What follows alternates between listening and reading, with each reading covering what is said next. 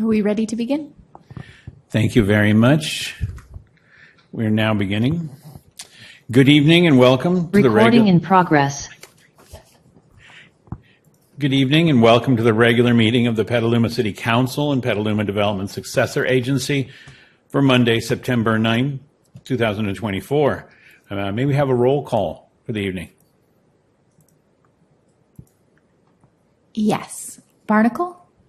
Present. Cater Thompson? Absent. Healy? Here. Now? Here. Posake? Here. Shribs? Here. McDonald? Here.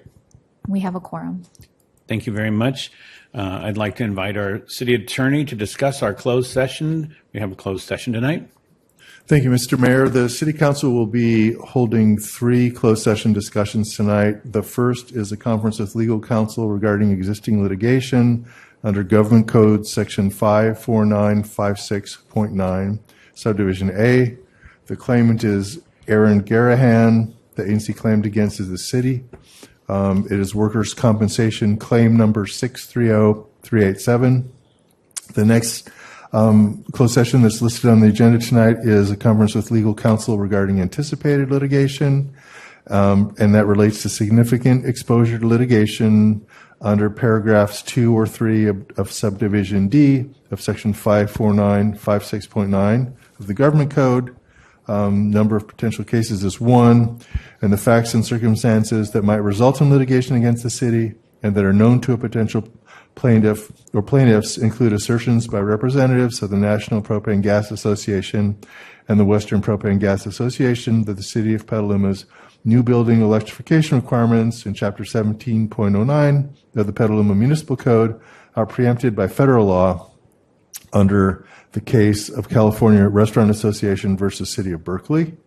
And the final closed session listed on the agenda tonight is a conference with legal counsel regarding existing litigation under subdivision D, paragraph 1 of section 54956.9 of the Government Code, and that's regarding 2 cases, and they are aqueous film forming foams, product liability litigation, master docket number 218 MN 2873 RMG, and City of Camden et al. Versus BASF Corporation, civil action 224 CV 03174 RMG, and City of Camden et al. Versus Tyco Fire Products, and that's action 224 CV 02321 RMG. Thank you, Mr. Mayor.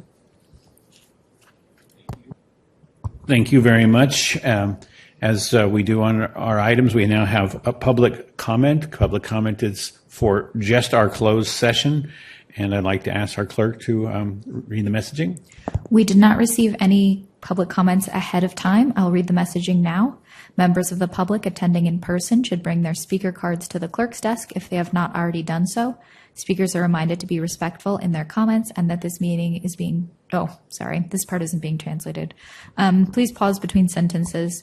The timer behind the dais will be reset for each speaker. We have not received any cards.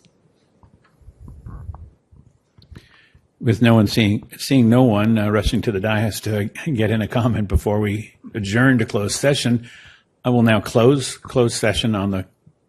I will close public comment on the closed session, and adjourn us to the closed session. Thank you very much. We shall return approximately 6:30.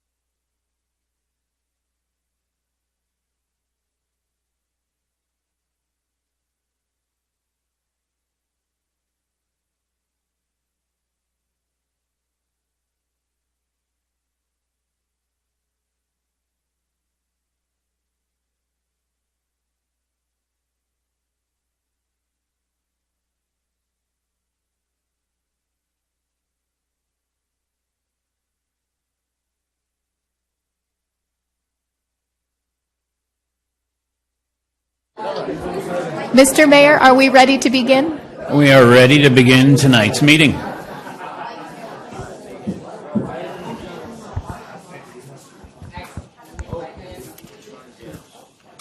Okay, good evening.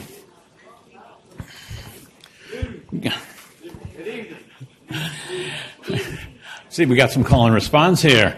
Good evening and welcome to the regular meeting of the Petaluma City Council and the Petaluma Community Development Successor Agency for Monday, September 9, 2024. If you wish to provide public comment on tonight's agenda, please fill out a speaker card. They're in the back of the chamber, and bring it to our clerk to the front of the room. And I will now invite Monica Aparicio and Maria Galvez to provide information to those who want to participate in Spanish tonight. Thank you and good evening. Buenas noches. Hola, me llamo María Galvez y estoy aquí con mi pareja de interpretación, Mónica Aparicio. Estamos hoy aquí como intérpretes. Hoy este evento se llevará a cabo en español e inglés. Se usarán ambos idiomas activamente, así que usted podrá elegir un canal para participar en su idioma preferido después de que le hayamos explicado cómo funciona la interpretación. Estaremos usando la función de interpretación de Zoom. Después que termine esta explicación, se activará la función de interpretación. Si usted está conectado con su computadora, usted verá un icono de un mundo en la parte inferior de su pantalla. Si está conectado con su tableta o con el teléfono, pulse en más y verá un menú que incluye la opción de interpretación de idiomas. Para escuchar la interpretación, pulse el icono del mundo o interpretación de idiomas. A continuación, elija su canal de idioma. Gracias. We're ready? Thank you very much. And may we have our roll call for the evening? Barnacle, Present. Cater Thompson, Here. Healy, Here. Now, Here. Posake, Here. Shribs, Here. McDonald. Here. You have a quorum. Thank you. Let's all stand for the Pledge of Allegiance.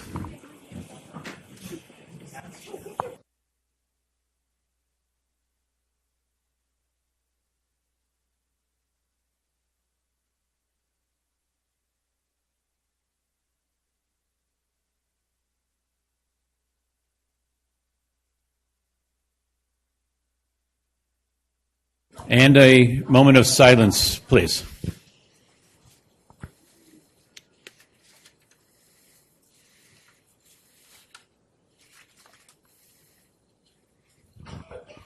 One note before we begin tonight's meeting.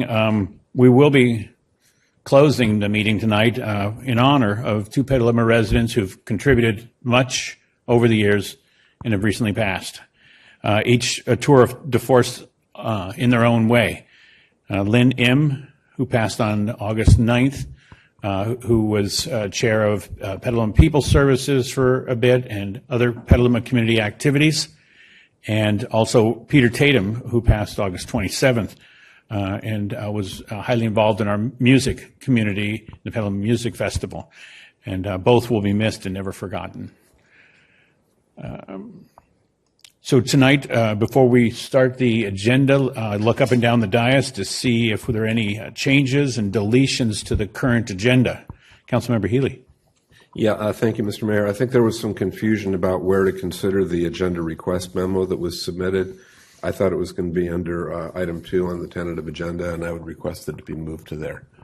I think that's acceptable to all, to move it down to the tentative agenda consent calendar item. And next, we had closed session earlier. I would like to invite our city attorney to announce any reportable action taken during that closed session.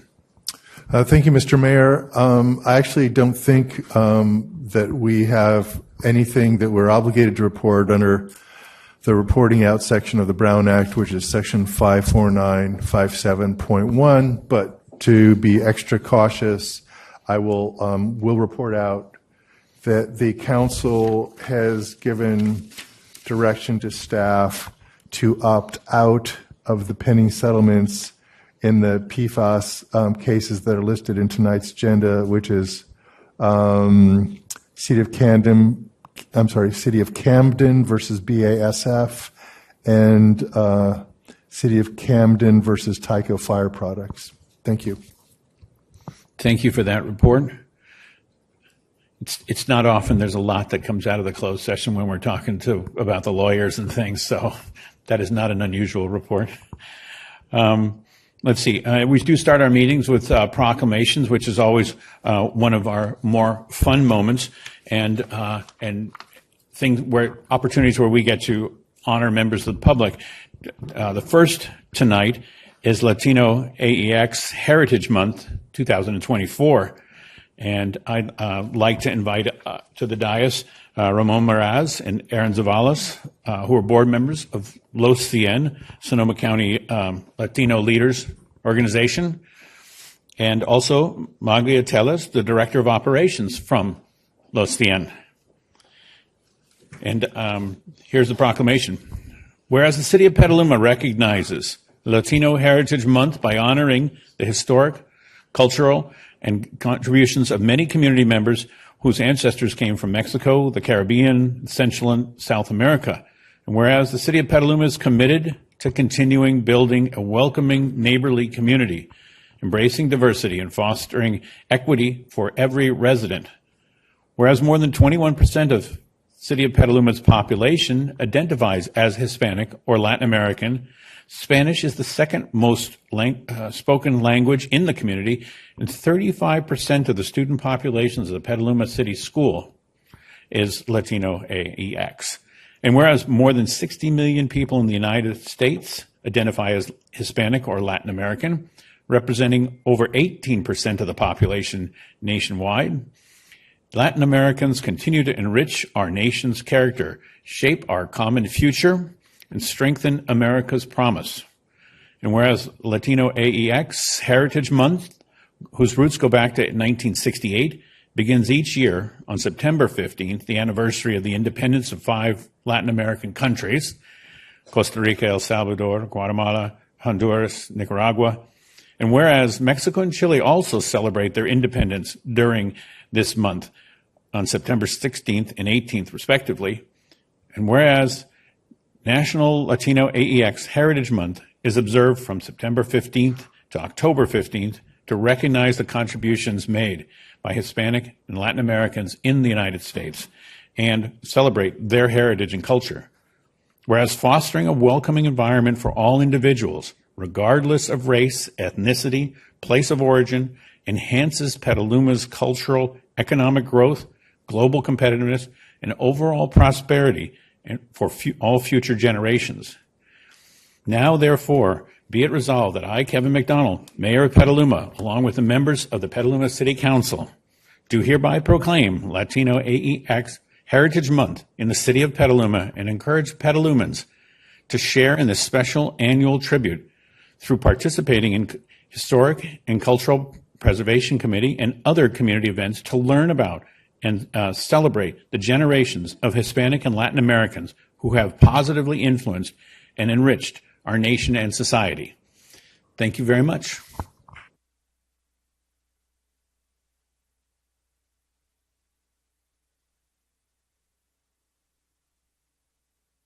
Do I have to push the button? There we go.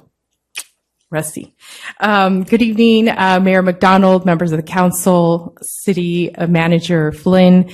We'd love to thank the city of Petaluma for their generosity, for this recognition, for their continued support of Los Cien, which is the largest Latino leadership organization in Sonoma County, reaching over 3,500 folks in the community who are committed to many issues that impact our Latino community.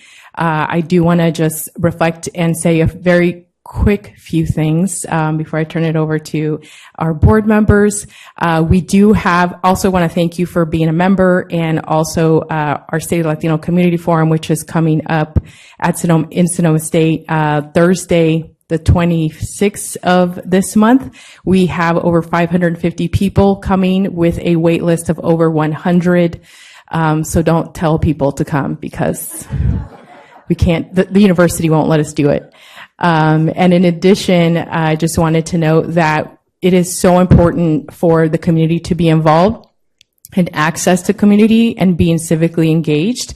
So LOSIAN in 2025 will be launching a boards and commission boot camp so that we can really demystify that process of what does it mean to be on a board, what does it mean to be on a commission, and really engage in your community in the best way possible, and really just continuing to broaden the scope of folks that can participate in such important activities such as those. And with that, I'm going to turn it over to Ramon, one of our wonderful board members. Once more, thank you, Mayor and City Council. Just want to say, as a Latino, proud Latino, thank you for celebrating us. I hope that we celebrate not just 1 month, but a whole year for our culture, our influence, our participation in this community, and I hope that we can work to bring all the community together. I'm really proud to be part of this community. Thank you. Last to that, thank you all. But I just really want to particularly say thank you to Petaluma, because the last 2 years we have had 3 of our events here in the city with the support of city staff, and especially for language access as well. So thank you to the city for recognizing that, and for Maria and Monica for currently translating this meeting. Thank you all. Thank you.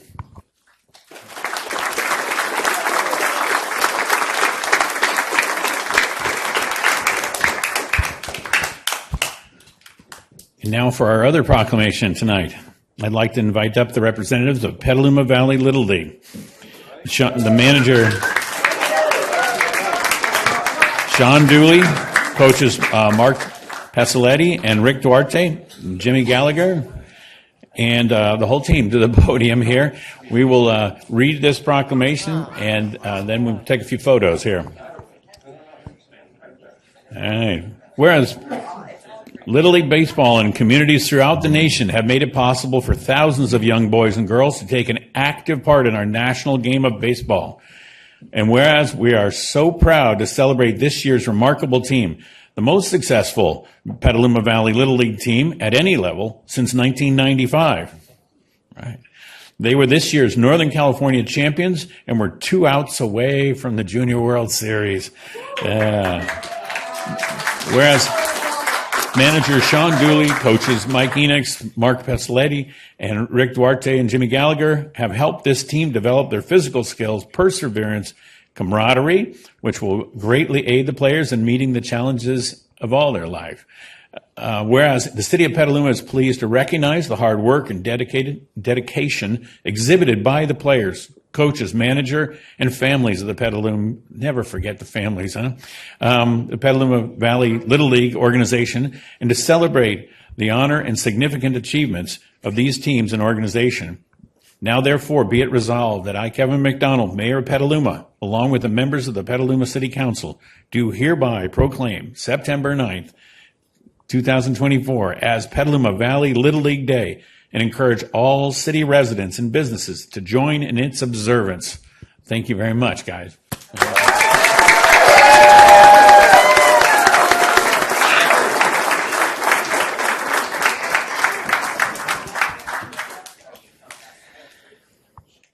I want to start by recognizing that Little League is all run by volunteers. So I wanted to, recognize the board and the president of Petaluma Valley Little League for supporting us the whole year.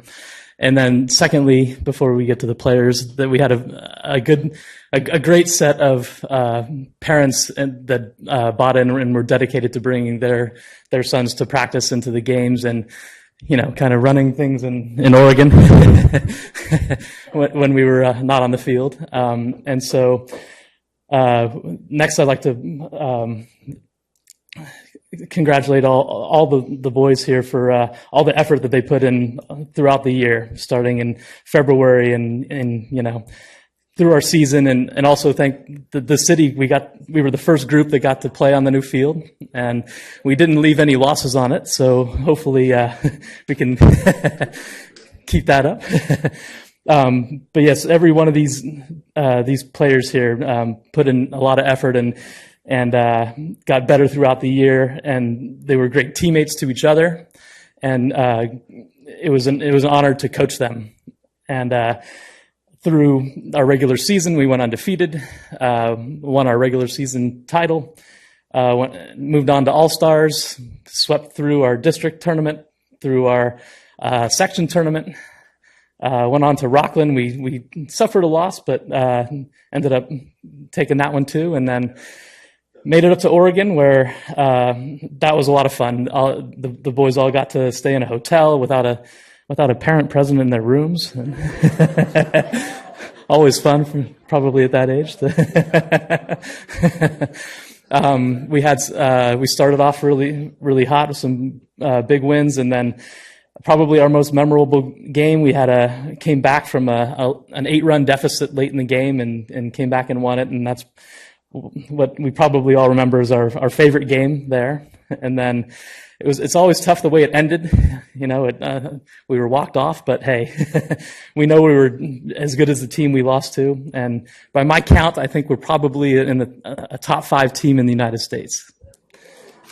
So, so real quickly now, I'd like to introduce the players along the coaches and players. We have Coach Mark Pellicetti right here. Colt Cilio, Chris Kircher, Timmy Dooley, Cal Haluska, Haluska, Gavin Powell, Noah Hawley, Tyler Pellicetti, Trevor Hermsmeyer, Brandon Lazinto Wyatt, Coach Rick Duarte, and we have 2 players who couldn't make it tonight, Carson Lenz and Jaden Perry, and 2 coaches who aren't here, Jimmy Gallagher and Mike Enox. So thank you, everybody. Congratulations.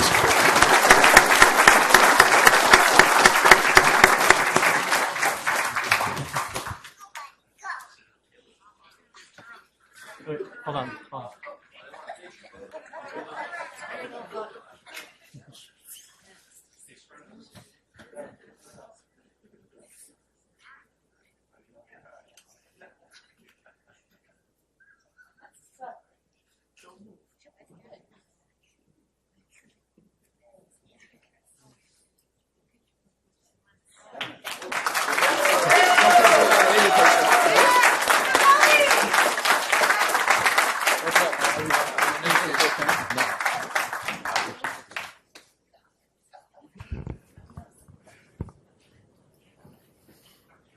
I think we can give you a little minute if everybody needs to go do homework or something.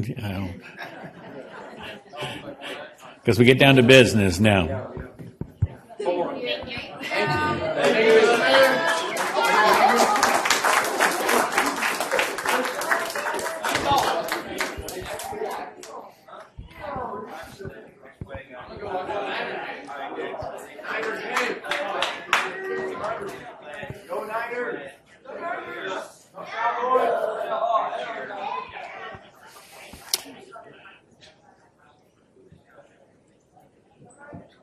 Okay. General public comment for the evening. During general public comment, the public's invited to make comments on items of public interest that are within the City Council's subject matter jurisdiction and that are not listed on the agenda. Public comments are limited up to 3 minutes per person. Depending on the number of persons wishing to address council, time will be allocated in equal shares, totaling no more than 20 minutes. I'd like to invite the clerk to let us know if we've received emails.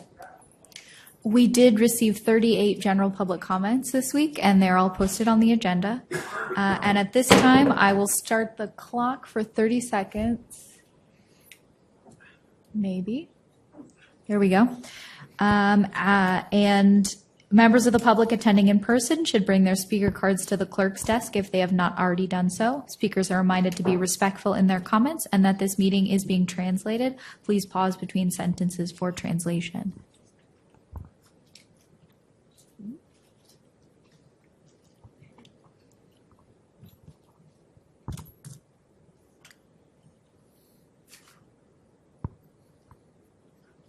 Okay, that was the 30 seconds. Thank you. And while she's bringing the cards over, so I have the names of the folks who are going to speak tonight. I would like to note that there are several chairs inside the chamber. If you have the very last one, and I know it's hard to hear out there, there is room for people in the back to move on in, get real good seats up front. They don't cost any more than the seats in the back. We have 17 speakers tonight, and so that's a 90 seconds per person, 1 minute and a half per person to speak tonight. And I'd like to invite Jamie Tanner to speak first and Sandra Shan to speak second. Good evening, Council. I sent you all an email regarding what I'm going to talk about tonight, which is the North Bay Animal Services here in Petaluma and Mark Scott.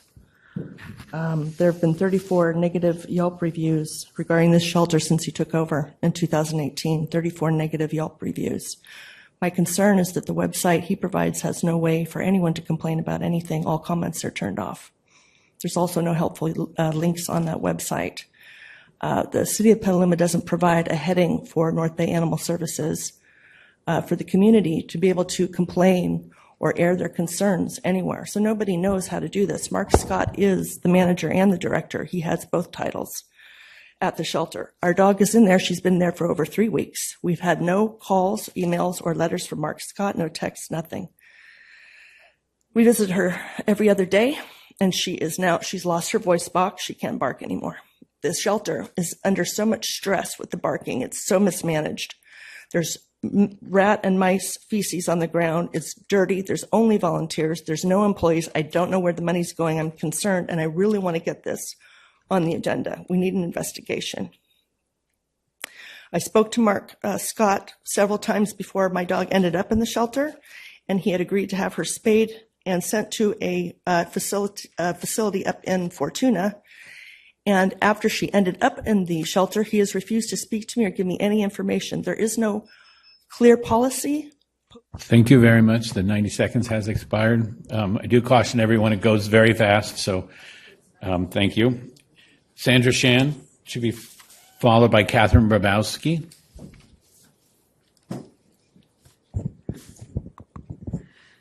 Petaluma's Vigil for Peace in Israel-Palestine continues each Saturday. We continue to hope that you will see the wisdom of endorsing diplomacy rather than the current violence that many doubt will ever lead to peace and true security. Other city councils have passed such resolution when urged by local citizens. Petaluma supported peace in Ukraine by displaying the national colors of Ukraine on our downtown bridge lighting. The violence that has led to 40,000 dead Palestinian civilians, mostly mothers and children, and another 40,000 missing under the rubble is not unavoidable or an accident. If one gang member machine guns a crowd of people because they think there may be a rival gang member somewhere in the crowd, the shooter is responsible for all of those deaths according to U.S. law. Oops, we didn't mean to, is not a legitimate excuse, especially when you do it over and over again. Civilians should not be targeted, and apparently Hamas and Israel need to be reminded of this. If you want a truly united Petaluma where everyone feels equally valued, including Palestinian Americans, you will speak up respectfully but firmly for peace. Thank you, Catherine Brabowski, to be followed by Jesse Bradman. Yes, my name is Kevin Bronsky. I live at the Little Woods Villa Mobile Home Park on Lakeville Highway, and the Harmony Community, as also the owner is a Capri Mobile Home. Harmony Community is lying through their teeth. They're saying they're not making a profit. They are making a profit. How can they afford to be buying mobile home parks statewide? And they are liars, crooks, and dishonest. Thank you. Jesse Bradman, please, we try to keep decorum, which means no cheering and no booing. So it just keeps a balanced perspective here. Jesse Bradman, to be followed by Jody Johnson. So I'm here to talk about reducing single-use plastic and the importance of reducing general waste via recycling and composting. I'm here because I've experienced so much waste with respect to restaurant carry-out containers and utensils. So that's what brings me here. So I'm here to ask how the city of Petaluma is currently taking a proactive leadership control with respect to reducing single-use plastic and the associated general waste. This is a health issue. And I also believe I've contacted, in my attempt to better understand, I've communicated with several members of the Climate Action Committee, a member of the City Council, and the City Manager's office. I've also reviewed the carbon neutrality blueprint. I don't really see any specificity with respect to any controls and how we're trying to reduce this. I think it's a super important issue. This impacts our health. 80% of us have microplastics in our bloodstreams. Okay, so it's a health issue. It's not just related to the environment, specifically climate change. And I think that no discussion about climate change should be without specifically addressing the reduction of single-use plastic. So I'm happy to volunteer, happy to assist. I'm in the educational phase, and if there's any way I can help with this, but I'd like to see what the city of Petaluma is thinking about. Thank you so much. Thank you. Jody Johnson, to be followed by Kay Poland.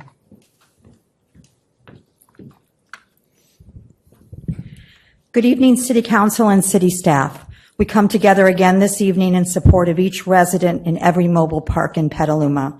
We are listening and are hopeful that defending, enforcing, and strengthening our ordinance and our rights is happening and will continue. We may see the start of defend, but other than Littlewoods, we are not seeing the enforce and strengthening of the city ordinances and laws. Our residents are supporting each other, but once again, mental and physical health is at the forefront.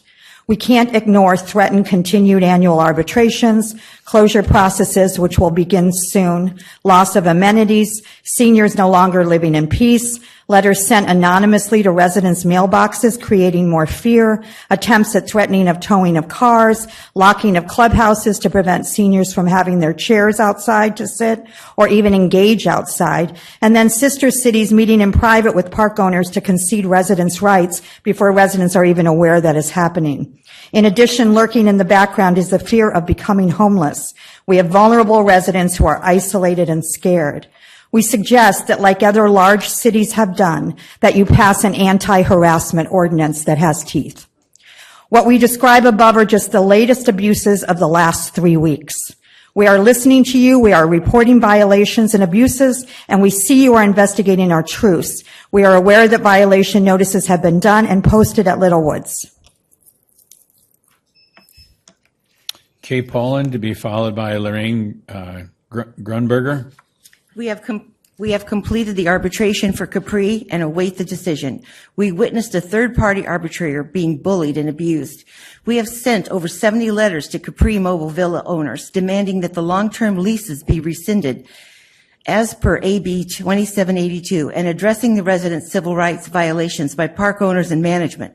These same letters were copied to the city of Petaluma by each affected resident. Unfortunately, the residents of Capri faced a huge rent increase on September 1st with the pass-through of unwarranted roadwork and reassessed property taxation once the new owners purchased the park. Noteworthy is that these pass-throughs had no billing attached and should not have been able to be passed through. To add insult to injury, these were added to ground rent without any end date, and the long-term leaseholders, 90% coerced residents, then were also charged the fee to be on rent stabilization, a right they were never offered. In addition, the 12 affected arbitration residents of Capri Mobile Parks were given the increase of $328 never awarded in their September statements. Harmony Only, when an attorney got involved, said it was a mistake, gave new invoices of which they took the 2.2% annual increase, never noticed, and almost all ground rent were over 100 to 140 too much. To date, these statements have never been corrected. We have been told that the rent stabilization residents of Capri who received unlawful increases on August 1st prior to the arbitration. Thank you. Our next speaker is Lorraine Grunberger, to be followed by Deborah Vitale. After this was brought to the park owner's attention, we were told that this was a mistake. This takes a person to enter the amount, not award it, so there can be no doubt that this was not a mistake. It was done by a person. We at Youngstown had another sale of a mobile home at 31 Michael that the residents brought and petitioned the city of Petaluma to stop because it was a false and fraudulent. The advertising that it was an all-age park with all age rules and regulations. This is the 5th sale. In addition, one of the park's owned mobile homes was sold to the daughter, not a senior, of a sister Petaluma property. The manager who does not sell to all age in the senior park. The clubhouse posted even as of today as an all age rules and regulations with no date on it. And obviously, since any rules and regulations must be for senior citizens. No enforcement. So Youngstown park owners brazenly continue to sell it to an all age park. Realtors from all over are told that we are an all-age park and that it does not matter what the state lawfully says and that anyone can buy. There are no rules, no regulations, no signs, no purchase orders. Thank you. Next speaker is Deborah Vitale, to be followed by Tim Porteous. Fraudulently, these all-age buyers are not even told that the park owners have put in to close the park. We wonder if Youngstown real estate company Amber Homes, doing business daily in Youngstown, has a permit to operate as a business here in Petaluma. We seniors have been patient following the laws. We must now demand to see proof of enforcement has begun. You have confirmed to us that the senior park overlay is a law as of October 16, 2023. Our seniors are suffering. Daily, the young residents speed through our park, take over our swimming pool from the disabled, unsteady residents and the children's bikes and scooters, and they play in the streets with skateboards. One sale to young people is operated as a business out of the mobile home with numerous customers driving their cars in and driving everywhere. Thank you. Tim Porteous, to be followed by John Robbins. Council. We are a mobile home park, not an industrial park of businesses. We look forward to knowing how the enforcement and violations are being addressed. Youngstown Park owners continue to sell more of their mobile homes they own with no notice to potential buyers that they have issued a closure notice to the city of Petaluma in June. They currently have 2 more up for sale right now. We are defending our rights, but face weekly retaliations. Advocates must look over their shoulders when people affiliated with park owners show up at advocates' places of worship in our parks or sending anonymous mails. We defend ourselves lawfully, never purporting false assertions. We are not deterred because the fight for all Petaluma mobile home park residents really matters. We cannot ever allow greed to ruin our lives. We cannot allow unlawful behavior to prevail when we all follow the law. We cannot forget that every resident, whatever language they speak or whatever disabilities manifest in their senior years, do matter. We bought a mobile home to live within our means and to live in peace. We thank every part of the city government for seeing us. Thank you. John Robbins, to be followed by Adina Flores. We thank every part of the city government for seeing us, for listening to us, and for making sure we're treated equally regardless of our income. We are neighbors, and as such, just as Petaluma always does, we take care of each other. Youngstown strong, Capri strong, Little Woods strong, Petaluma mobile residents strong. You know, an image I'd like to leave with you is these guys that own these businesses, you know, especially the folks at Youngstown. I see them as the villain image of the villain tying the maiden on the railroad track. And here comes the train. Except for a maiden, it's not a maiden. It's their grandparents that he's going to run over. And he has no care at all. It's all about money for this guy. So he's a disgusting personality. Thank you. Thank you. Adina Flores, to be followed by Maria.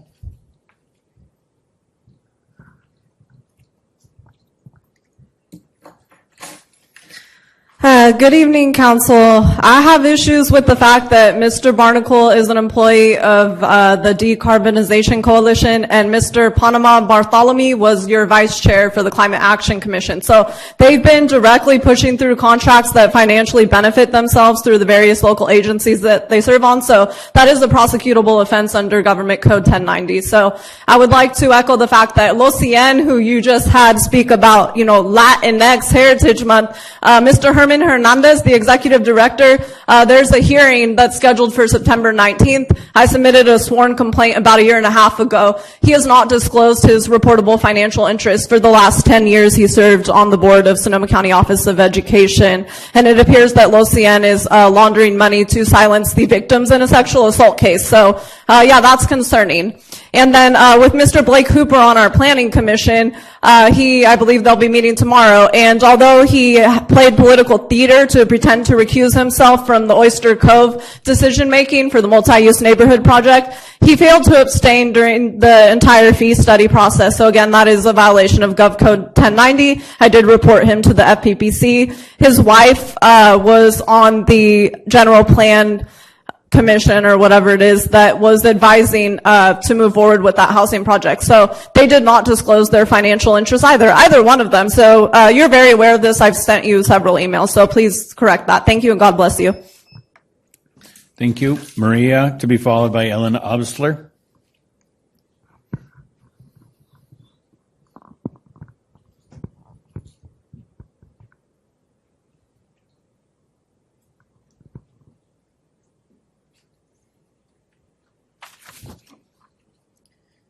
I was looking at the agenda. It says the mayor has the authority to rule any speaker out of order, including speakers during general public comment, period. And he has every right to just choose that. But under the Browns Act 54950, enacting this chapter, the legislature finds and declares that the public commissions, boards, and councils and other public agencies in the state exist to aid in the conduct of the people's business. It is the intent of the law that their actions be taken openly and that their deliberations be conducted openly. The people of this state do not yield their sovereignty to the agencies which serve them. The people in delegating authority do not give their public servants the right to decide what is good for the people, to know what is not good for them to know. The people insist on remaining informed so they may retain control over instruments that they have created. So I'm asking if the board will be removing that so that some people who are afraid to come up here because they just assume that they'll be shut down. I do know that when I go on to public forums, I've had interactions with quite a few of the people on this board. They're rude, and I kind of feel like they should be representing the people all around. And Mr. Mayor, I've asked you questions when you told me that certain things were going to be done with public transit. I asked if you could add that information on what the rules are for public transit on us of getting on and when we will be removed if we decide to stay on. Thank you very much. Your time has expired in public comment. Our next speaker is Ellen Obstler, and to be followed by Nathan Spindell. Hi. Since April, when I was last here giving comment, the situation in Gaza has gotten even worse. Thousands more are dead and injured. The conflict has escalated. The first polio case has been detected. And recently, 6 Israeli hostages were found dead. As a Jewish person, I echo the Ner Shalom congregation's plea I know was sent to you. This must stop. We cannot bear this. Enough. New York Times columnist Thomas Friedman has been writing about Israel's response to Hamas's attack on October 7th since the outset. He's a longtime subject matter expert, having won 2 Pulitzer Prizes in the 80s for his coverage on the conflict in Lebanon and politics in Israel. In his most recent column, he writes about Netanyahu's nefarious reasons for continuing the siege on Gaza and how it's likely Netanyahu will escalate the siege before November to make life more difficult for the Democrats. Freeman believes Netanyahu wants Trump to win the election, which leads to me to ask, who are you aligning yourselves with by refusing to lift up the community's voice for a ceasefire now? It seems clear with all the months of negotiations, we're not going to get any ceasefire until and unless the U.S. demands it. What's holding you back? This council has been courageous before and can be again. Please, will one of you join with Council Member Posake before he leaves this council to put on the agenda not just a ceasefire resolution, they just won't cut it anymore, but a resolution asking our federal representatives to cut off sending arms to Israel until and unless a ceasefire deal is reached. You might just save democracy, as polls show that the Harris-Walz ticket is more likely to win in swing states if a ceasefire happens. I implore you to act for all of our sakes. At least, please let the community weigh in. Thank you. Thank you. Nathan Spindell, to be followed by Luigi Pedri Dove. Hello. I'm here today to give thanks for the D Street traffic calming pilot project that was installed a few weeks ago. My young family and I live 1 house off D Street with our 4-year-old child. I use D Street multiple times per day, and I've witnessed firsthand how the pilot has slowed vehicles and improved safety for all users, drivers, pedestrians, and cyclists. Features like new crosswalks, pedestrian refuge islands, new bike lanes, and a 5th Street traffic diverter have dramatically increased safety, especially for our most vulnerable populations, children, seniors, and the disabled. Since the pilot began, I've noticed more cyclists, particularly kids and seniors, riding on D Street, showing that they feel safer and more comfortable on the street than they did before. I'm thankful that the city has quickly addressed striping design issues and unclear parking designations as they came up during the installation, showing how the city listens to feedback and are dedicated to the project's success. While we await data from the city on speeds, collisions, and transportation modes, I can already see the positive impact. Thank you, City Council and staff, for prioritizing our community safety through this promising pilot project. Thank you. Luigi Pedri Dove, to be followed by Victor Perez.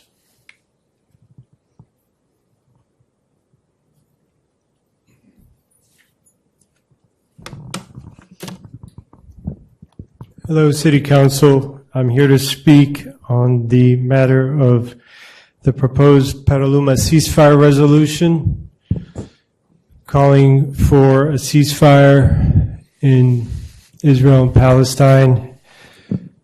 And in a minute and a half, I can quickly say that this is a major issue that the city must tackle because it revolves around democracy. And a nation which is imperialist cannot be democratic because it will first put capitalist interests ahead of the people's interests. And that is what's happening here. It's a local issue because on the national scene we are not hearing about this.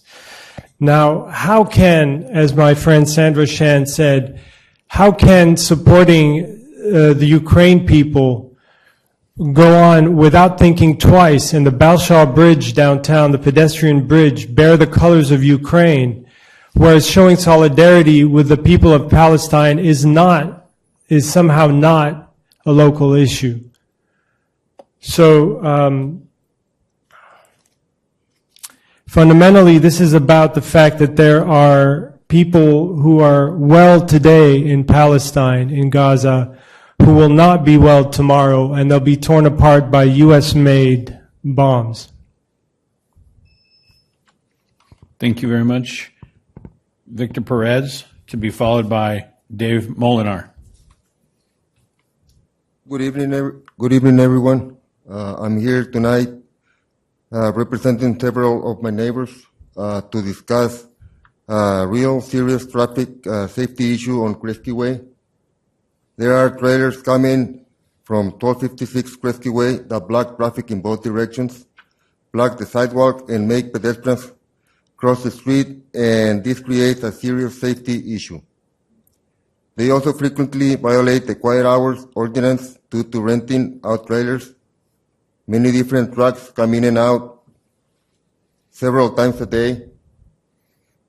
Kresge Way is a very busy street, and running a trailer business, a dump trailer business, out of a residential home just creates a safety issue. Kresge and Stewart Street intersect, and it is very dangerous. The trailers are often loaded with construction debris, and that is a violation of the Neighborhood Preservation Program. According to Chapter 7, Ordinance 2551, Section 7.50, home occupation states the standards applied are intended to ensure compatibility with other permitted uses in residential areas and preserve the residential character of the neighborhood. City Council favors home occupations that do not disturb or disrupt the neighborhood, and 1256 Kresge Way are disrupting the neighbors. Thank you very much. Our last speaker for the evening is Dave Molidor. Hello, I'm here to back up my brother-in-law, Victor Perez. So we sent Caitlin multiple videos to show you guys of this trailer business that this neighbor is running out of his. You can see the videos, and there's trailers coming in and out all day, blocking traffic. And Victor, the frustrating thing is, Victor's called the police 2 times. They were not able to provide any assistance. He called the city code enforcer, Doug Hearn, a couple times. Victor told him about the issue. He never got back to Victor. He was not able to provide any assistance. So now you have been given notice, constructive notice, that this is an issue. And this is violating the city code 7.050. Okay. And the big thing with that code is, like Victor said, this is the city council favors home occupations that do not disrupt the neighborhood, and we have tangible evidence that the neighborhood is being disrupted. Okay. And we also have another neighbor here in support of that. And another thing in that code, 7.050, is that the use shall be conducted primarily within the main dwelling structure and shall not involve the use of any yard space or outside area. And the videos I sent Caitlin clearly show it's happening in the outside area. The trailers are backing up into the street. People are having to walk around them rather than on the sidewalk. So, I mean, this is a residential neighborhood. It's a legitimate issue. What is he supposed to do to get remedy? Thank you very much. That was our last card and last speaker on public comment. So we are closing general public comment and moving to our next item at this point. We're moving to our next item now. Sorry. Say something. I'm a neighbor. And I don't have an appointment. This is my first meeting, but I'd like to say something too. Please join us and make it as brief. And if the point has been made previously, just acknowledge agreement, and then we can move through. So I cannot say something right now? The process is to fill out a card. Well, I'm going to ask you to do that after you speak. So we will fill out a card after you speak? That's a question? Sorry. I'm hard of hearing. I cannot understand you. Please speak. Okay. My name is Maria Gutsfeld. I live on 1261 Kresge Way. My neighbor, Victor, lives right across the street, and the house next to him, to his left, is the problem. He has one of those trucks that you put stuff on. It's parked all the time. I get up at 5 in the morning, and at 5 o'clock, there is a truck going. It's beeping, has the brake beeps on, and at 7 o'clock, and something needs to be done because this has been going on for at least a year, if not more. And I am sick and tired that the city here is not doing anything. Thank you. Thank you. And that closes general public comment for the evening. And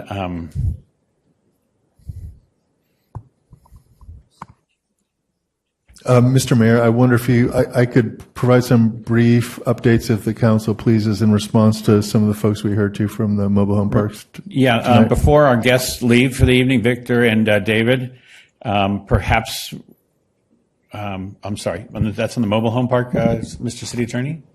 Mayor. Thank you very much. I was Mayor. mistaken. Continue. Thank Mayor, you. we've got staff addressing those Yes. three. I appreciate our staff taking the matter brought to our attention from Kresge and being able to address that in the hallway.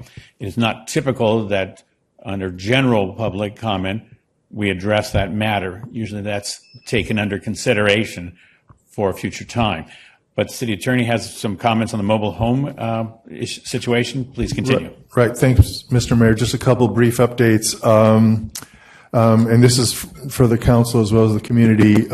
We just last week filed a petition for what's called writ review in the Court of Appeal to seek to complete the dismissal of the rest of the challenge that has been brought by Youngstown to our senior overlay. I hope to be able to report back soon that writ review has been accepted. That seeks an order from the Court of Appeal for the Superior Court to dismiss the rest of the case. We're confident that we'll ultimately prevail in that case because the city clearly has the power to adopt a senior overlay, but I hope we are able to do that sooner rather than later. Just as a point of information, the Jarvis Fay firm that we're working with in that litigation is also representing Cotati in very similar litigation and has filed for a similar petition in the challenge that was brought by the Harmony companies in Cotati. The other thing I wanted to mention to the park residents is we are hearing the concerns that are being expressed, and we are in communication with nonprofit partners like Legal Aid, like the North Bay Organizing Project, like PPSC, to provide support. The single most helpful thing the park residents can do is to work with them and with our housing department to provide us documentation of violations that they believe are occurring. So if members have long-term leases that they believe were issued without giving them the option of rent control spaces, as our regulations require, if they believe they have not received the required notices of rent increases, and they just showed up on their statements, that's the kind of documentation we need to help ensure that the city's regulations are followed. I know some folks are providing some of that information, but the summaries and the expressions of concerns are helpful, but what we really need is the documentation. So please reach out, especially to the extent that the residents are organized and have a structure. They can do that more efficiently, but please reach out to our housing department, not just with the summaries, but with documentation, and we'll work with them to help answer questions about what's really helpful to us, because we're trying to gather that information, and we are looking at further updates to our regulations and those requirements, and we'll continue to provide information about those efforts as we go forward. So thank you.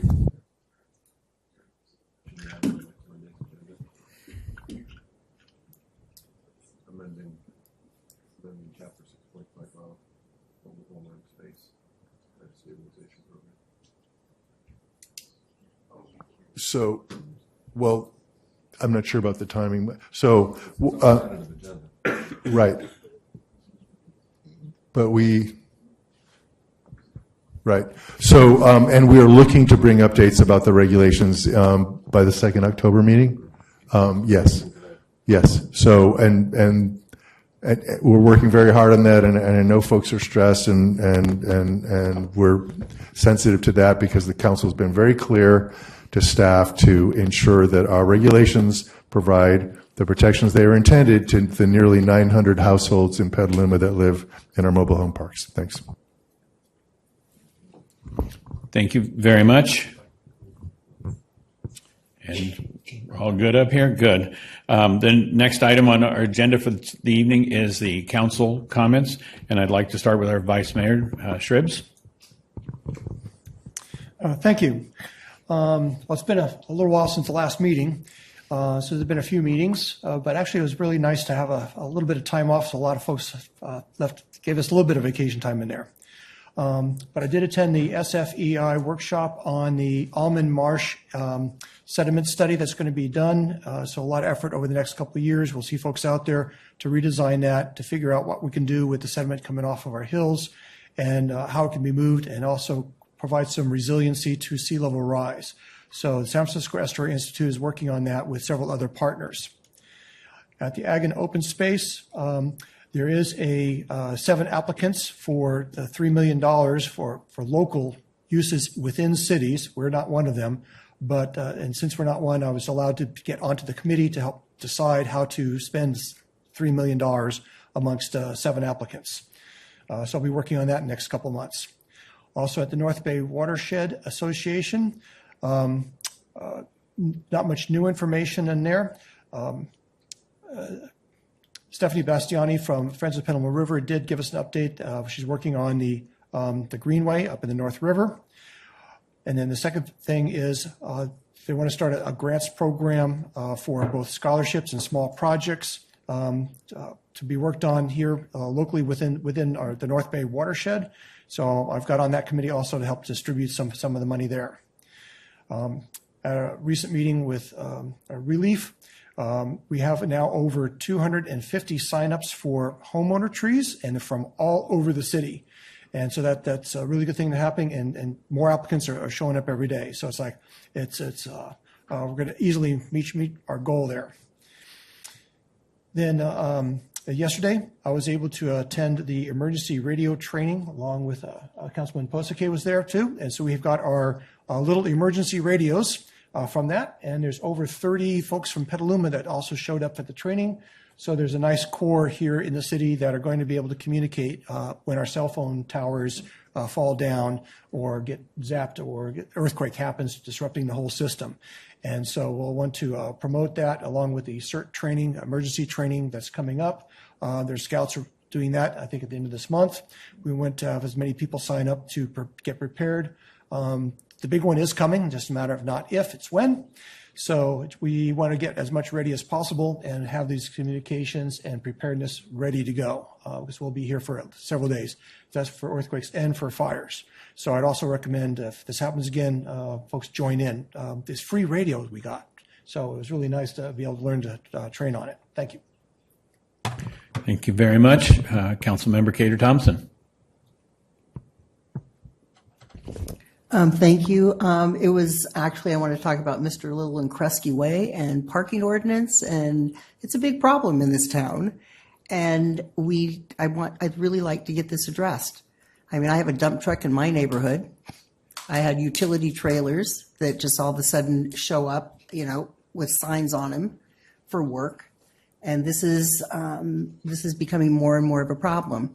And I don't feel like I even get any responses. And sometimes I do, and I appreciate that. But a dump truck and utility trailers and everything else, I mean, even trailers. There's a trailer that's parked in front of Bond Park. It's been there for 3 years. And we could, all around this town. And somebody said they actually work with with the city in some way, this particular one. So I just think it is a real problem, and I would like it addressed, and I know that we're going to address it in 2025, but I've been talking about this for 8 years, and it's a long time for something like this not to be addressed. And then when COVID came, everybody goes and buys motorhomes or trailers, and they're parked on the street, and now they're trying to get rid of them. So this is a problem, and I really appreciate Mr. Little and David and Maria for coming and speaking on this. And I watched their videos, and it was completely unacceptable what is happening. And I'd like to see our code enforcement strengthened so people don't have to come here and go through that process. The other thing is, I was at my SCTA meeting today, and a lot of the conversation was on active transportation plans that all cities are doing in the county. And, monies that we get for this, we want to make it safer for bicyclists, pedestrians, and drivers. And it's active, and that's kind of the direction that we're going to be going. I know we're getting all these positive letters about D Street and then the negative ones about D Street. But I kind of like lines in the road, so I actually know where I'm going when I'm riding my bike or driving. And I really appreciate that there are crosswalks, even though this is a pilot program. It's safety for our kids and safety for the residents. And when it's a pilot program, you can't say after one day, I want it back on the agenda to blow it up. I mean, that's what a pilot program is about. So we can see the pros and cons, and when the finished product happens, that it is very positive for everybody. But the bottom line is D Street from the fairgrounds out to Helen Putnam Park and past needs to be safe for everyone. So, and then I'm just going to go back to SCTA. There's bike share programs. Redwood Bike Share program is going to be starting. And I'm sure after our smart stations are up, I think the downtown station will be part of this bike share. But we need to make sure the Corona station is, because it's connection with the junior college and the Smart Trail also. And this is for Mayor McDonald, that extra 500 feet. I'm really realizing the importance of getting that section so we can get from Washington Street onto the Smart Trail safer. And then, of course, last night was Fine Balance, the dedication. There was about 325 enthusiastic people that attended this dedication. And, people were just really happy. And so many of the people that are really down on any redevelopment in our downtown, for some reason, chain link fences seem to be okay in vacant properties, but redevelopment is what we need to be looking at in our downtown. And it was just really exciting, being at Fine Balance and seeing all the people that are really, really happy in this town. And I appreciate that. And I think that's probably it for mine. I do want to say one thing about the SMART again.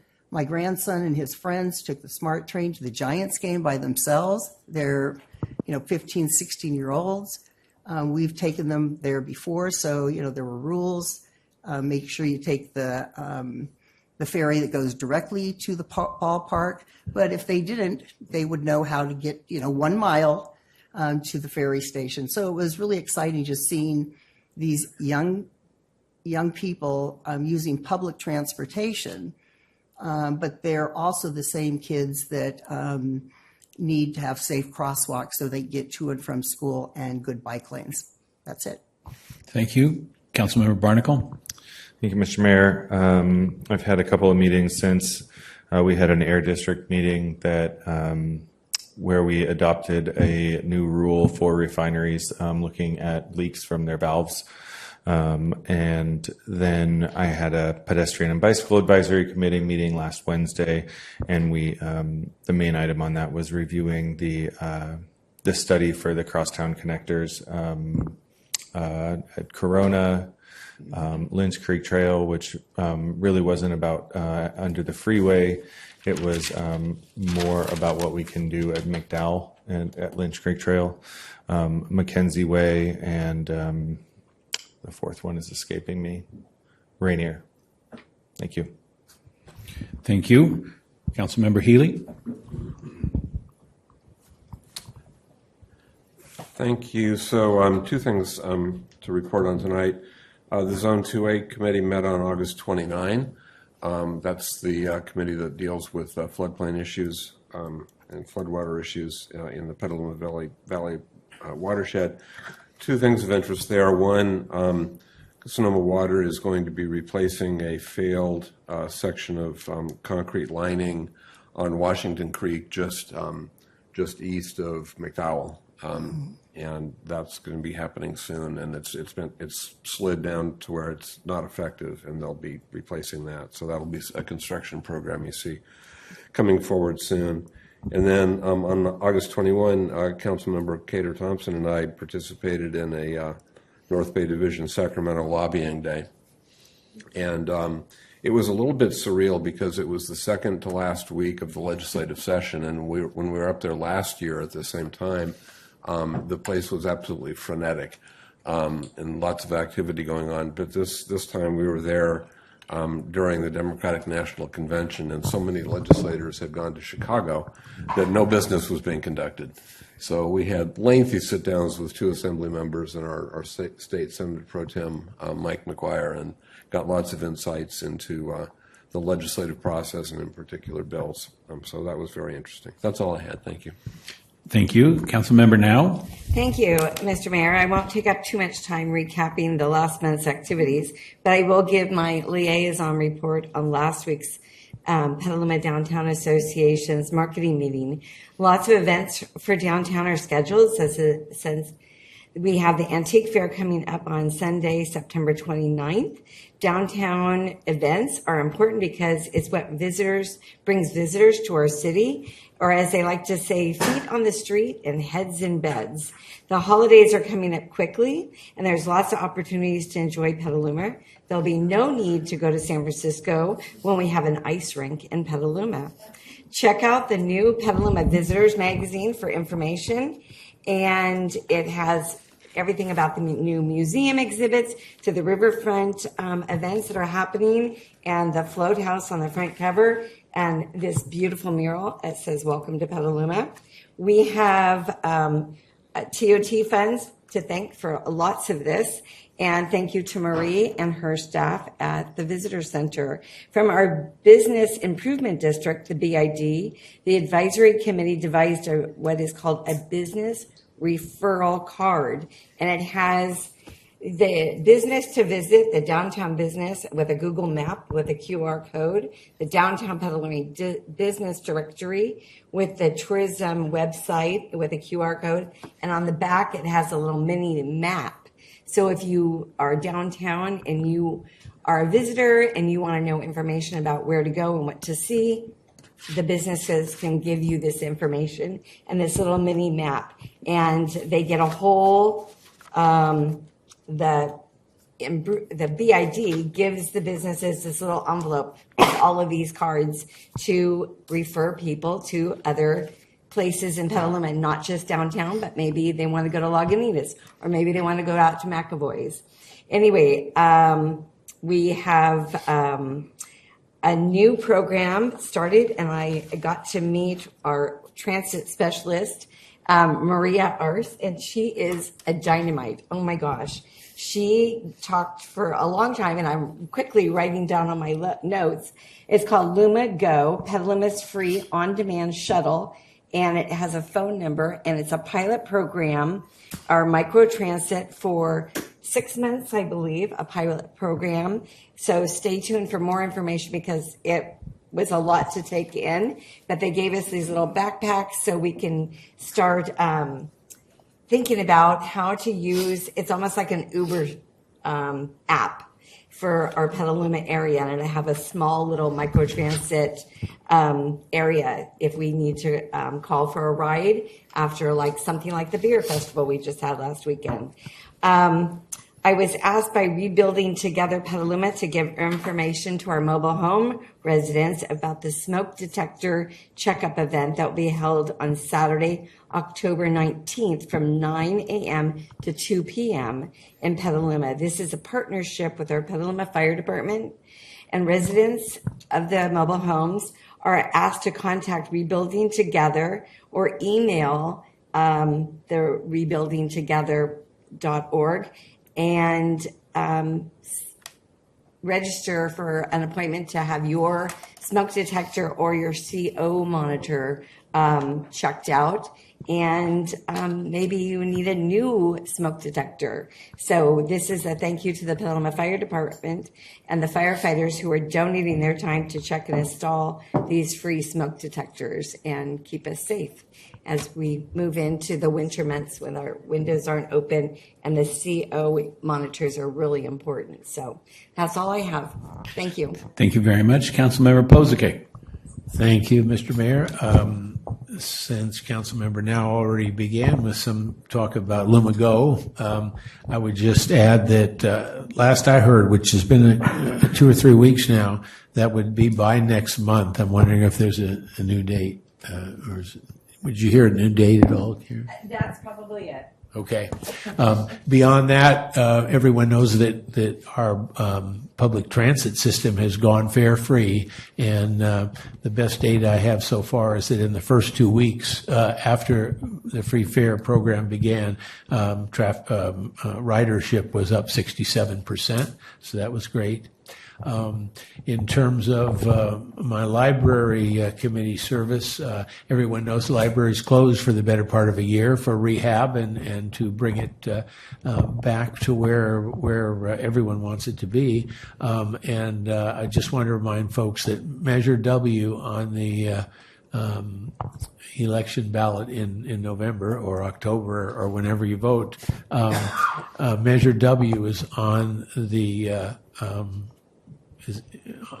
on your election voting pad to continue a 1/8 cent sales tax, which provides almost half the money to fund this library and a big part of the money that's going for the rehab. So this was first passed by you or your forebears 8 years ago, and it's about to expire. And so in order to keep the library funding at the rate it is, and please, if you keep this in mind if you like what the library is doing now. I guess I'd also mention in pushing folks to vote for this item, I'd advise that the Sonoma system overall is the 5th, Sonoma County library system overall is the 5th highest utilization library in the state. What else? In the homeless board, we're getting ready to start I think a very important homeless prevention project that's being funded somewhat by our city, by City of Santa Rosa, and by the county, along with those three sources are providing a third of the funding for this. And a nonprofit called All Home, located in Oakland, is providing 2/3 of the funding for this homeless prevention project, which is something that we've done in this county to small extents, off and on, but never done to this extent. And actually, I'd also mention in congratulations to COTS. COTS has received the position of managing this program throughout the county. It won't all be done out of COTS, but COTS will manage the different sub-regions of the county. Let's see, that's the library, that's transit, that's homelessness. Finally, we set up the Public Safety Advisory Committee a couple of months ago, and they've had a couple of meetings. I'm the liaison to that, and we've had some education, we've had some getting to know each other, and hope to move on soon to talking more about what the process will be for future agenda topics, and as well as issues. That's all I have. Thank you. Thank you. I kind of note that people probably attend this council meeting because of things they wish were done differently or better, or they want to weigh in on. But the number of things that's coming from council that are going really well are really impressive. How good the city is running right now. And I just want to note we had the mayors and councils of Sonoma County hosted here at their dinner in this. In our city. That was fun. But we also got to have all of the mobile crisis support teams talk about their programs, the effectiveness of their programs within their communities. And our SAFE team is just crushing it on good work that's going on in a regional sense. And I did want to shout out appreciation to our chief, new chief Miller, for attending and helping demonstrate how that program helps policing in the community as well. I also sit on the Measure O Oversight Committee, and they have a $36-ish million budget a year to help mental health programs around the county.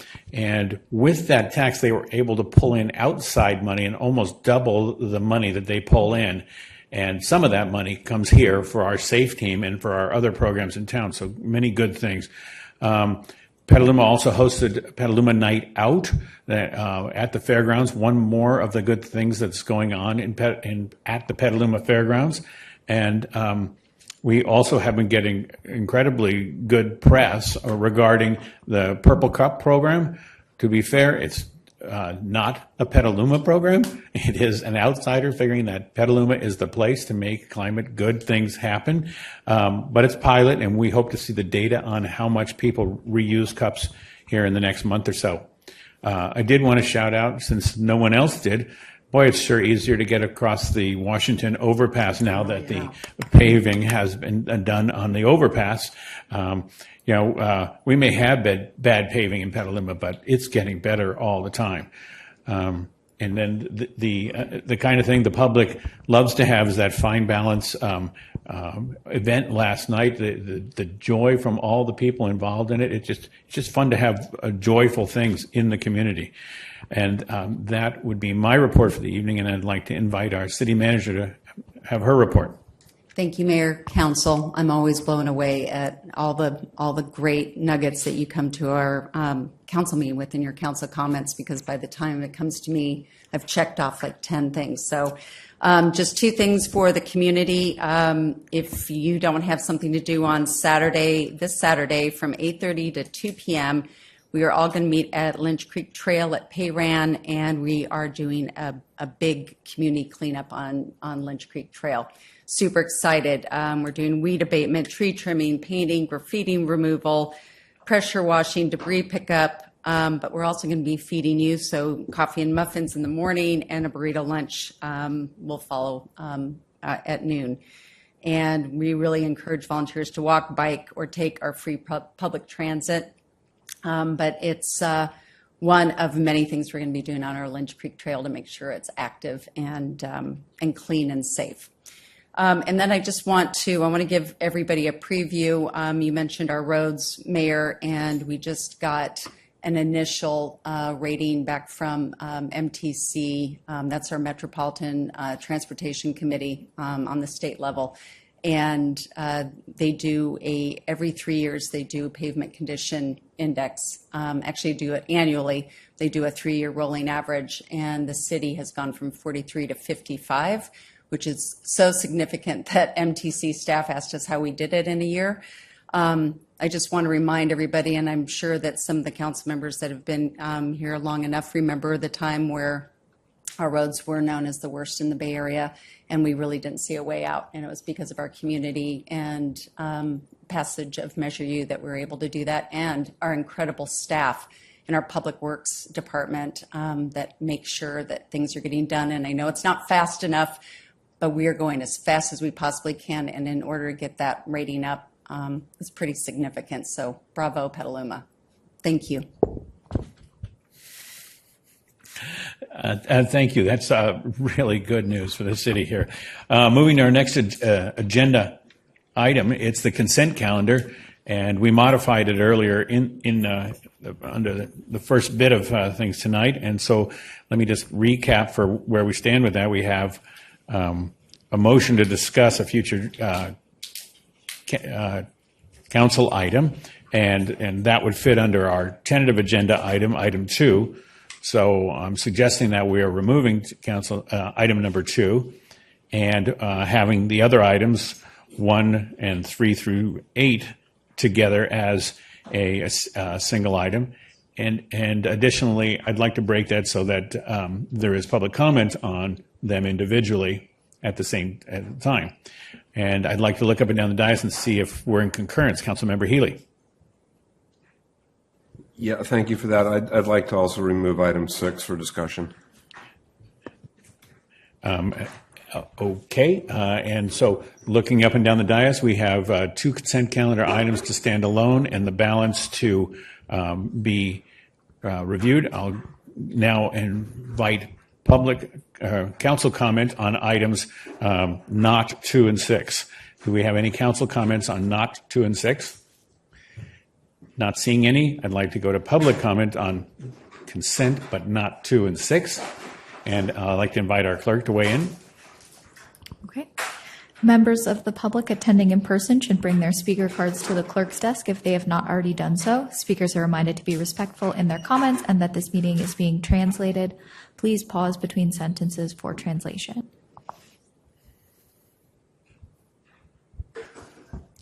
And not seeing anyone rushing to the clerk's desk, I will close public comment on items, the consent calendar, not items 2 and 6, and bring it back to the council dais. And I see a motion from Councilmember Barnacle. I'll move it. Thank you. And a second from Cater Thompson. And I'd like the clerk to give us a roll call vote on the consent calendars, not 2 and 6. Barnacle? Aye. Cater Thompson? Yes. Healy? Yes. Now? Yes. Posake? Yes. Shribs? Yes. McDonald? Yes. Motion carries unanimously. Thanks so much. We have item 2 to discuss as a standalone item, and that is because we've had council request to modify it, and I'd like to invite Councilmember Healy to speak for that request.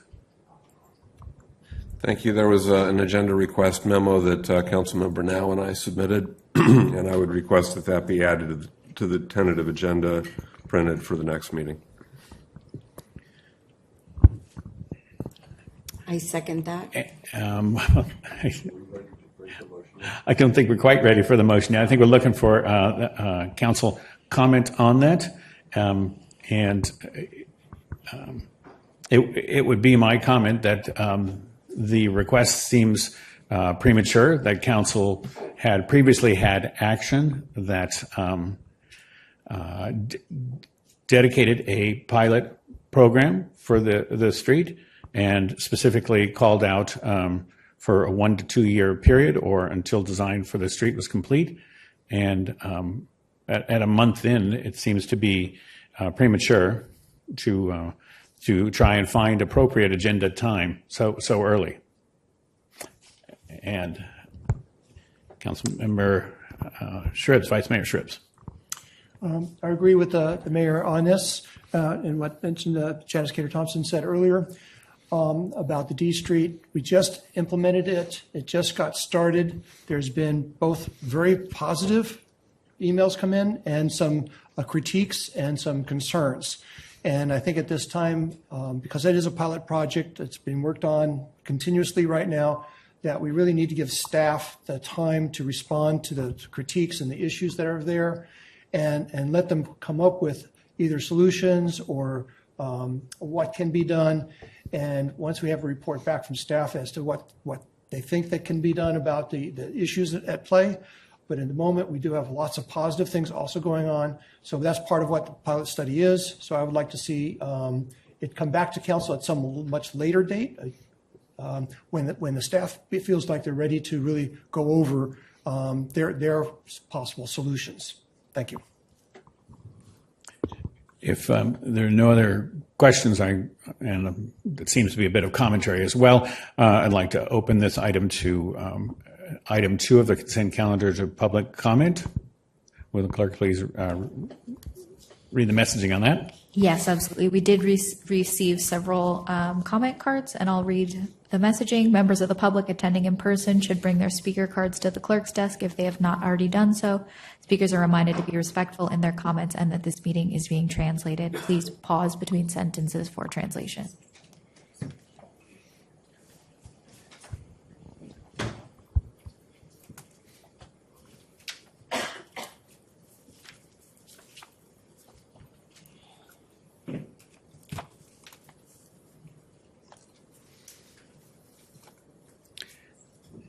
And I think that's our 30-second clock. We've got one coming right here. Yeah, that's you know. So I will assume that we are at a level where at 3 minutes, if the clerk could be resetting our little timer there. And we have Maureen Gottschalk to speak first, and Mike Gottschalk to cede time to Maureen. Is this your plan? Yeah. Okay. There's a I think there's 4 people conceding time, but I don't think I'll need that time. We just didn't know how many minutes you're going to. Okay. So we were just prepping. It won't be that long. So we're at 6 currently, and we'll see if we need to go to the next. Yeah, perfect. Okay. Sounds great.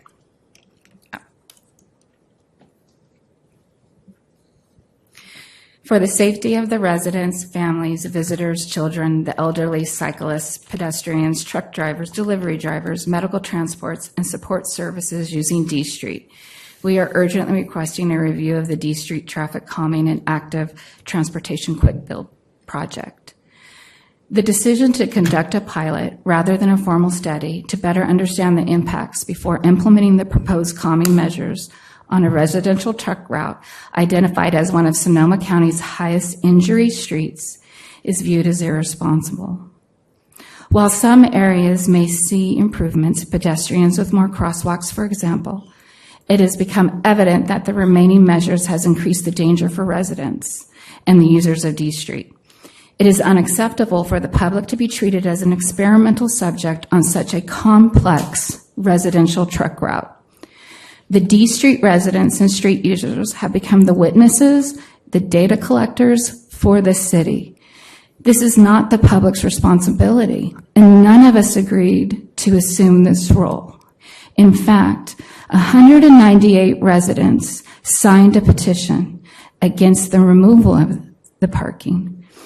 This is the majority of our neighbors. It is not a small group of loud individuals that some people are saying we are. The confusing design elements, including the shifting of parking from one side to the other, the Fifth Street barriers, the median adjustments, the double yellow lines, the twists and turns, and the reduced lane sizes have severely undermined the confidence and trust in the city's ability to deliver a safe project for all. We have seen countless semi-trucks with 2 trailers not being able to navigate the quick road changes and veering into the bike lane or the double yellow lines. They just can't do it. Confusion on where you can park from the public to delivery trucks, service contractors, parking in bike lanes, forcing cyclists to swerve into the traffic to avoid them. This is seriously a recipe for disaster. Landscapers forced to push their equipment across D Street, dodging trucks and vehicles, putting them in danger due to the loss of their clients' parking. Service vehicles parking in bike lanes and not able to fit to cut trees, causing vehicles to go around into oncoming traffic. There was multiple misses almost. A neighbor had to call the police. So I got another 3? Perfect. Disabled, terminally ill neighbors forced to cross the street, also dodging trucks and vehicles to get to their transportation due to loss of parking and narrow driveways. These are people who are suffering. We're not a pilot project. We're individuals. And we're not just 3 or 4 people. We are people we're representing 70-year-old people who can't come or have tried and just feel like you aren't listening. They are hurting. A 1 to 2 year project to upturn our lives is not okay. Neighbors having blind spots and unable to back up in the driveways with a clear vision of the road. This is only a small list of the negative safety impacts the pilot has caused. We don't have time to wait. We're not asking to blow this up. We're saying that D Street is a complicated residential truck route that hasn't been considered all of the implications, and we neighbors are dealing with that every single day. We walk out with fear. I walk across the street. I take my luggage if I'm going on a trip. I bring my backpack home. I call my family. Hey, I'm coming home from the grocery store. Can someone please move? Every single task that we perform, we have to adjust. Now, you guys might think all of this is minor inconveniences, but it's not. These are real dangers, and this is why we're asking for the review now, because we don't feel the city has appropriately looked at all the impacts. We need you guys to hear us. We've been talking to you guys for a really long time, and we just are not, we're getting, oh, it's a small individual group of people who are upset. Oh, it's not that bad. Oh, some biker really likes to come down the street. Well, that's great. I'm glad he does. But he also has B, F, G, H, I, J, K, elemental P to do that.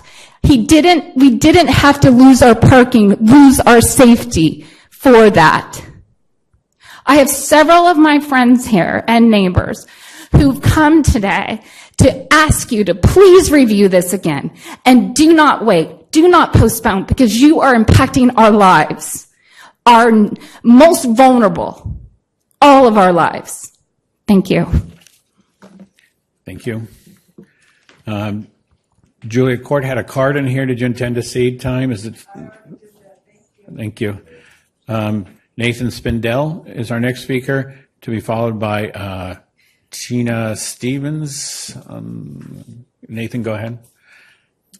I'll echo what Councilmember Shribs, Cater Thompson, and McDonald hinted at earlier. This is far too early to have a public agenda item to modify or remove the D Street pilot. The pilot was only voted on in April of this year, less than 6 months ago. It's only been installed for like 3 weeks, and the city hasn't published any safety data on it. I don't think there's been any collisions or injuries that I'm aware of yet. And there were a lot of injuries before the pilot, so we know what that looks like. This is a time-limited pilot specifically to inform the future design of the street in a year or two when D Street is fully constructed. So why stop it right now? And I would hope that if this agenda item was to move forward, that it would have more clarity. Specifically, 1, what segments of double yellow lines are being discussed in the memo? And 2, that the agenda item would include a request to Public Works to present alternative options rather than full-on removal. For instance, dotted lane striping rather than solid double yellow lines, or diagonal hash lines in immediate areas like on Petaluma Boulevard South. To jump to removing it seems really irresponsible and inappropriate and a waste of this pilot. So I'd hope that we see the pilot through, take what we learn from it, take neighborhood feedback, collect data, and use that to inform what the final future design of the street will be like when we pave it in concrete in a hopefully much more beautiful and safe way than it currently is. Thanks. Thank you. Tina Stevens, did you wish to concede the time over to, was this? It was for, okay. Thank you. And Jessica Moyes?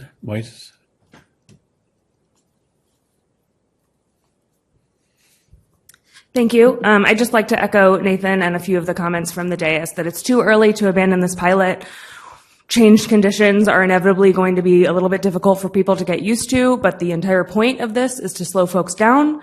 It was dangerous before, and now we're in a little bit of a friction period where it feels perhaps a little cumbersome, but I think we'll get to the other side where there will be more clarity, more safety for all of the users of D Street. I know for myself, as a cyclist and as a pedestrian, it's way more pleasant. It feels a lot more controlled. It feels a lot slower, which I think, again, really is the point here.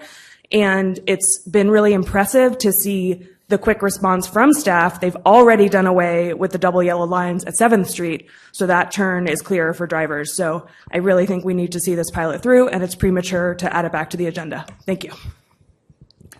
Thank you. And that was our last card that closes public comment on this item. So I'd like to bring it back to the dais and comment here. Councilmember Cater Thompson. I just want to make a couple comments. One, a speaker stated that's the highest injury street. This was before the pilot program. So I would think that if it's the highest injury street, we would want to do a pilot program to see what that data is. And the other thing is, I mean, when we're talking about vulnerable people, we had all the mobile home parks members here. They are vulnerable people. They're not even sure if they're going to have the money to pay their rent if they're not going to be kicked out of these mobile home parks. And we have 800 mobile homes. Not every park is affected, but the majority of them are. And they're a majority of low income. You know, I have gone up and down the street in my car and on my bike, and there was some, you know, it wasn't actually confusing writing, but when somebody was in the bike lane, I definitely, you know, had to go around them, but I was, you know, really cautious, so I was looking ahead to see what was in front of me. It is a truck route, but the truck route goes all the way to Lakeville. And when you talk about from the D Street Bridge to Lakeville, this is why when we're talking about Oyster Cove and, you know, improving that road, this is why I'm saying those utility lines need to be underground, because trucks use that area too, and it's much more dangerous than at the upper end of D Street. That's why I think that we need to look at this as a whole, not just from Petaluma Boulevard up D Street, but also down. And those utility lines really will make a difference to make it safer, because we're not going to get rid of trucks, we're not going to get rid of cars, but we're going to have to work with bicyclists and pedestrians. I mean, D Street never had any crosswalks, and parents were screaming because of how dangerous it was to cross that street.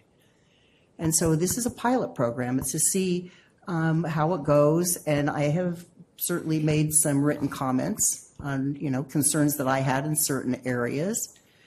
So I'm not blinded to what is there, and I definitely put my comments in too, just like we're receiving from people on D Street, and I appreciate that. But I think it is too premature to drop a pilot program when the first statement was it's the highest injury street before the program. Thank you.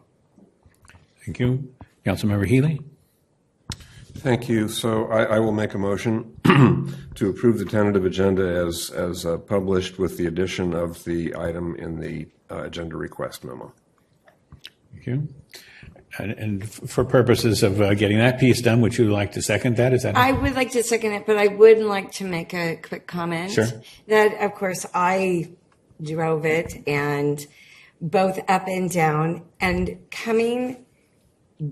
turning from Sunny Slope onto D Street, the D Street extension drivers are driving at a really fast speed down the hill, and there's a traffic speed sign that blinks and says slow down, and I'm driving the speed limit at that sign, and the guy behind me is on my rear end honking at me. If I had been walking from my driveway across the street, I would have been run over, because this guy was just flying down the hill from D Street Extension. Those are the things that we need to look into. And turning left, I wouldn't want to not be able to turn left into my driveway. So I second this motion, and I think it's important to make some remedies. We are in this pilot program, but we need to make some remedies as we go forward. Thank you. Vice Mayor Schutz, do you have a comment? Yes, I've also biked and driven down the road and hung out a little bit, looked at the parking on either side, so the side roads. So I am investigating it as a little bit at least. And one of the recommendations I would like to see is not only that staff really look at the issues that are being raised, which I think are absolutely real. I totally agree. These issues are real. I hear you. I've seen the pictures. So we do need to deal with it. And I would like staff to actually come back to us with possible solutions or alternatives or something on each of these issues. So I think the staff needs time to work on it. I also believe that we need to work on the other streets. So as I said, B Street, I would love to see B Street changed in the same pilot, in the same way that D Street was changed. I would like to see B Street done, and even some of the other streets, 5th Street included for the bicycle way. And when it's all done, when we have 5 or 6 of these all done in the network, and then we really watch what's really going on, then we'll have some answers to really change what we need to do in that whole downtown area. So we really need to have the staff and engineers work on the entire area, not just D Street. And let's figure out a whole network that's going to work. And it's a nice study at the moment. It has problems. We need to solve them.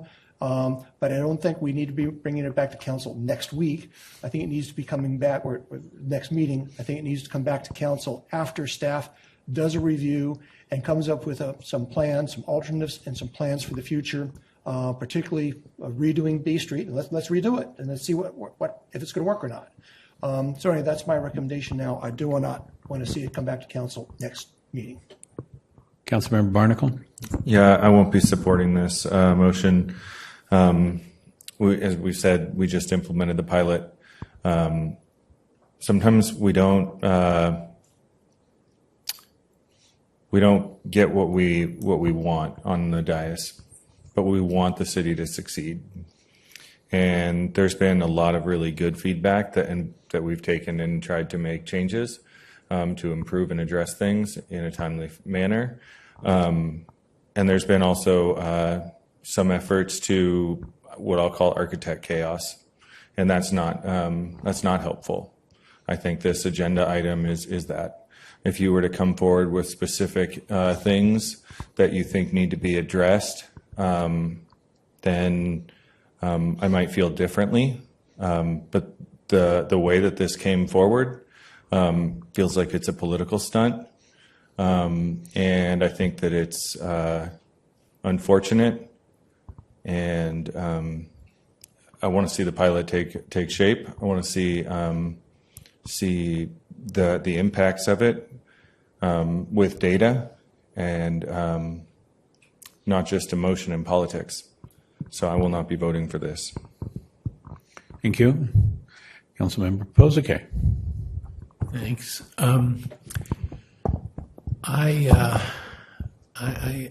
I drive this area to town and back at least once a day, often 2 or 3 times for meetings.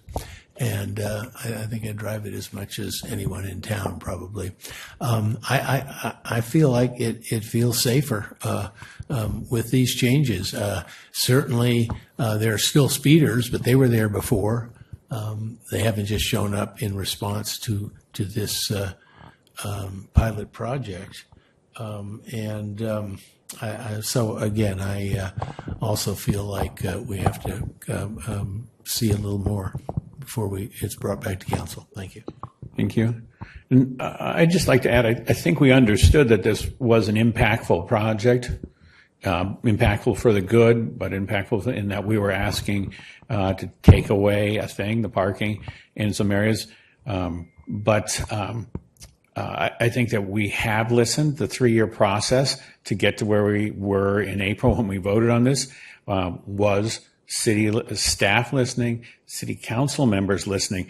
I believe that every city council person here probably walked D Street with residents, probably sat in the houses of the residents. That's a lot of respect, and that's a lot of attention. We didn't reach the same conclusions. We come at it from different perspectives. But we feel confident that empowering staff to take this step for its climate benefits, for its traffic reduction and safety benefits, for all the benefits, was the right action. And to walk away from that immediately after the paint went down, it seems premature. I think that staff continues to look at their own work. Whenever staff does a project, they look at what the best parts and worst parts are, and they're taking lessons from that. We'll find out what the takeaway from the engineering department is. But I know the staff has been tremendously connected to the project and sensitive to the neighbors, responsive to the neighbors, such as they can in regards to keeping the project whole, but listening to what the neighbors are saying. There are projects where everyone will not be satisfied with the outcome, but I think that the compromise here is we've looked at this as a pilot and we'll assess it as a pilot down the road. So I also will not be supporting this. We do have a motion on the floor. The motion is approve the future agenda, but modified as adding this at our next meeting.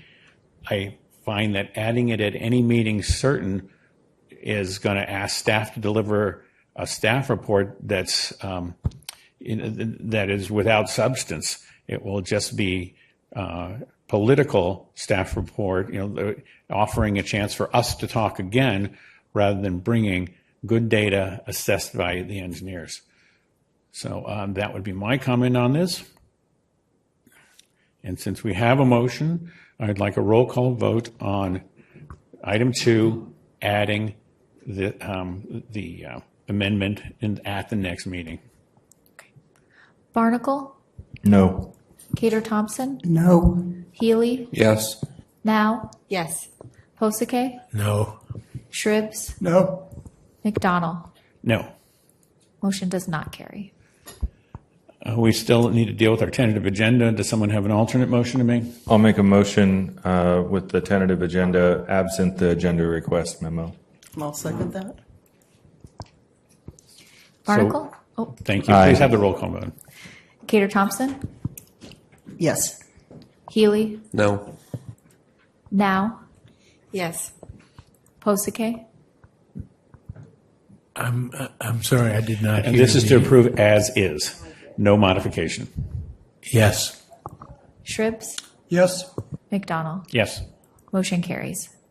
Thank you. We also have item 6 on our agenda tonight, drawn separately off the item. Councilmember Healy, you requested to pull it off. Any comment? Yeah, this is kind of a tricky one. This is an enormous amount of money for a very limited need that probably is not going to be used more than a couple days a month. I was disappointed by the response that we received this afternoon that said that this equipment will continue to throw down the kind of debris that our Main Street sweepers throw down, these long metal spikes, to call them. So it's probably something that should have been called out when these kinds of lanes were being approved, because it was certainly predictable that we'd need to find a way to sweep them. But the other thing that came out of the memo this afternoon was that Santa Rosa and Rohnert Park are looking at similar equipment, and I'm wondering, given the limited need, if it would make more sense for us to partner with those two cities and buy one piece of equipment for the three of us and then share it. So I'd like a staff response to Who that. do we have from staff helping us out with this item? I have our our Deputy Director of Operations, Jeff Stutzman, and Patrick Carter, who also responded to today's Q&A. I'll start. Jeff Stutzman, Deputy Director of Operations. So we did obviously several trial runs with a variety of companies who do the bike lane sweepers. We did a couple on McDowell, we did a couple on Rainier, because those are obviously our areas. In those substances, we had both Rohnert Park, Santa Rosa County, all the kind of, I guess Rohnert Park as well. All the cities come out with Petaluma, look at these equipment, see how they run. Those other agencies were not interested in purchasing them. They were not at that time ready to buy them. They wanted to pursue using Recology to purchase them. So we're working with Recology to see if there was opportunities for them to incorporate bike lane sweepers. So that was one option that we looked at versus purchasing them. It didn't seem like that was really going to be an option with Recology. They weren't really substance to the idea of purchasing one and using it. There's a lot of challenges that came with it, from multiple sweepers that they would need, multiple trucks and trailers that they would need, because there was chances that if Rohnert Park needed to have their bike lane swept, Petaluma would have to have their bike lane swept the same day. How that would work on an operation standpoint wasn't really there. So we didn't make much headway on trying to get Recology to move forward with that and incorporate that into theirs. And having a bike lane sweeper on our side, on the operation side, isn't just for buffered bike lanes. It is great for McDowell. We do spend a lot of effort, staff time, to clean those. But there's a lot of other options that we could use it for. Like, there's opportunities in our parks to do it. There's opportunities in our airport to sweep some of those areas. There's opportunities in our trails, like Lynch Creek Trail. There's a lot of graffiti. There's a lot of cleanup that could be done. where we can do kind of more routine cleanups. We're having a cleanup day coming up. There could be opportunities to run that sweeper up and down Lynch Creek Trail. It has a pressure washer on the back where we can attack that graffiti more often and better with it because we have the equipment. We can run up and down. So don't just look at the bike lane sweeper as solely a bike lane. It has a great opportunity, but it's also narrow and small, and it could work downtown as well. So there's a lot of great opportunities that come up with this sweeper. So you didn't respond to the point I made about this thing throwing out debris like the larger sweepers do, the metal shards. Can you talk about that? Jeff, if you'd like, I can take that. Please. So the metal sweepers, the metal brushes that Recology uses, that's basically, so none of the sweepers are going to be completely debris free. It's just the abrasive nature of the streets is going to cause that material to wear. Those are consumable products. They need to be replaced periodically. I believe, Jeff, we're looking at the nylon brushes for this one. That's what was demoed, the demo that we saw on it. It worked really effectively. So, those are still going to need to be replaced. But I don't believe that there's any sweeper product that's completely debris free. And I think also right now, and Jeff, maybe you can jump in if I get this wrong, but the bike lanes and all these other places where the use case that we're talking about for this is manual, where we have crews coming out there right beside the roadway, sweeping the debris, putting it in the back of a pickup, and then bringing it back to the corporation yard.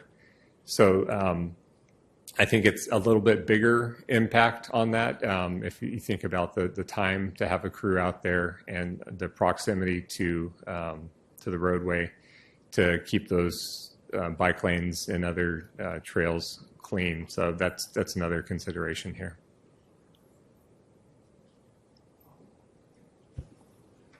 Councilmember Now. I even brought a sample. This is very sharp on both ends, and it's the metal debris. When I go walking in District 3, St. Francis is so down to gravel that it loses probably a dozen of these every week when the street sweeper comes. I want to hear how the city is making Recology accountable, because if they need to replace these and because our streets are bad, that's somewhat on us. But I don't know what our garbage contract is, that they are responsible for keeping our streets clean. Caulfield, just walking or driving, it has weeds growing along the bike lane, and there's no bollards. So I know that the street sweeper can go. I believe there's only 2 bollards left on Rainier because the other ones have all gotten knocked down. The McDowell bollards that we just installed, they can be removed, and the Recology street sweeper can go in there and clean. Am I correct? But I know you said staff blows the leaves into the street sweeper so they can get them. In other cities, correct. Okay. And I like the fact that Jeff pointed out that the paths can be used with this new sweeper. That's not just for the bike paths, but because that makes me feel a little bit better that we're buying it for something other than the bike lanes, because I really want to hold Recology accountable. Especially, these are very dangerous. There's a resident, a friend of mine, who she picks up like a dozen every time she goes walking. And I think she posts them on social media because they're dangerous. And if you run over them with a bike, that could be very dangerous.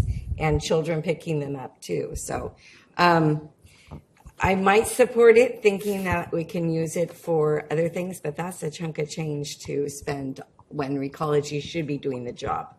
Thanks. Okay, thank you. Councilmember Shribs? Just as a note, working with Relief, we're working on trees and strapping them. It turns out the straps we're now using, we get them from the bicycle shops. We're using the tires that have been replaced. So the inner tubes that are being replaced because there's punctured it somehow. And so I go over to the bike shops and then I collect the inner tubes, and we cut them up and use them for relief for strapping on trees. And there is bins, and then the next week another bin, and the following week another bin of these tire inner tubes that are completely busted. And talking to the staff, and so it's not just where the bike lanes are, but even the streets that have regularly swept by the Recology, that machine, because it's big, the brushes are big, don't pick up the little things, and which are what's causing the problems, the little screws and staples and things. But but talking to the bike shops, that's their main money maker, is replacing inner tubes right now. And I said it's great for relief because we get lots of free straps out of it all. But the quantity there is large enough. I think if we actually asked it and found out what the quantity of and where these things are done. And I was told Caulfield is an example, that there's huge numbers of bike tires getting punctured on Caulfield, even though that's not bollards, but it needs a better street sweeper than the big one.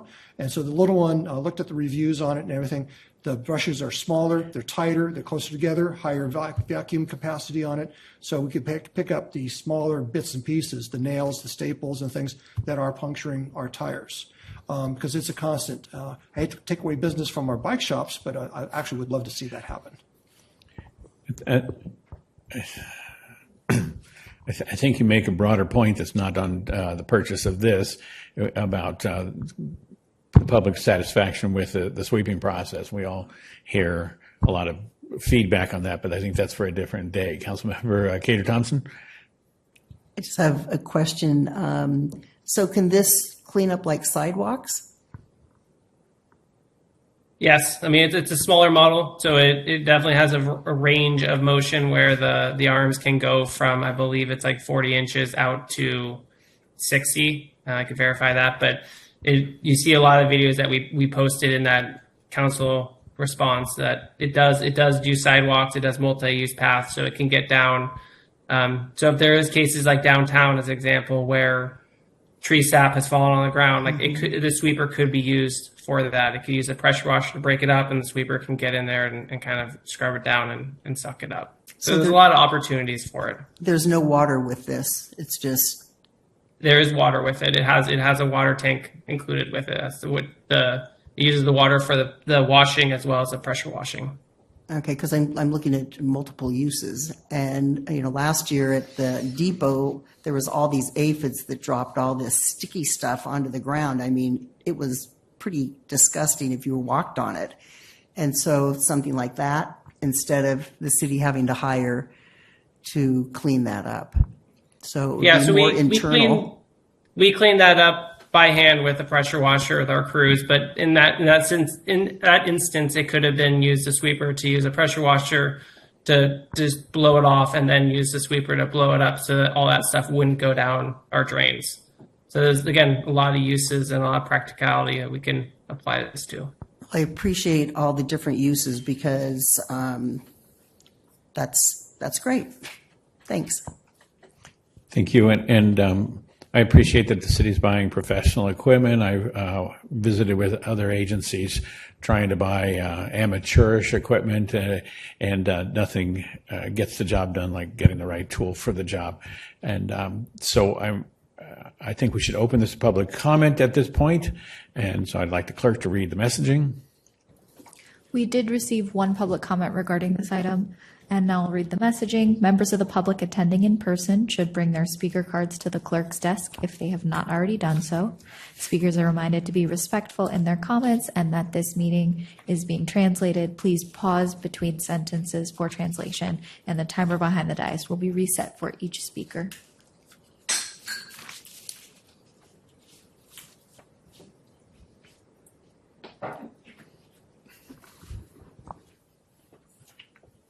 Thank you. First speaker is Nicola Fry, and second speaker is Jessica Moses.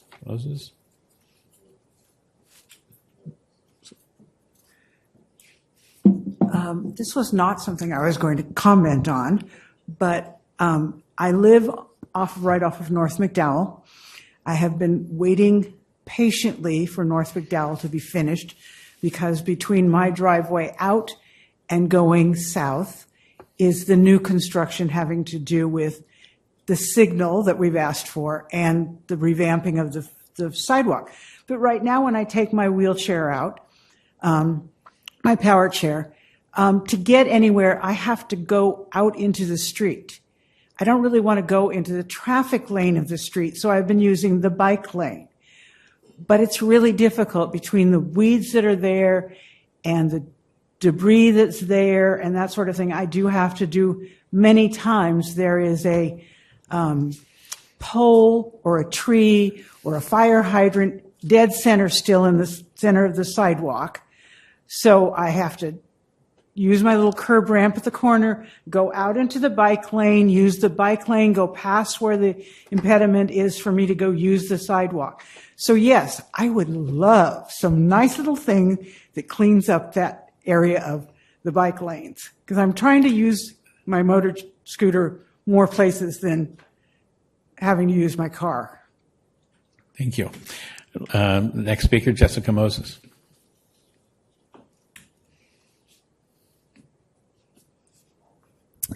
Yeah, I've been really excited about this piece of equipment, nerdily. I think it would be a great addition to our public works fleet and has, as we've heard, a ton of uses. And just personally, having been tapped into the conversations about our trail network, I think it'll be a huge asset. We've obviously got a Lynch Creek Trail cleanup. It would be useful there. We're talking about all of our crosstown connectors that, we're trying to encourage that use. Great to get those in tip-top shape as often as we can.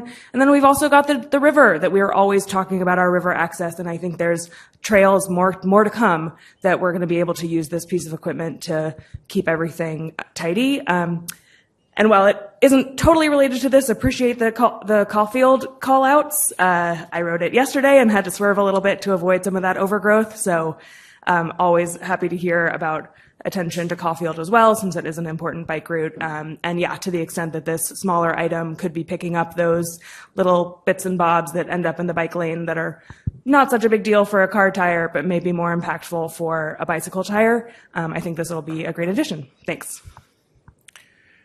Thank you. And that closes public comment on this item. And I will just add that when you do find obstacles of our infrastructure that need repair, the city has an app. You take a picture and the app sends it in, and it's a work order immediately. And that's the kind of attention that staff can't be accused of missing a phone call or burying an email. That's a work order in there, and so things get done. So please report on the app more functions like this. I will add that I biked across the Smart Trail and up to the north end of North McDowell on Sunday, and the construction that's going on is impactful to the bike lanes, and I'm sure they are to any chair and or scooter, and I can't wait to have the lanes clean and nice, both from a construction and a sweeping stance. Anyone? Councilmember Barnacle. I'm happy to move this item. And if you need any extra, I swear I could furnish a whole relief planting with the number of tires that I've got from getting flat tires on Petaluma roads. So I'm happy to move this. Thank you. Second that. And a second from Cater Thompson, and I'm assuming you've learned to change the tire yourself. Yes, right. And may we have a roll call vote? Barnacle? Aye. Cater Thompson? Yes. Healy? Yes. Now? Yes. Posake? Yes. Shribs? Yes. McDonald? Yes. Motion carries. Thank you very much. We're moving to public hearings and matters for consideration. And our first item is a resolution appointing a voting delegate and alternate for the League of California Cities 2024 annual conference. And I'd like to toss this over to our city clerk to introduce. Thank you very much. Good evening, Mayor and Council. This year's League of California Cities annual conference is scheduled for October 16th through 18th in Long Beach, California. And as a part of the conference, cities vote at the annual business meeting on a slate of resolutions that establish league policy. So in order for the city of Petaluma to be able to vote at this meeting, the city council must designate a voting delegate and up to 2 alternates. The city must make the selection and submit it by September 25th. Conference registration is required, and the voting delegate or alternate must be in attendance on Friday, October 18th for that business meeting. So tonight we're asking council to select a voting delegate and at least one alternate, and I'm available for questions after the public comment. And bringing it back to council, Councilmember Healy. So I believe Councilmember Cater Thompson and I are the only two council members who will be attending. I would like to recommend that Councilmember Cater Thompson be the voting delegate and I be the alternate. There's only one resolution that might make it to the floor, and it's, I think maybe some people have seen it. It's kind of a primal scream from some of our more Republican cities in Southern California complaining about the legislature not being subject to the Brown Act. So, you know, that may get passed or may not even get to the floor, but I think it would probably be a non-starter in Sacramento. I'm assuming that there's not a lot of comment on the council, and and we're not taking a motion until after we do the public comment piece, but I'd like to ask the city clerks to run our public comment messaging, please. Certainly. Members of the public attending in person should bring their speaker cards to the clerk's desk if they have not already done so. Speakers are reminded to be respectful in their comments and that this meeting is being translated. Please pause between sentences for translation. And I don't believe we have any comments. Thank you. With no one motoring to the clerk's desk, we'll close public comment and bring it back for a motion. And I'll make the motion I just indicated. Motion by Healy, second by Barnacle. Roll call vote. I just wanted to confirm that was Councilmember Cater Thompson as the voting delegate and Councilmember Healy as the alternate? Correct. Okay. I'll do a vote now. Barnacle? Aye. Cater Thompson? Yes. Healy? Yes. Now? Yes. Posake? Yes. Shribs? Yes. McDonald? Yes. Motion carries. Thank you. Now we're on to. Can I make a comment? I just Please. want to thank Councilmember Healy. I was actually going to nominate you, but it went the other way. You got your finger up first, so that's great. So I'll see you in Long Beach. And you can't leave early. I know. Thank you. Item 10, resolution recommending appointments to the Mayor and Council's Members Association to fill vacancies on Measure O Citizen Oversight Committee. Back to you. Yes, City Clerk. me again. The Mayors and Council Members Association of Sonoma County fills vacancies on various local and regional boards or conventions when the terms of office expire or upon resignations. So currently there are 2 vacancies on the Measure O Citizens Oversight Committee. These will be 3-year terms starting in December to fill expiring terms of our own Mayor McDonald and Vice Mayor Benford of Cotati. The calls for letters of interest came to a close on August 15th, and the letters are included in your packet. So tonight we're asking council to recommend appointments for the 2 vacancies which Mayor McDonald or his designee will vote on at the upcoming October 10th Mayor and Council Member meeting. Thank you. Hopefully no questions from council. I'd like to go to public comment, read the messaging.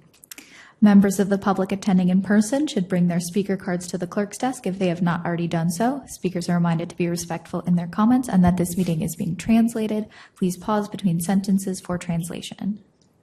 I don't believe we have any comments. And with no one coming, we will close public comment and bring it back to the council.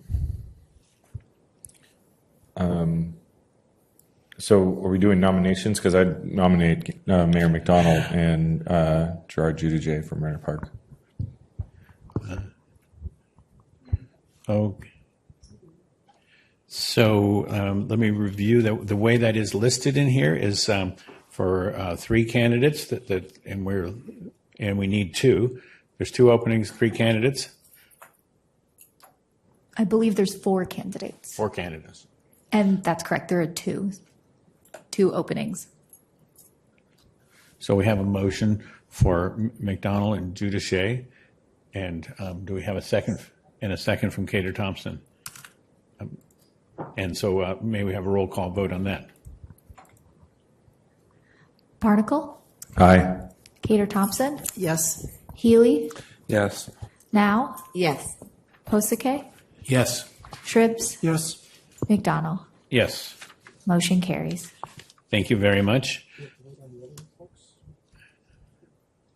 And that concludes that item? Yes, okay.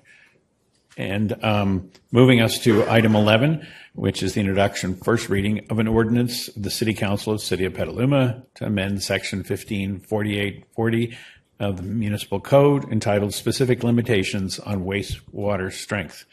And to help us with this, we have Patrick Pulis, Environmental Service Supervisor.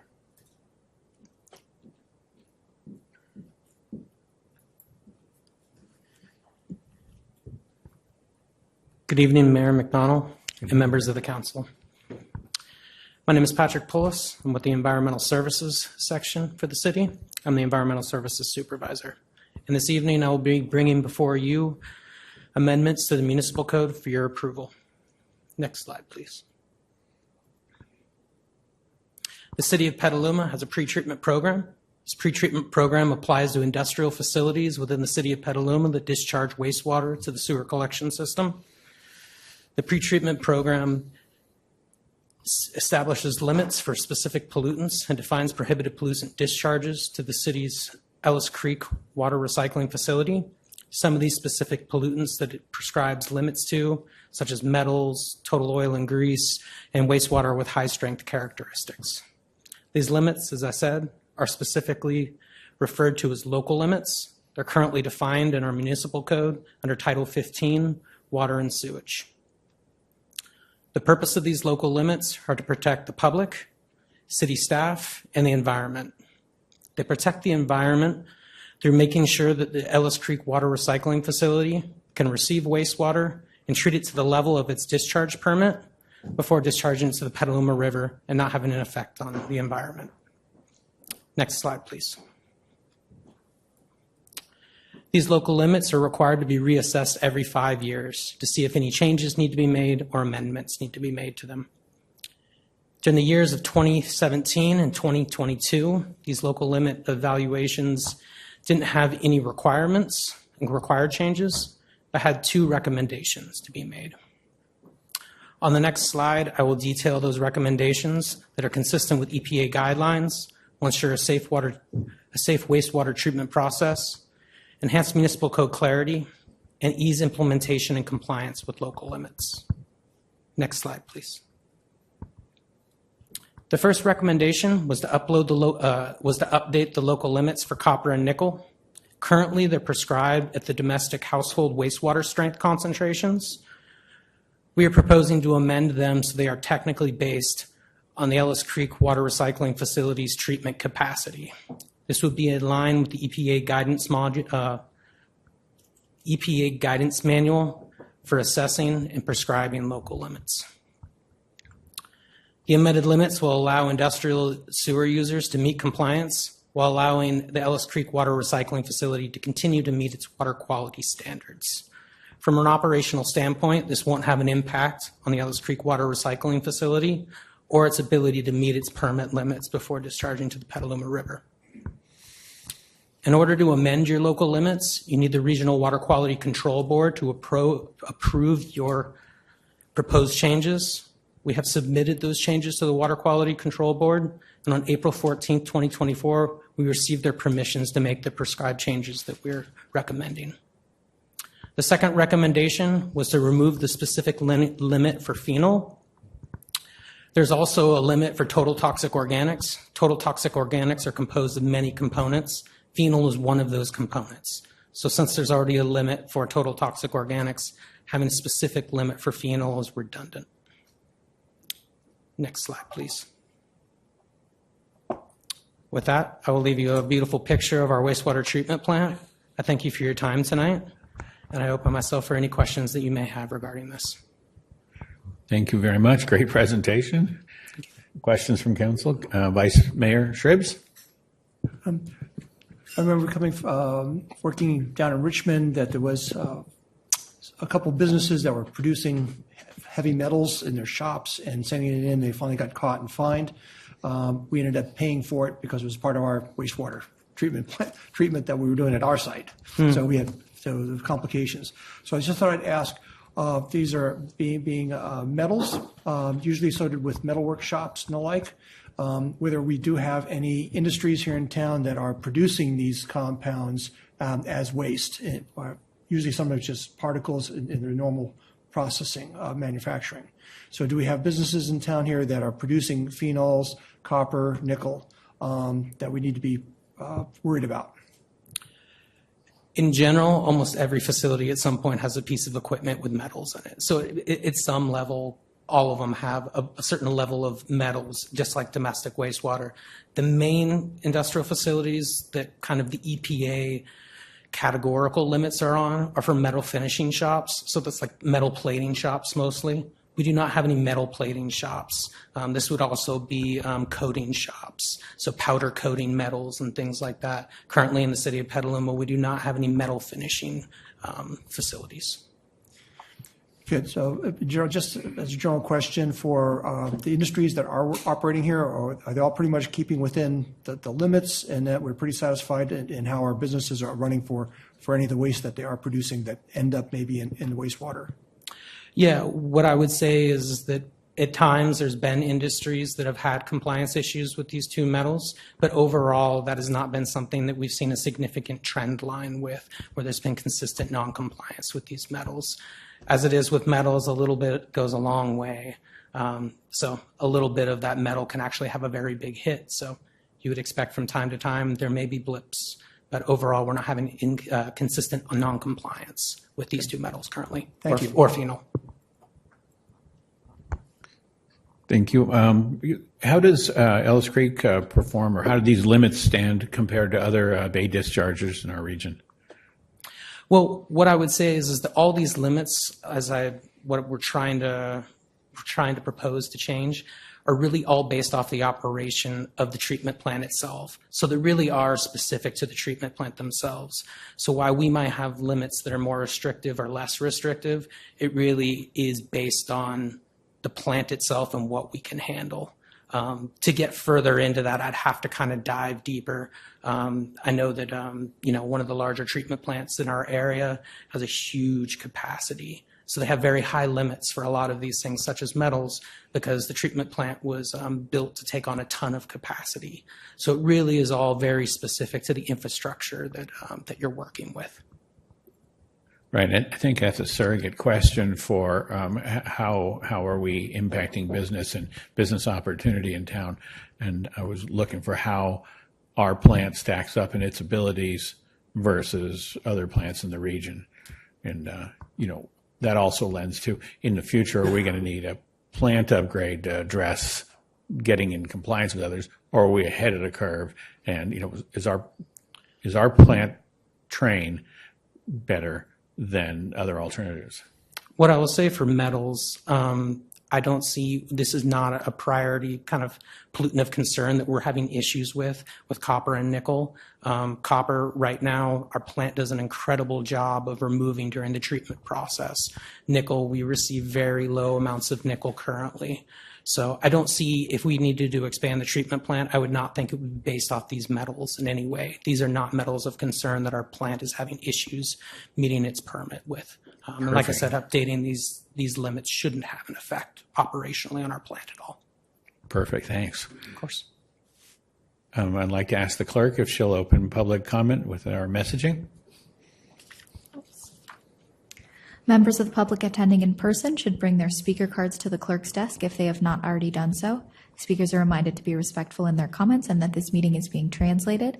Please pause between sentences for translation. The timer behind the dais will be reset for each speaker. And I have not received any cards. And we close public comment, bring it back to council. And Councilmember Healy? Yeah, I'd like to move approval. I'll second that. And so we have a motion by Healy and a second by Cater Thompson.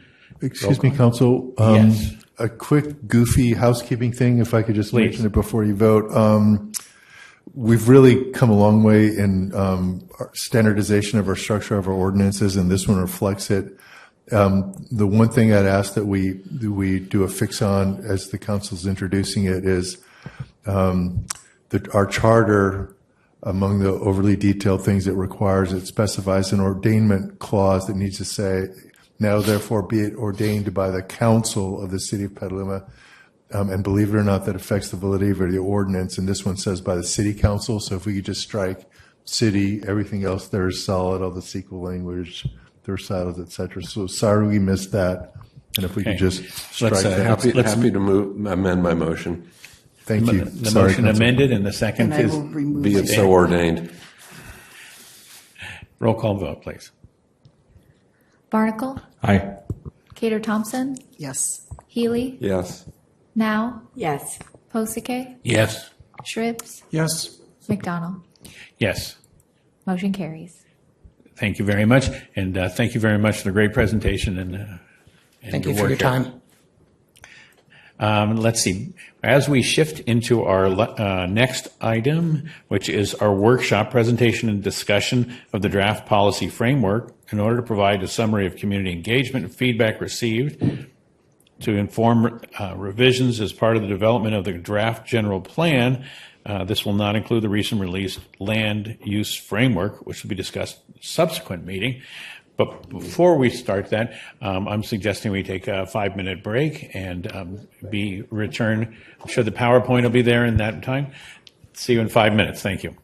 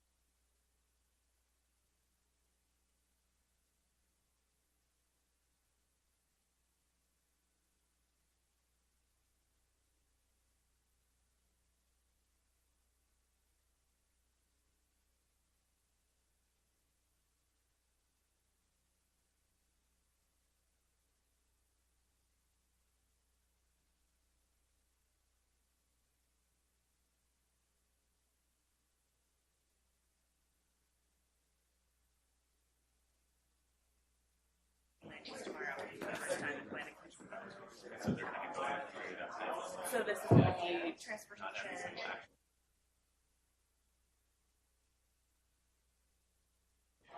I think it'll be.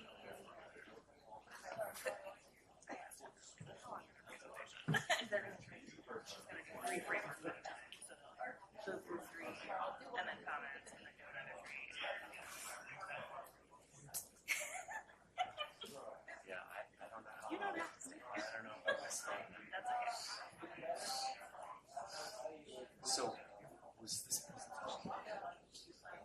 So planning commission has not really done much. We've done every single framework, either in an ad hoc or in a meeting, a joint, like a summer meeting, where we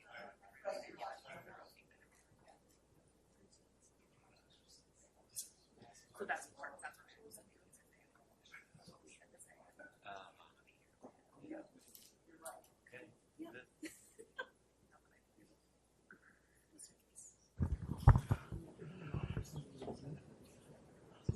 All right. Let's bring the meeting back to order. And for this item tonight, we have Heather Hines, our Special Projects Manager, and Ron Whitmore of Ramey and Associate. Let's see, we have quite the presentation to cover tonight. And let's see, how many items do we have here? We have 14 items. Right, And we have 3, 6, 9, 13 frameworks that we're talking about this evening. 13 frameworks. And so they're bundled, right? Isn't that how we're going to do this? Correct. And I'm going to ask you guys to keep track of the bundle. And when you hit a breakpoint in the bundle of 3, 4, whatever number of items you're ready to call a bundle, we should take a break at that moment and go to council questions and public comment.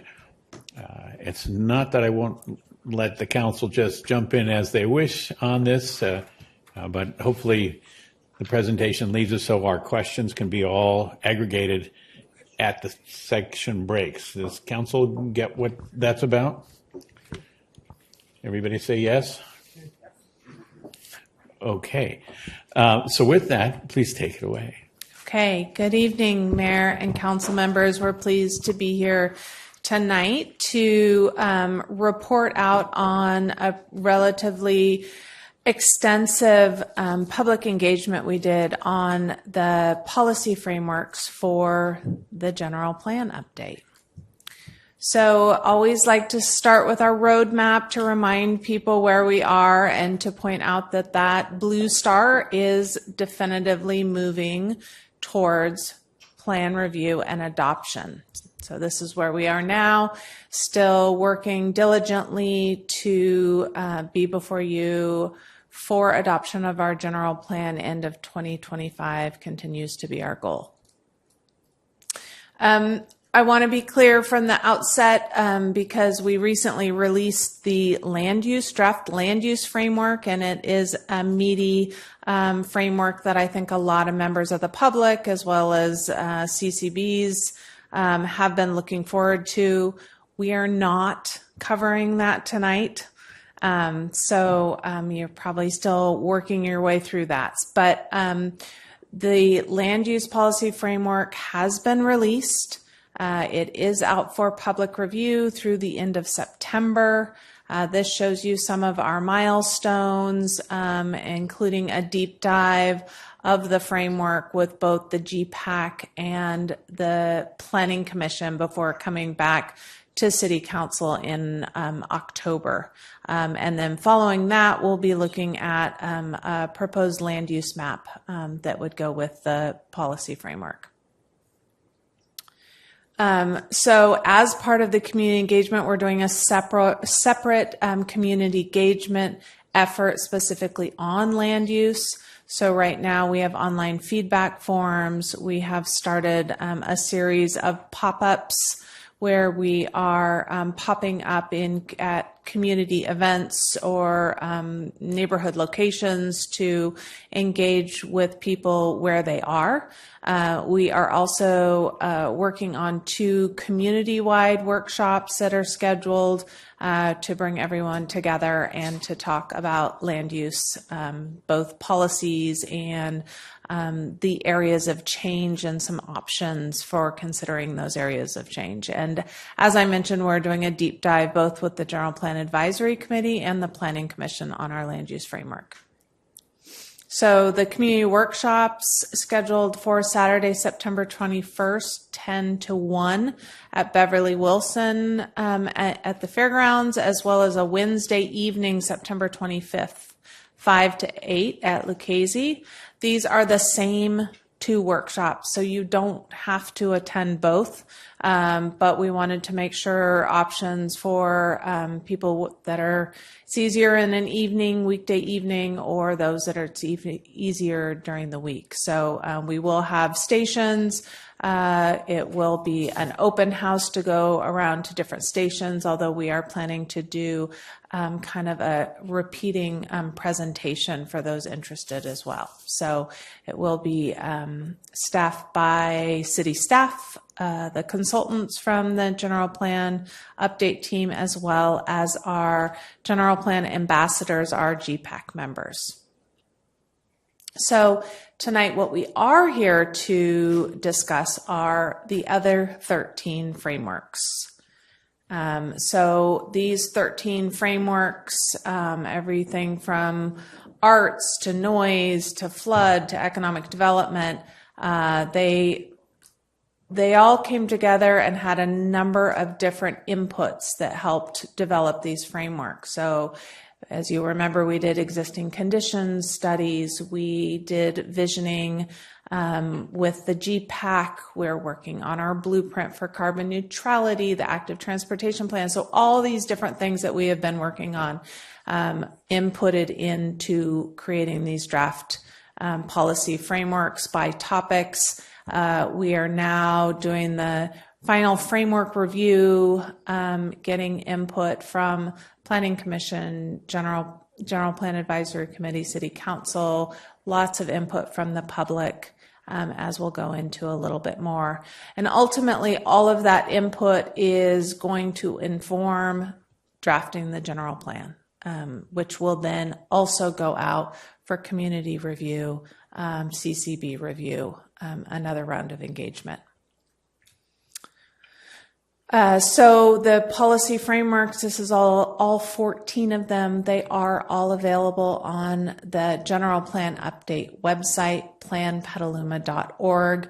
The land use framework is the one that is currently live with an online feedback form, which we also did for the other 13, with the land use being the final framework for review. So looking at the policy frameworks and kind of what they are as well as what they're not, the purpose of the frameworks was to begin to outline the general plan goals, policies, and implementation measures. So as a quick refresher, goals, it's a general statement that expresses the outcomes that we're working towards.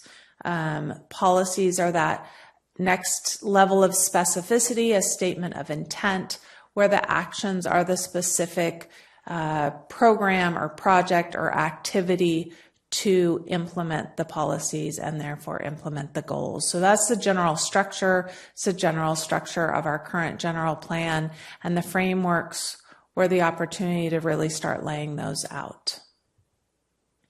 But the frameworks are different than the general plan, and this has been an important clarification.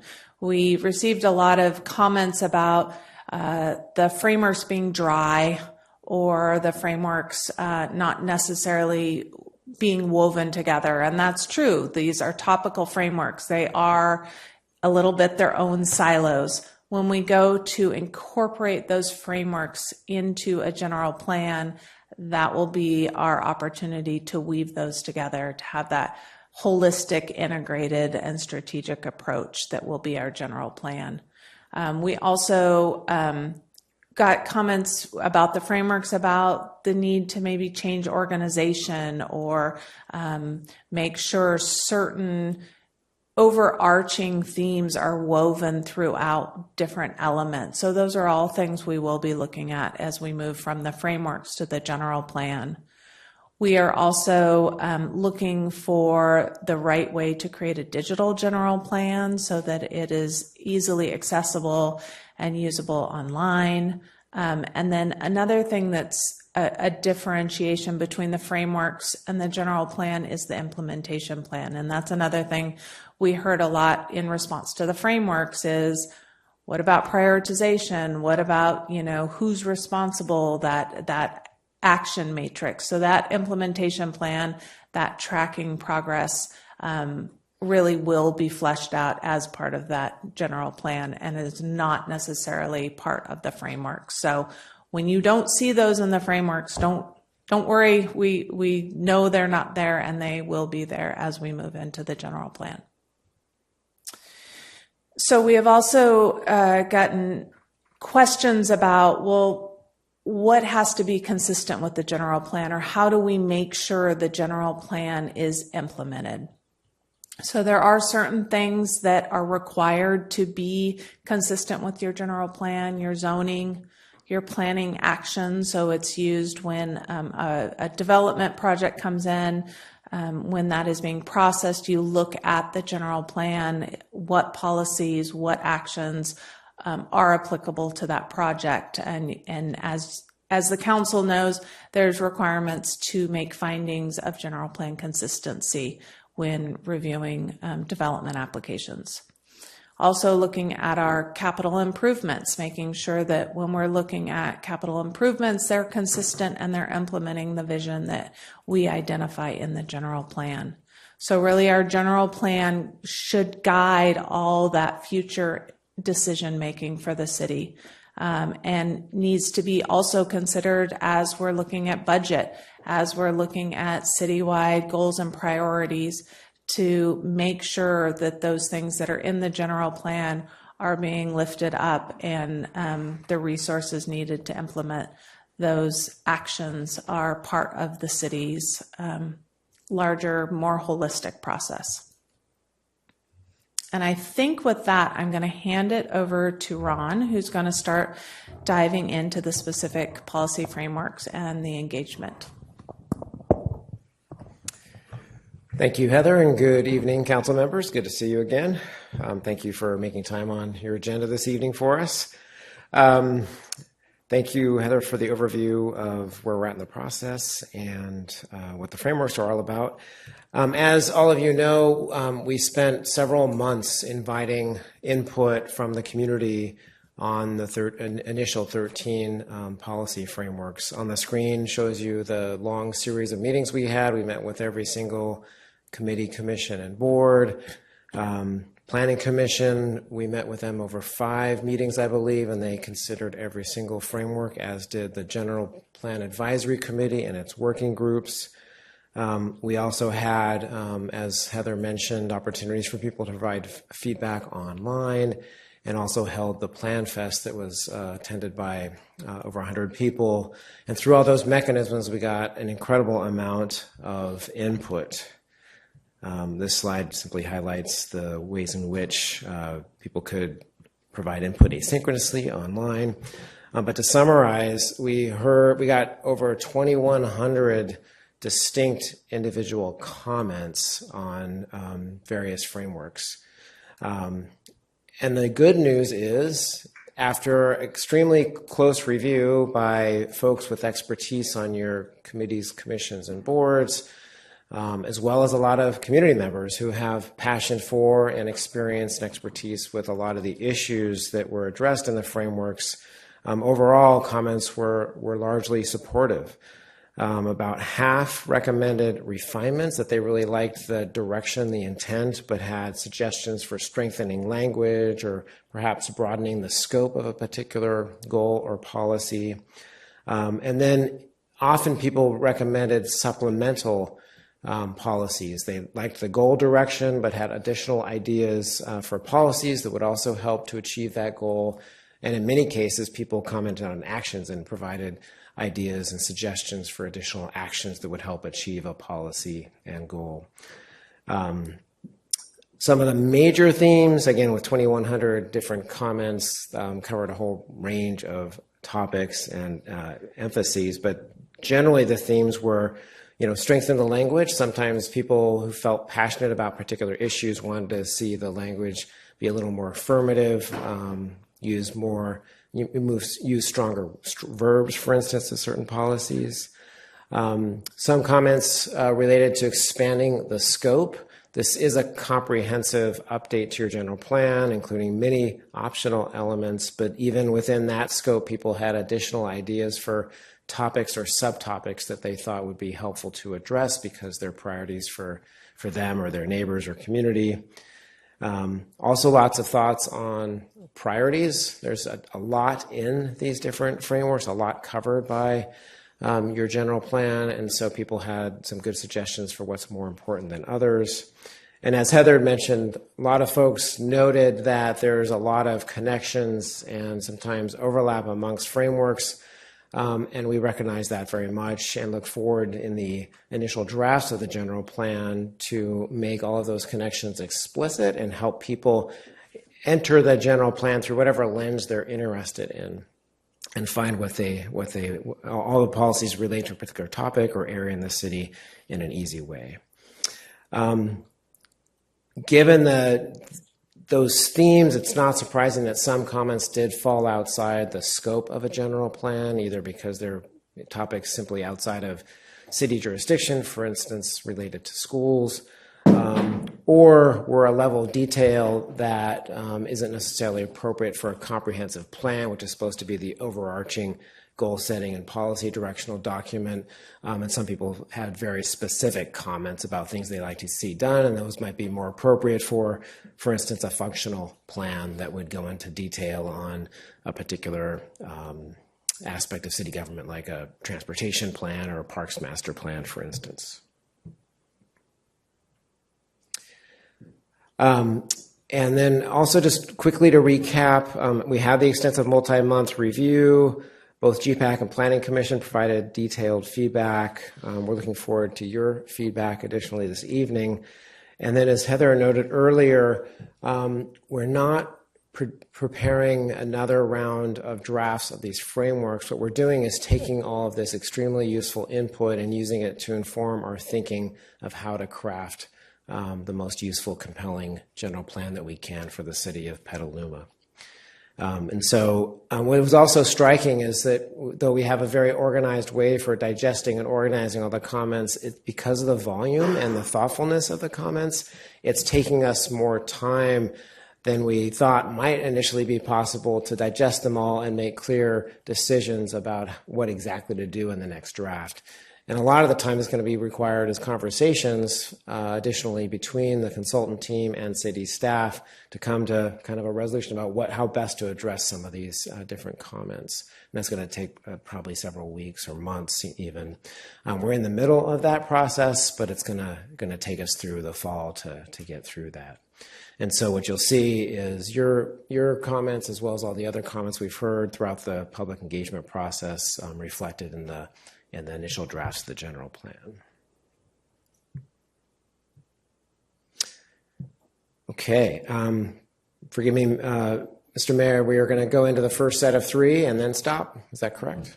Okay, so we have a brief slide covering each of the 13 policy frameworks. And this mirrors very much what's in your staff report, and so I'm not going to go into this at length. But I should also note that we have members of our team, the authors of these frameworks, on Zoom and available to answer questions as they may arise. With the one exception, actually, of the arts, culture, and creativity framework, the two folks who worked on that most closely simply were not available this evening, so we'll do our best to answer any questions you may have about it. But what we're going to do, I think, is cover arts, economic development, and then one additional framework, and then we'll pause for questions, public comment, and your comments. And each of these slides generally looks similar. On the left, we've recapped who commented on the framework. On the right, some of the high-level themes, recommendations.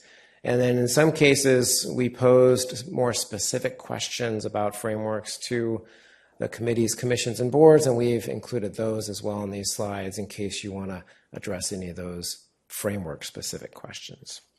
So in the case of the Arts, Culture, and Creativity Framework, it was reviewed in detail and discussed by the Public Art Committee and also a working group of the GPAC and then the Planning Commission.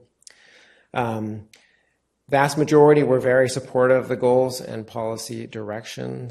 If anything, people thought it should go further. They wanted to see some stronger language in some instances.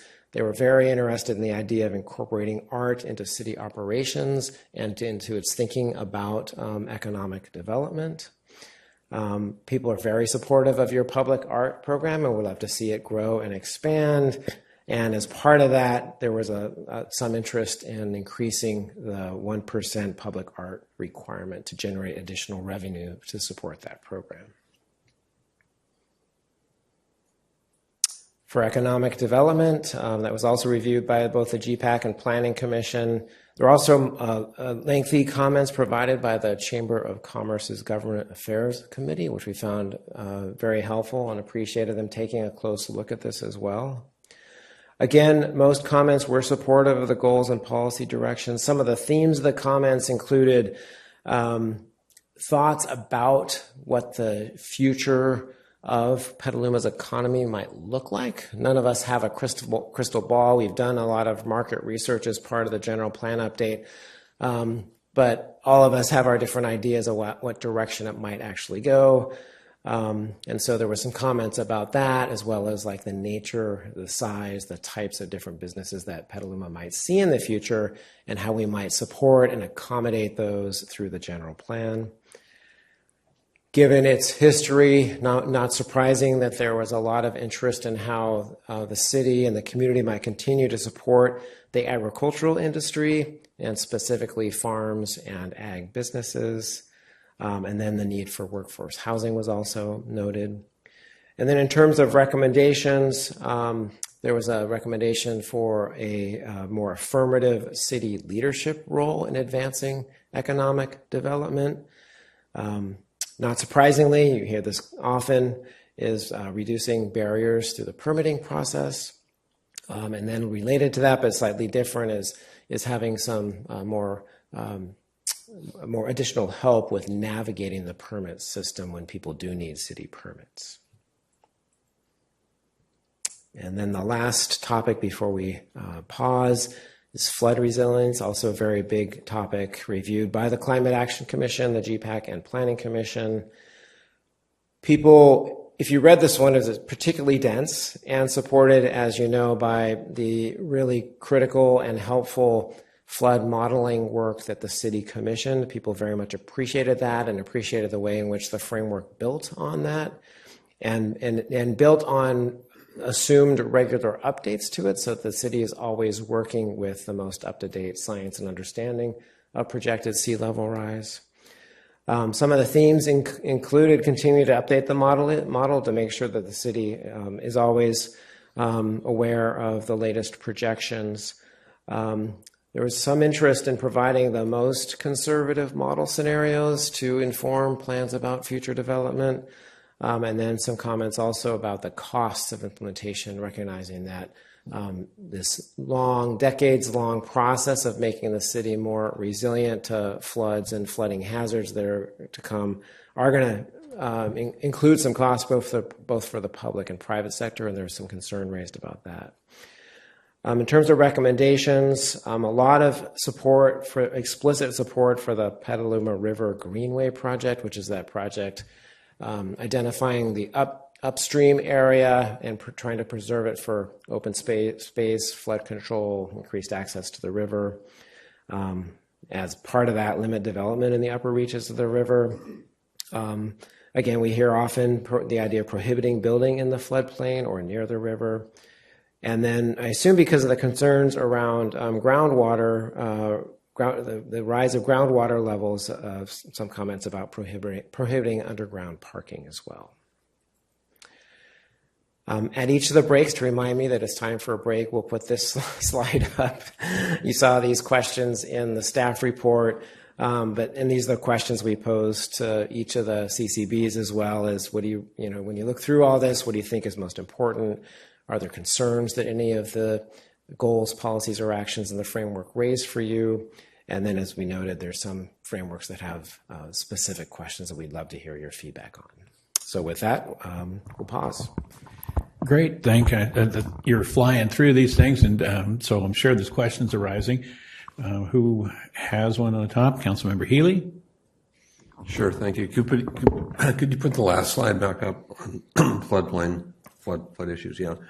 I should have reported on this earlier out of the Zone 2A meeting, but there was a presentation on long-term modeling for storms in our region, and I think those of us who just lived through the last few years have come to appreciate that with climate change, it's going to be drought, atmospheric river, drought. That's going to be the pattern. But if you go 30, 40 years into the future as climate change worsens, it's going to be the same pattern, but those atmospheric rivers are going to be longer and more severe. That's what the modeling is telling folks. So one thing that my takeaway from that is that we actually need to be focusing on creating more floodplain storage, more detention and retention ponds, not just in town, but in the entire watershed. So anyway, I just wanted to flag that. Thank you. That sort of leads to one of my questions is in the comment support the River Greenway, is that support from a park development point of view, or is it a changing and terracing the land or doing some treatment of the land is acceptable to these commenters? I mean, really, what kind of nuance are we getting from the input that you receive?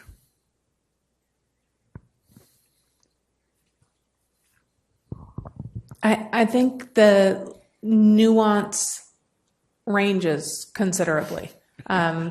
We definitely, from our Climate Action Commission, received more nuanced feedback on this. Our working group, we have from the GPAC, there's some people with real expertise in this. So you have some that are kind of diving in and asking really pointed questions about the methodology or, things we need to do, whereas others are more broad, I like the Greenway project kind of comments. Off the top of my head, I remember some discussion about terracing as it relates to flood capacity in the Denman Reach area, which we have done as city-initiated projects. But there's also comments, about leaving it other areas as is, and the concerns about the impact that terracing has to the biological and resources along the river. So I think they can vary some there. Yeah, I think that's definitely the challenge to pulling together the comprehensive, the conclusions is that your input is all over the place, saying the same thing for different outcomes. And a lot of times when people will hear a presentation, they'll say, but I was at that and that's not what I heard. I heard save the park, and somebody else, and the result comes back as, dig a hole or take the trees away so we can, and not specifically that, just generically that kind of thing.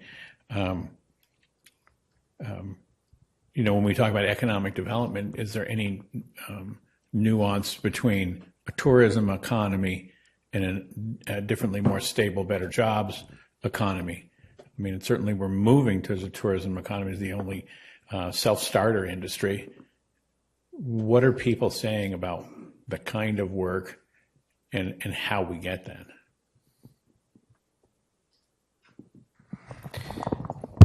Well, one thing that really sticks out to me in conversations about the economic development that we heard a number of comments about were that kind of creative, the creative industry in Petaluma being such it's such a center for creatives, and also about makerspace or the ability to have things that are different. What else? And when people comment like this, do you have the data behind or ability to go and research which ones contribute to the economic vitality to which levels? Yeah, these are great questions. So to your second question, yes, we've done a lot of the research already. And depending on the comment or question, we could do some supplemental. Just so you understand, we've got the comments in a workbook, a spreadsheet, so that we're able to sort them by type, by goal, by policy. And what we do in practice when reviewing them is cluster those that are similar because they're commenting on the same goal or policy or touch on the same topic. And we look at them together. So for instance, if we could look at all the comments that speak to, hey, we think that Petaluma should be a leader in X industry. We can look at all those types of comments together and consider the diversity, compare that with what we understand about the market. Again, nobody has a crystal ball, but we can compare it with what the empirical evidence tells us and make an informed decision about what to say or what direction to then include in the actual general plan. So that's one general thought I have in response to your question. The other is I'm not sure a general plan is the place to be overly specific about the direction of particular industries in a community. As we all know, economies can change relatively quickly, and the question in a general plan is, are we setting the right environment for the flourishing of businesses generally and not picking winners and losers necessarily, right? It's like, and that a lot of that is land use, but economic development is determined by a lot of things, most of which are beyond local government control, and some of those are things like permitting and taxes and fees, most of which isn't typically addressed in a general plan. And so it's a tough balance to strike sometimes. Petaluma is a bit of a unique community in that people are very well informed, very interested, and want the plan to be pretty specific and directional. But we're going to have to make a judgment call in many cases about where it's appropriate to stop being overly specific. And I think economic development may be one of those areas. But again, we're still in the process of digesting all those comments, and we'll consider the. I saw the comment that people would like the city to be more aggressively involved in the economic development and in the housing for that. But on the other hand, I sense many of the other comments are sort of a no growth sense. So how are these married together? Do you remember seeing comments about no further economic growth, or not economic growth, housing growth? Okay. Yeah. The economic markets generally are going to respond to population growth and to the locations of where people are, right? And so, is your question?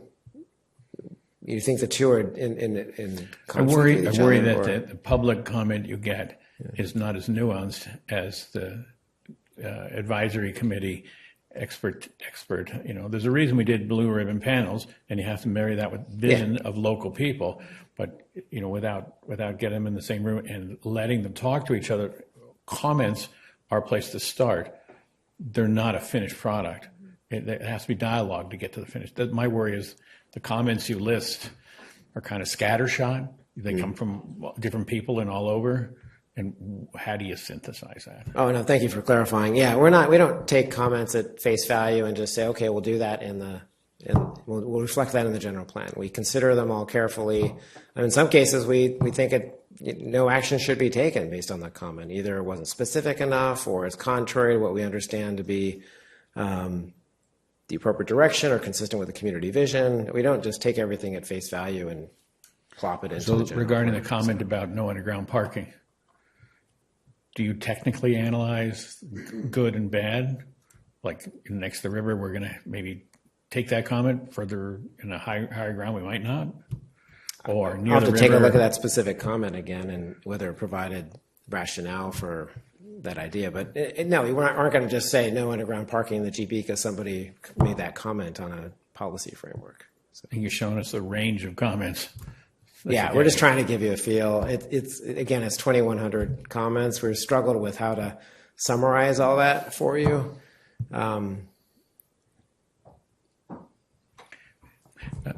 Vice Mayor?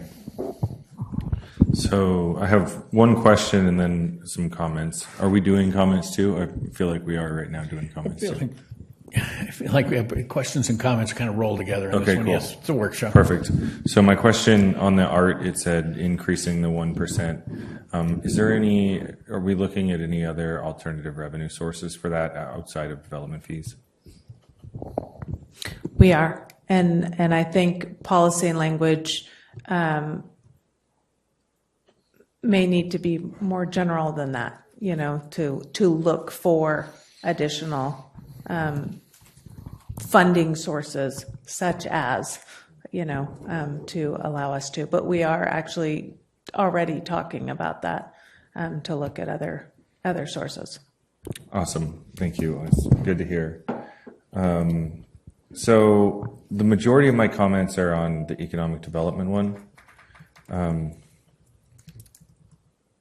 When I got on the council, we had just avoided bankruptcy, right? We had just passed Measure U. Our taxpayers bailed us out. It feels like something wasn't working, and we need to make sure that the policy framework that we are putting into our new general plan is going to make sure that that never happens to us again. And I note it through my conversations with people while I'm out campaigning, through the feedback that we've received here, that, use my mother's term, our eyes are bigger than our appetite, or whatever it is, but we need way more than we have, right? And so what I didn't see in the guiding principles and things like that are like like I put in here, prioritize operating revenues over fees, right? We always talk about like making developers pay and whatnot. Well, what if that stops a project from happening and then the lot sits there empty for 10 years and we lost 10 years of operating revenues from that site? I still haven't seen that sort of like breakdown of what the lost revenues are from Haystack, but I'd be interested in it. And then, I think we've seen, certainly when I go back and I read old Argus articles about Target, about Deer Creek, it's about promising these big revenue numbers, and those are not the holy grail, right? We need to be looking at high dollar per acre land uses. So I would encourage us to look at guiding principles that actually take us and make sure that we're strong financially, because what we're going to have is in 2050, the footprint of Petaluma is going to be the exact same footprint as what we have today. And that's like an amazing legacy to leave for future generations. But our infrastructure is going to continue to degrade. And we're going to have to raise revenues to continue to provide cost of living to our increases to our staff, to continue to invest in infrastructure, to do nice things like rebuild the trestle. And right now, there's just not enough discussion about that as we're thinking about planning projects. Certainly, a lot of the projects that have been approved over the last 20 years haven't really been through an economic lens. So that's my high level comment on the economic development one. The second piece, there's just no mention of housing. there's this idea that we can bring in workforce to, like high wage jobs and things like that, but not if we don't have housing for the people who are, we're attracting here. And that felt like a major miss. And then the final one is, it talks about consider new business and sales taxes, or there's a few other ones that I have. And business and sales taxes on cannabis or what have you are not business friendly. Typically when I've thought about like attracting large employers or something like that, it's like you're giving them a break on their taxes. Like I've done work in Lancaster, and they got BYD, the bus manufacturer, to come there by giving them tax breaks, right? But they brought in people, they brought in a whole mess of economic development and opportunity. And so there's some things there that just aren't really like meshing when I was reading it. And then, I think the other thing that jumps out is definitely the permitting process, and just trying to be more, let's say, small business friendly.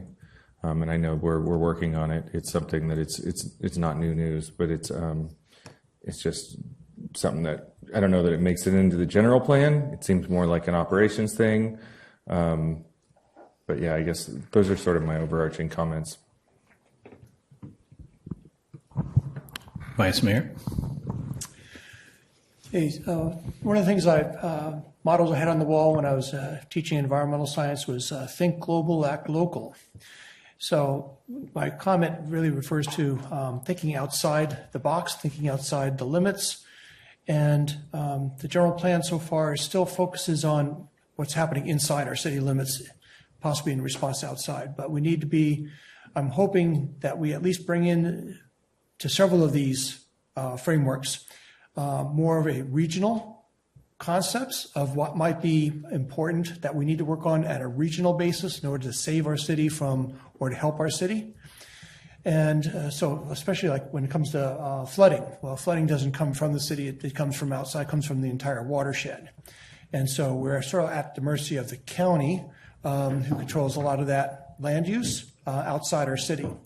So we need to, what I see included in this is a lot more discussion and about relationships with the larger units, regional units, and how we're going to respond to some things that are happening outside of our influence.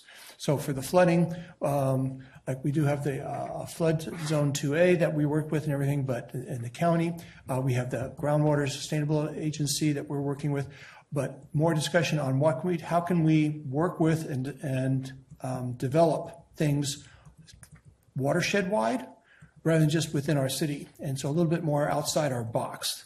And that includes not just the water coming in from flooding, but sea level rise, which is our Petaluma Marsh. If we don't really have a large amount of work that we need to do with the county and Marin County included on the marsh, that's going to be a huge impact on our city. So there wasn't a whole lot there on how we're going to protect our Petaluma Marsh, which protects us from sea level rise. So there wasn't enough in that. Then there's other regional things from energy, working with PG&E. How are we going to develop a partnership to do for the electrification we want to do? Not enough discussion on how we're going to develop a stronger working relationship to make sure that we get what we need down the road. Not just, they're going to respond to us, but okay, how are we going to work it? What is the relationship we're really going to want to develop in our workplace here? Or will we have a staff member working specifically with PG&E to develop the new transmission lines that we need? Things like that. So we have electricity, we also have transport. We have folks that are working on this county transportation, everything, but it has to be coordinated. So not just the roads here in town, but the freeway that's coming in and out, and the whole transport corridors in and out from city to city. Are we working with the other cities for the transport corridors for all of our citizens coming in to work and leaving to go to work? We have a third of the city going in and out. So are we really working on our transport corridors with other cities, which is a real concern for us. So I feel that's a missing part of all the framework so far is this regional outlook, responding with the larger players involved of what we need to do as a city to save our city in the future and to work with it in the future. We're very focused on what's happening inside. I would say more focus on outside brought into the plan. So that was just my general comment throughout most of the frameworks, wherever we can stick it in.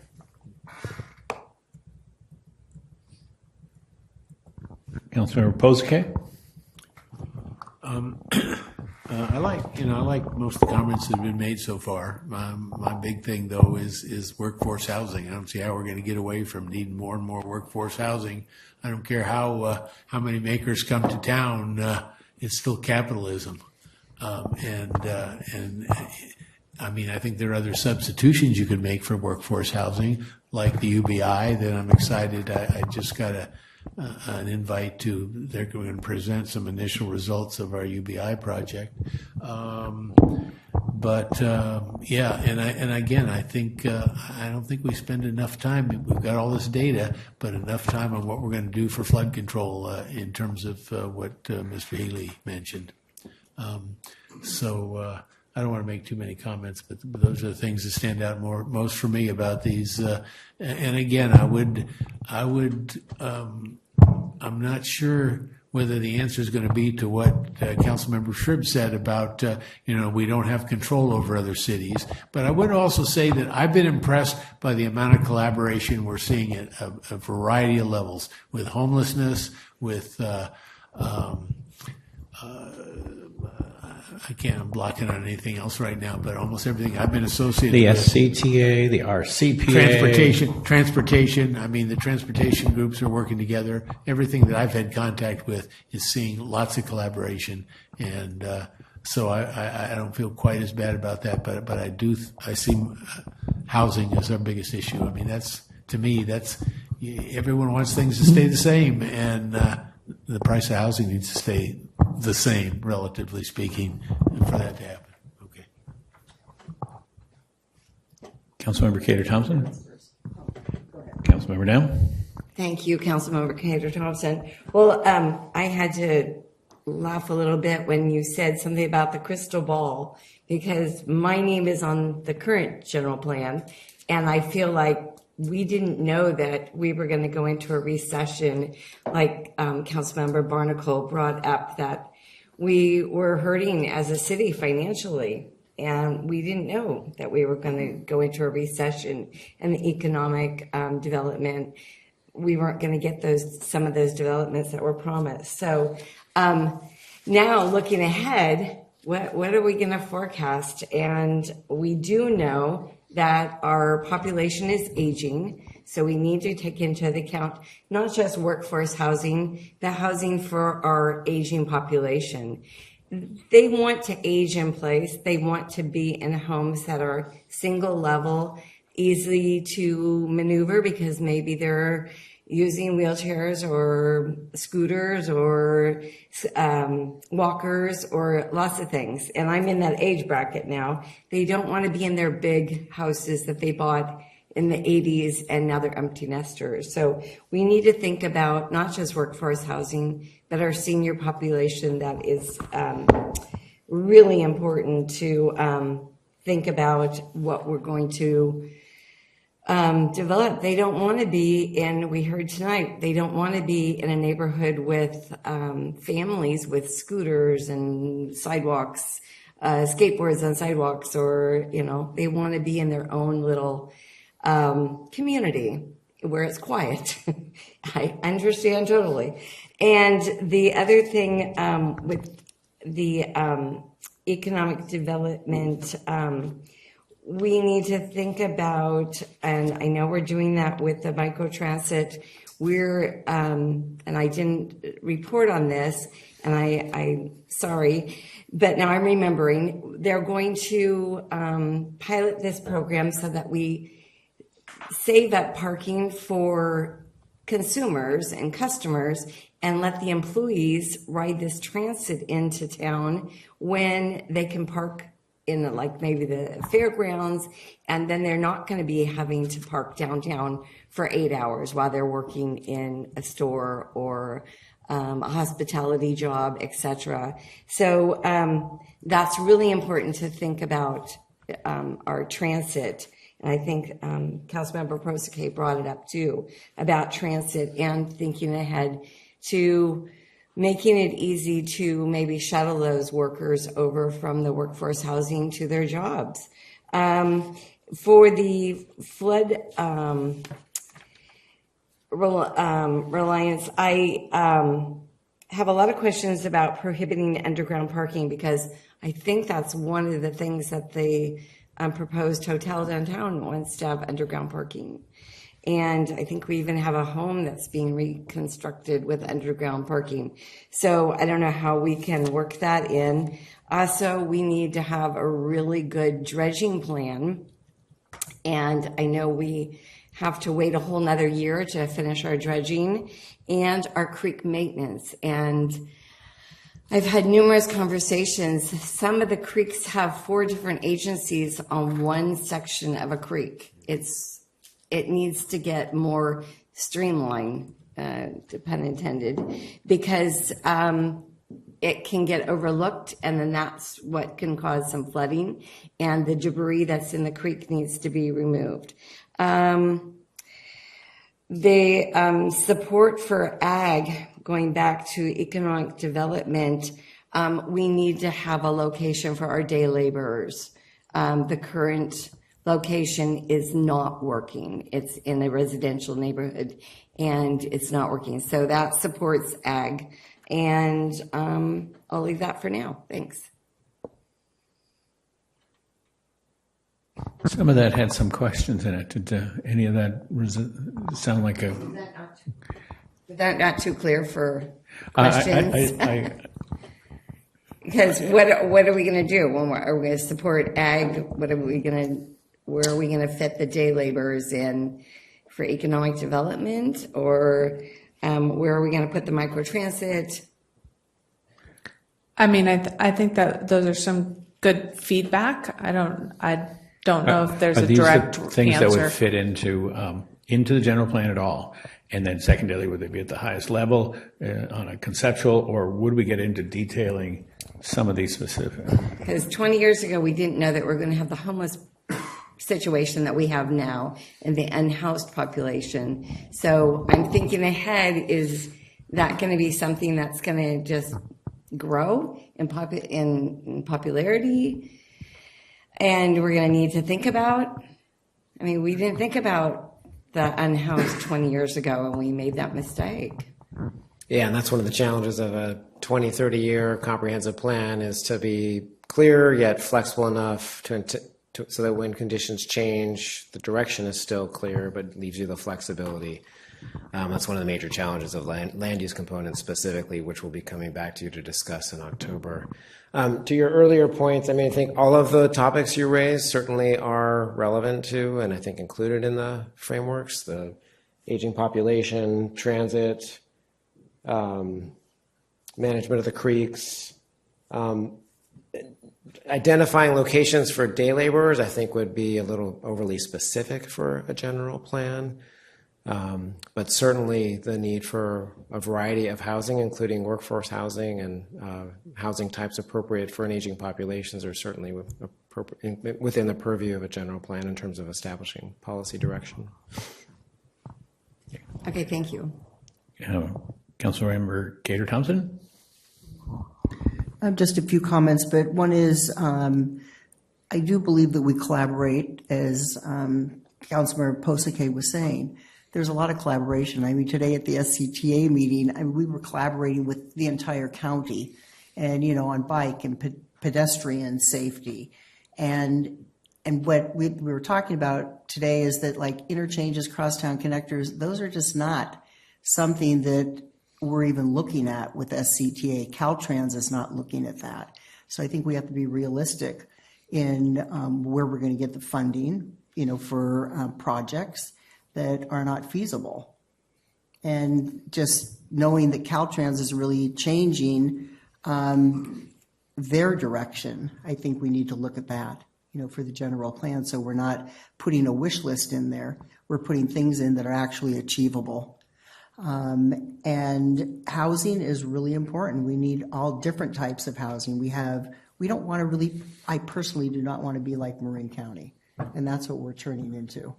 People can't afford to live here, yet we want these amenities, and then we need people to work. And so I think workforce housing is extremely important in this general plan. But, you know, whenever I look at flooding and then look at the mapping that's been done, I look out into the future and what is going to really change. And, you know, I think there will be changes. And I think it's important that we really protect, especially from downstream, more flooding, which is going to happen. And that's what you're seeing, where the flooding was and where the mapping is very different just at the south end of town. And that's why I think it's important that we really, you know, look at like greenway projects, how they can be used to protect flooding, and then where we're going to actually put housing. You know, so we're protecting for the long term and not getting, you know, short-term results that we're going to end up with another Payran district, which, you know, started in the 60s. And I just want to comment on public art. Public art originally was 2%, I believe, and then council brought it down to 1%.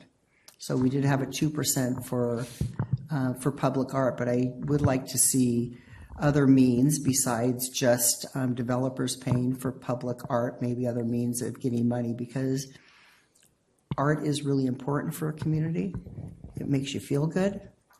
But I think housing is very important, but recognizing transportation and that's really going to look like, and not fool ourselves to think that it's crosstown connectors, interchanges, because that's just not the direction I think California is going in general.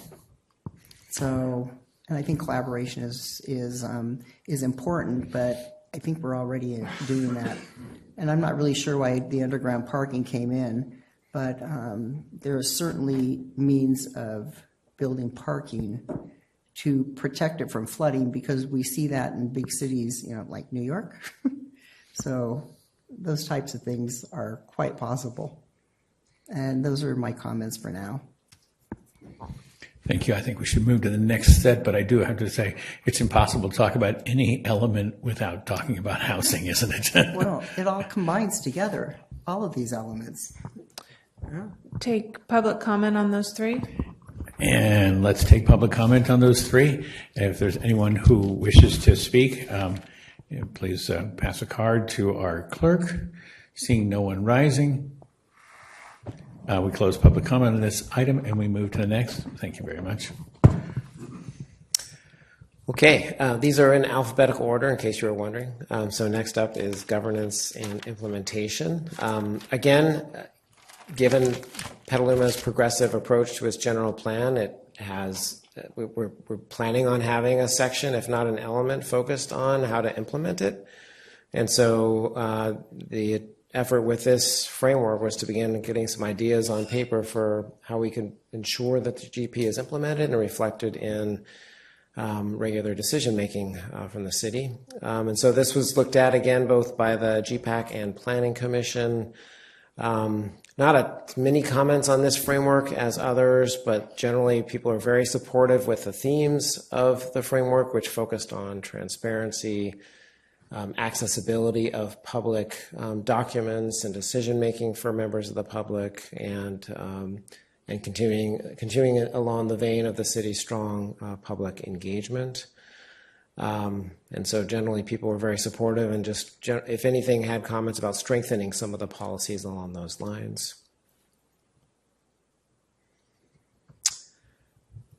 Next framework is health equity and environmental justice. Two additional committees looked at this in addition to the GPAC and Planning Commission, the Senior Advisory Committee, and also the Climate Action Committee. Again, comments were generally supportive. Some of the themes of the comments included more focus on public health, including mental health, which we thought were particularly insightful and helpful comments. Also, a significant number of comments specifically on disabilities and accommodating people with disabilities in the community, which was not an area that we'd focused on considerably. So another great suggestion for a topic or subtopic to include.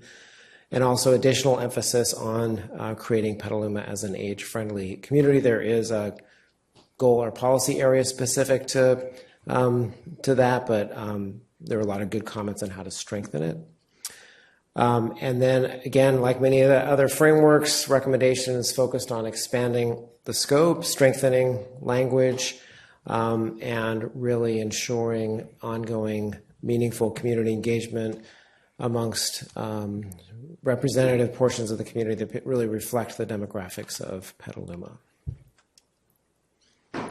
And then finally, historic resources. The HCPC took a very close look at this framework and had a very robust conversation about it and a lot of thoughtful comments. Again, comments were generally supportive. Range of recommendations, many focused on strengthening goal and policy language. People in Petaluma, as you know, very much value its historic resources and want to do everything we can to further preserve those, including strengthening much of our understanding of potential historic sites and assisting with the designation process for those. And assumed in that is building a robust historic preservation program within the city. A lot of creative ideas about how to facilitate the process of designation or other means of preserving historic resources through formalization, improving the process, reducing costs, et cetera.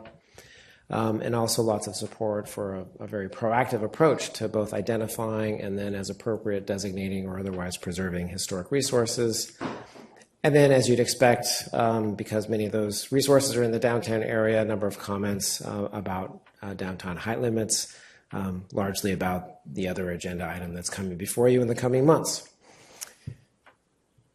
And I think it's time for another pause.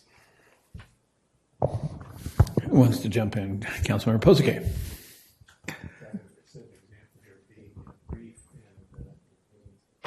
Can't hear you, Dennis. On health and equity and environmental justice, I really like to see the word racism in there somewhere. That's where I come from. Second thing, on governance and implementation. When I read this the first time, I started to sweat because, to me, and I say this to Peggy above all, simply is that I said, there goes the 10% staff time for our top 10 projects.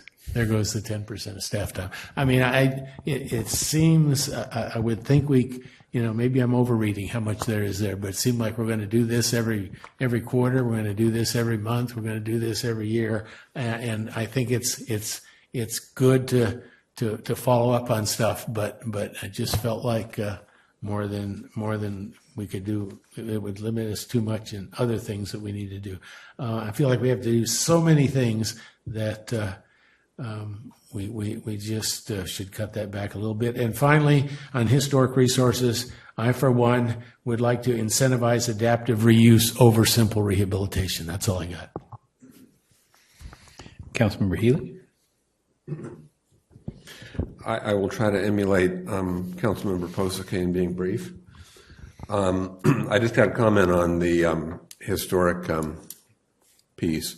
And a lot of people don't remember this, but before I was elected, I was the vice president of the Old Heritage Homes of Petaluma organization. And even before that, I was one of the neighbors who passed the petitions who got the Brewster Oak Hill Historic District approved by the council back in the 80s. It strikes me as odd that we only have two residential historic neighborhoods, recognized neighborhoods, Brewster Oak Hill and then A Street. And there are other ones that are other neighborhoods that are equally deserving of that, but the citizens haven't taken the initiative, and I think everyone's kind of forgotten how it's done anyway. But if there's, I would like to see more of the historic neighborhoods get that kind of treatment. And whether that's city-led or neighborhood-led, I don't really care, but I think that's something we should be looking into. Vice Mayor. Just going on environmental equity, which is also maybe combined with the land use. We have several communities that, especially those like the tract homes that were built in the 60s, 70s, built fairly cheaply. And as you go around those neighborhoods, you start seeing there's some of the buildings getting faded, a little run down, a little dilapidated.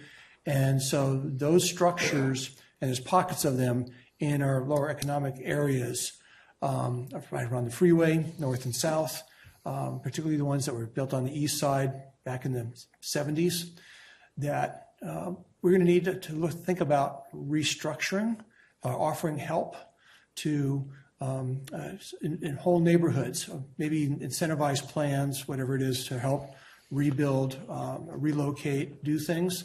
So I'm just predicting that within 25 years, a lot of some of this housing, and there's some downtown housing that's also on the old side, going to start getting more dilapidated, leaky roofs, mold is going to start coming in. So I see some housing issues for even in the near future for dilapidation in these environmentally degraded areas that haven't received a lot of income.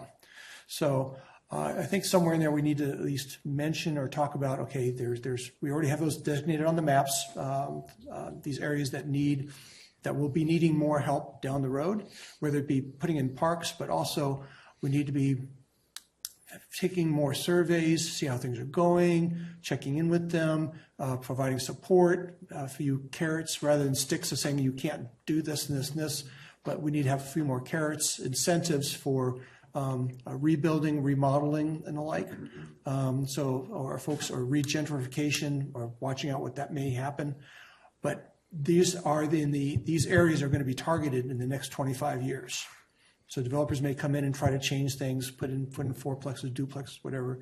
So we need to be helping those neighborhoods, watching a little bit more closely.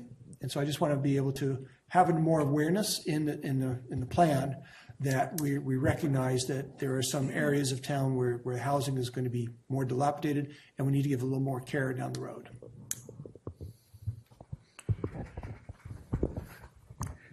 Councilmember Cater Thompson. Thank you. I appreciate Councilmember Postakay's comment on racism, because when I hear about more historic districts, I look at those as redlining. I don't think they're good for the city. It really determines who can live in an area and who can't. Do your research, it's true. And so I think sometimes historic districts are not really what you want in a community, especially the entire west side is going to be a historic, pocket areas. And then that's like, why don't we put toll roads up to come on this side of town?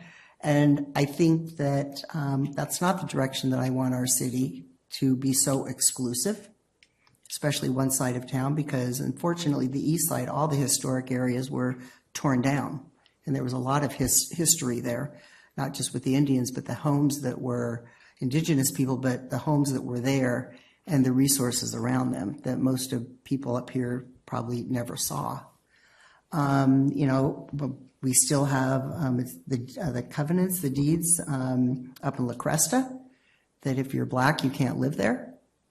Of course you can, but that language is still in there. And so I do get triggered when I hear about historic districts, because I do believe they're exclusionary and keeping people out. And that's from reading that I have done on these. And as far as racism, it is an issue in this town. My daughter works at Kaiser, and I'm just going to tell this as a story because we just talked about this. Black people do not want to work at Kaiser in Petaluma. She draws blood, and she was drawing blood, and her partner was drawing blood, and the man looked at her and said, "Parker, that's not an African name." I mean, even for something like that to come out in 2024 is shocking to me. And so I think racism is an issue, and I think there is a place for it in this general plan so people have an understanding of what bias is. And that's all I'm going to say.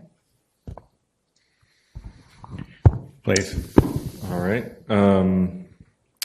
I definitely agree with Dennis on the governance and the just making sure that we don't create more work for ourselves.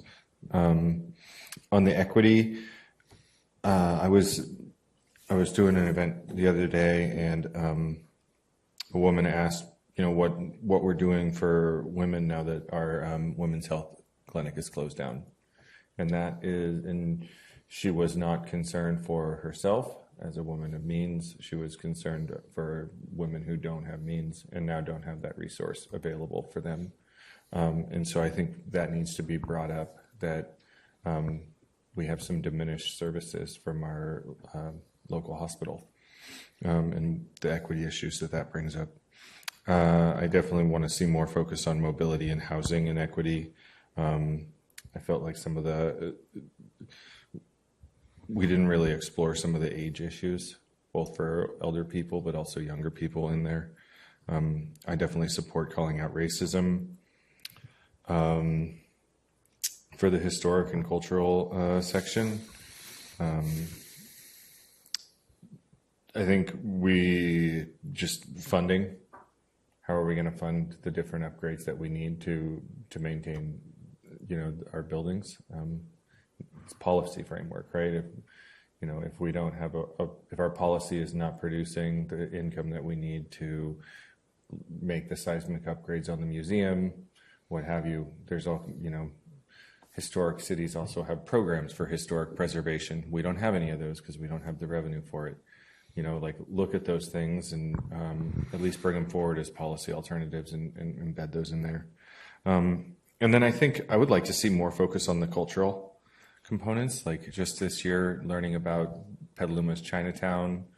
I think we have a rich history, but it's probably told through a certain lens. And it would be nice to have a more thorough understanding of the cultural history of Petaluma, dating back to before there were settlers here. So those are my comments. Thank you. Councilmember Now.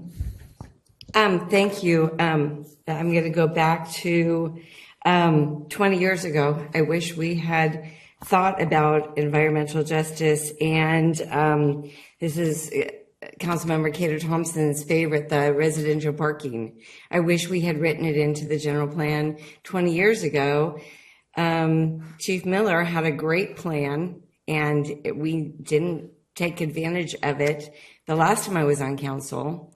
And the residential parking and trailers and utility vehicles that are on these residential streets, we need to put that into the general plan on what our policy is and how the enforcement's going to be done, and think ahead to cleaning up the residential neighborhoods so that they aren't RVs parked on lawns, and that the residential neighborhoods are used appropriately, like they were designed. We have boats on the streets that haven't moved in a decade. Anyway, on the historic neighborhoods, my first newlywed home was on Howard Street. It was a Victorian that was broken up into 3 little apartments. And I loved living next to Oak Hill Park, especially as a newlywed. We would, stroll through the park in the evening, and I worked downtown. He worked downtown. We could go downtown and then walk back home. And when our first child was going to be born, we moved into a historical 1-level 2-bedroom house. And then when the next child was going to be born, we had to move to the east side because we couldn't afford anything. But I believe some of those older Victorians are broken up into still apartments. So we need to think about that as an opportunity for housing, is some of those bigger homes are being broken up into apartments, and making those policies more easy to understand. Because if it's hard to even build an ADU, what's it like to take a big house and break it up into apartments? I don't even know how to go about that. But anyway, that would be in our downtown area, some of those bigger homes that, families don't need. Also, we used to have a central specific plan, and we talked a lot 20 years ago about what we wanted to see in the future. And I don't know where I think I still have a copy at home. I think Councilmember Healy remembers it. But I was on the Heritage Homes in the 90s. I was on the awards committee. I was the chairman. And we gave awards to a lot of homes that were being renovated. And Heritage Homes had tours. And it was a wonderful, it brought people to Petaluma. So I'd like to see that somehow or another, we need to celebrate some of those older homes, and it's not just an economic. I think if we make them into apartments, lots of people can live there and work downtown. I think that's everything I have. Yep, I covered the historic and environmental justice. So, and as a last name like now, everybody thinks I'm Asian. So, racism is here. I would have to repeat an awful lot of what's going on, but I would note probably on the housing side, the state is helping us, implementing easy ways to break up big lots into multiple smalls and to create ADUs. I think the state is going to drive some of what we put in our general plan.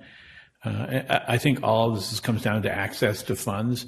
And when we talk about our historic buildings downtown, the commercial district, they have a lack of access to fund. We talk about Mills Act as maybe jumping in with a funding source.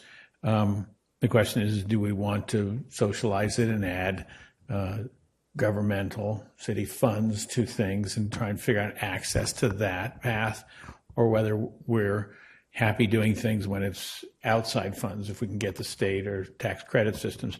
I think the conversation has to be deeper than what we're having. We're even at council being somewhat wish list-ish, and that's the challenge. I concur that the historic districts create their own wealth.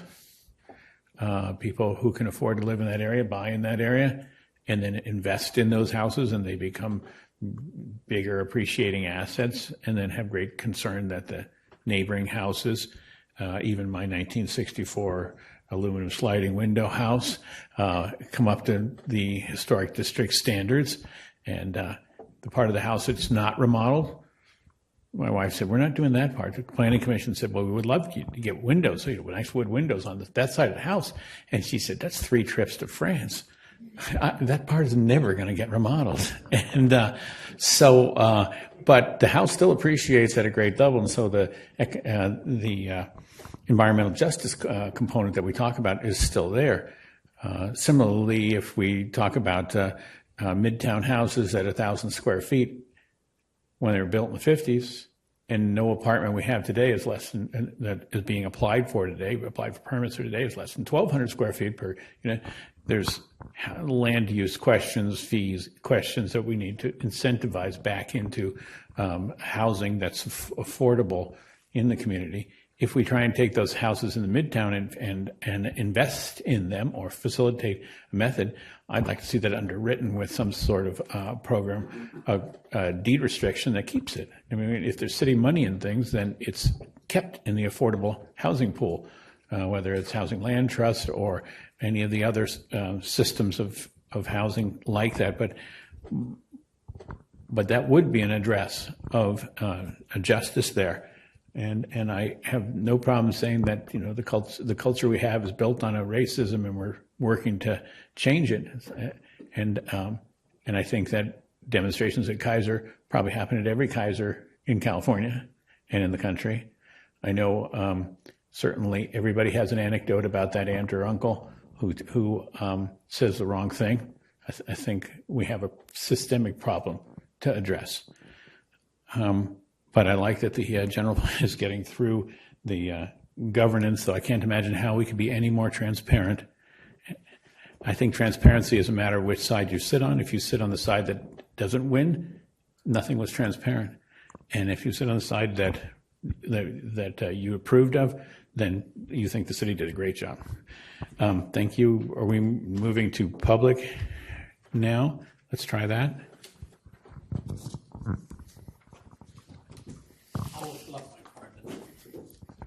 That's an acceptable plan tonight only.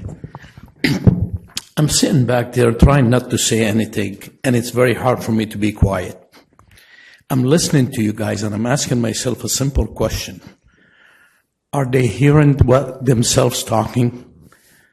In one end, I hear, oh, this has become, I don't want it to become Marin County. On the other hand, you're trying to make this to become Hollywood, Palm Springs, Desert Spring.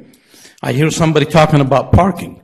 The parking issue has been a problem in the city for many years. Myself and Mr. Shripps, we talked about this, but none of you coming up with some solution or putting a general plan. Okay, there's a parking issue. How come you haven't thought about finding a place to have people park their cars? But some of you, oh, that's not my problem. Well, whose problem is it? Okay, whose problem is it? But you don't hear yourself talking. Not too long ago, in a one meeting, there was an issue with Barnacle. I quote verbatim what he said. This is Ronald Reagan town. Well, it's not Ronald Reagan town. This is more like John Wayne's town. Petaluma is no longer Petaluma. When I moved in here, I moved because Petaluma stood for something. But you guys changing it. But you don't hear yourself talking. Okay? Maybe you should go home and listen to yourself about everything that you say. You make all kinds of promises. During the election in 2022, you made so many promises. How many of it happened? None. Where's the improvement in the crossing over crosstown connectors? Where? Nothing. And I'm not trying to jump on it. I'm just trying to show you. You make promises. During election, you sing better than canary. But once you sit there, all you hear is excuses. So please, be careful what promise you make. Be careful what you say. Thank you. Thank you. That closes public comment on the item. And Councilmember Barnacle? Yeah, a couple of thoughts. Thank you for the public comment. I keep talking about the resources that we need to do those things because I don't want to just make promises. I actually want to do things. Also, cities change. Every city changes. Before you got here, it was different than when you got here, and it's going to be different tomorrow than it was today. We're up here and we're elected to move the city forward. You're not going to put the city in amber and preserve it forever, just the way it was when you moved here. It's going to change and it's going to be different, and it's still going to be an amazing place to live. Thank you. Thank you. And let's carry on with our next grouping.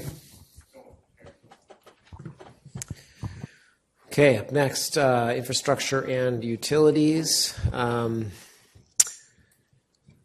Not surprisingly, there's a lot of connection of this framework to other frameworks, and so we saw quite a number of comments that could have just as well been made to the parks framework, flood resilience, health and environmental justice, public facilities. Also a lot of connection, as you'd expect, given the central role of energy in the climate crisis between the utilities framework, which does have an energy section, and the blueprint for climate action. Most of the comments focused primarily on refining the existing goals and policies. Good suggestions, though, on strengthening and making more robust the section on high-speed internet. So those are all very helpful. Just a couple quick notes here. There's always been a timing issue with the general plan update. City has a number of different initiatives in play. We're consistently trying to keep them all aligned and consistent, but they get out of step sometimes. And so a lot of people have asked during the framework review process about making sure the blueprint for climate action and the general plan ultimately are consistent, and that certainly is our plan. They're on different timeframes at this point. We've tried to keep them consistent along the way, but once the blueprint gets adopted, it will be very clear then how the council has established that policy, and will bring the general plan into alignment. And I mentioned this in this case because there's so much connection between the utilities section of the framework and obviously the energy implications of the blueprint. And then likewise, mentioned this earlier, but the general plan itself will be heavily cross-referenced, will be designed to help people find topics and subtopics. Mention this here because there were so many comments on this framework that, again, could have been just as relevant for several other frameworks. Natural environment, not surprisingly, got a lot of interest and comment. It was also reviewed probably by the most committees, commissions, and boards, including Recreation, Music, and Parks, Tree Advisory, Climate Action, as well as the GPAC and Planning Commission. People are happy generally with the policy direction, but have a lot of comments on the how and the specificity, and where they find different things. I'll cut to the chase right now. A lot of people began looking at the frameworks and expected to see urban forestry and street trees in this framework and didn't see them there and found that alarming. It lived in the parks framework initially in the frameworks, but we heard loud and clear almost unanimously, I think, that it should be moved into part of the general plan ultimately that focuses on the natural environment. And so in addition, a lot of themes of comments on the natural environment framework, a lot of suggestions for refined language or organization. Really consistently, people want to have the city's commitment to the preservation of the natural environment as foundational to the health of the city really be front and center and lifted up. And also want to see a stronger, more holistic approach to understanding the ecological resources the community has and specific steps for how those are going to be preserved. People want to see that very clearly in the framework. And then, not surprisingly, a lot of comments also on the river as a centerpiece of the ecology and natural environment in Petaluma. So with all that in mind, I mentioned the recommendations specific to urban forestry, but also should mention a number of comments specifically noting the need to be very clear about ecologically beneficial land within the city limits and coming up with strategies for protecting and enhancing it. Also, interest in the ways in which different actors play a role in supporting and growing the urban forest and preserving open space, both public and private. And then also a lot of good ideas for how to further strengthen collaboration between the city and the tribes and nations in the vicinity, not just as it relates to the natural environment, although that certainly was a centerpiece, but more generally. I know for a fact the city already has strong relations, but so there's a lot of interest in further strengthening those and continuing that collaboration, particularly in the context of preserving the natural environment. As you may know, noise is a required element for a general plan update, and so we went ahead and did a framework specific to it. Generally supportive again, but a lot of comments about specific irritants that people are concerned about, whether it's barking, truck idling, truck noise generally, or noise from the airport. And then a number of comments specific to banning leaf blowers, and there's a connection between that noise concern as well as the greenhouse gas emissions concern that is noted in the blueprint. End of section 3 of 4. Comments? Start at the end and come across.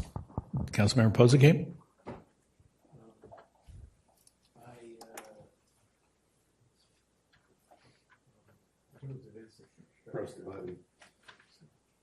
in terms of infrastructure, nothing more important than equitable internet access to the max. And about the only other thing, certainly with noise, I can't think of anything more important than banning leaf blowers. Although when I was downtown walking with my wife a couple days ago and found a piece of equipment I hadn't seen before, maybe it qualifies as a pressure washer, but it was a gas engine spraying water really hard, so it was basically using a water stream as a leaf blower is used, okay, for debris. And I don't know, that seemed like a waste of both gas and water at the same time. And then lastly, on natural environment, this mention of a river keepers group, like a neighborhood water watch, it reminds me too much of fibbing on people that have abortions in the South or on communism in the 50s. I'm just a little worried about it, but I don't think I fully understand what it is. Thank you. Well, I had technical questions on what Councilmember Pope-Secret was talking about, technology. Of course, now we're going into 20 years into the future. Who knows what more we're going to need for cell towers, et cetera, but we don't want them to hurt us environmentally. So we have a fine line there. We have to put it into the general plan, I guess, that we want to make sure that the policies are in place for our health.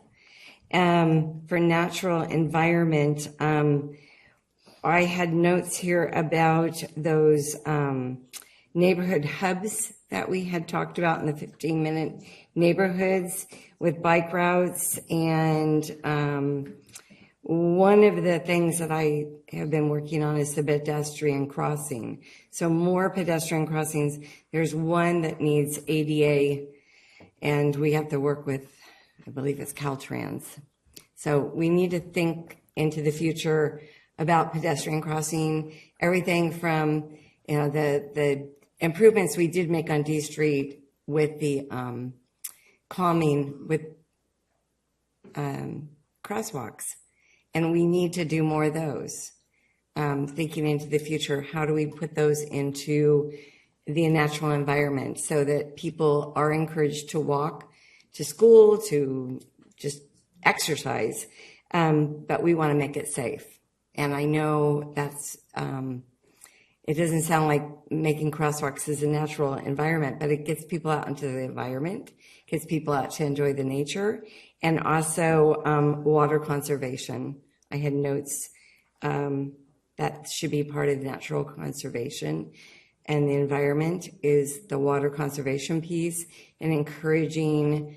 I know my own little lawn is shrinking because I'm planting more pollinator flowers, so we need to encourage that. I know we have, in 20 years, come a long way, so we need to forecast ahead, and hopefully we won't be, it won't be a status to have green lawn in front of your house. It'll be status to have a pollinator garden. So thinking ahead 20 years now in that crystal ball. So those are my comments. Thanks.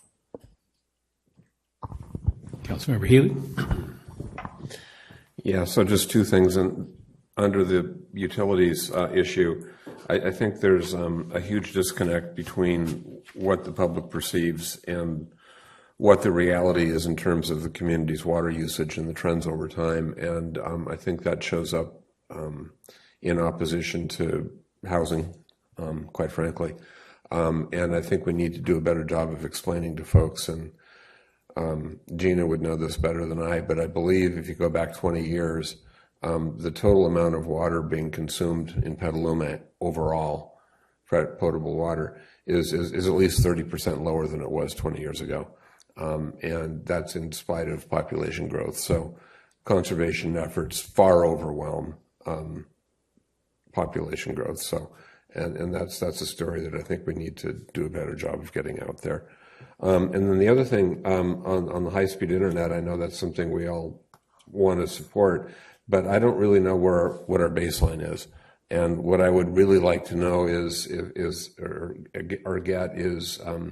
maps from the different service providers, Sonic, AT&T, whoever, as to what parts of town they have already gotten high-speed internet to and which parts are remaining to be done, because I just don't know how big a problem we have there, and whether it's disadvantaged parts of town that are less likely to have it. I'd be speculating. I have no idea. I'd just like to get some baseline information before we go charging off on that one. Thank you. Vice Mayor Schribb. Just a couple of comments. Overall, those are pretty good frameworks to start with. The only thing I think on the noise one, I think we need to be a little bit stronger to reduce the noise level within cities, because as we grow and urban growth boundaries are tight and we're growing population, there's going to be more traffic and there's going to be more people disturbed by noise, whether it be from the freeway or from the train or from wherever. So to minimize noise overall as we're getting more concentrated, it's going to be critical. So especially car noise, we have to get the cars quieter, like roads have to get quieter, whether we use rubberized asphalt, whatever, to do that.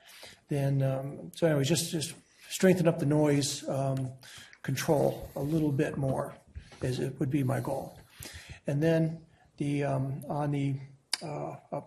put on my Susan Kirk's hat for a second and mention wildlife corridors, which we don't have the data on, but maybe within the next 25 years we put in there, we will get the data, because we do have lots of wildlife that's crossing the Petaluma River and going up and down our creeks.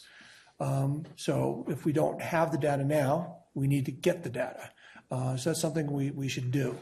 To make sure that we have not only the biological survey of the city for large animals, but even for the insects. Do we still have native bees here in town or not? Are they populating us properly? So getting a full biological survey done is one area.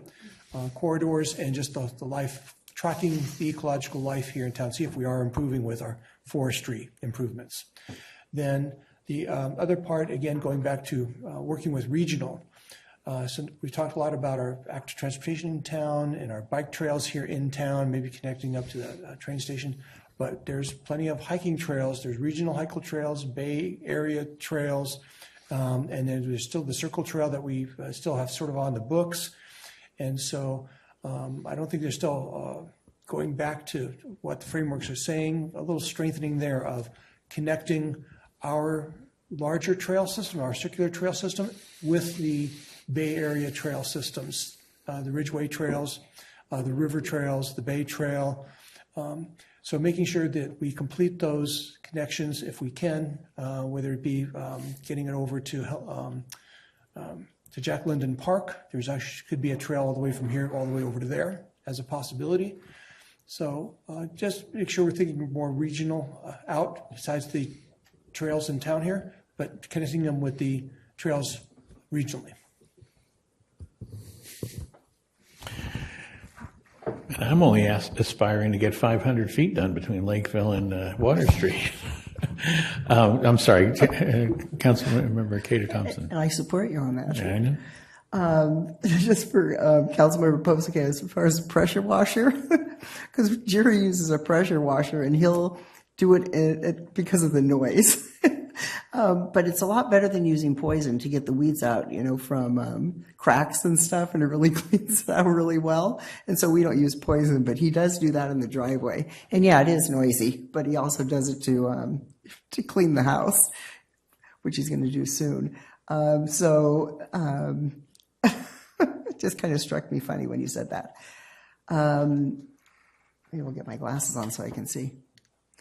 A big thing when we're talking about noise, and I have brought this up many, many times, because all of a sudden McDowell is a part of, a highway now, and which is tearing up our roads.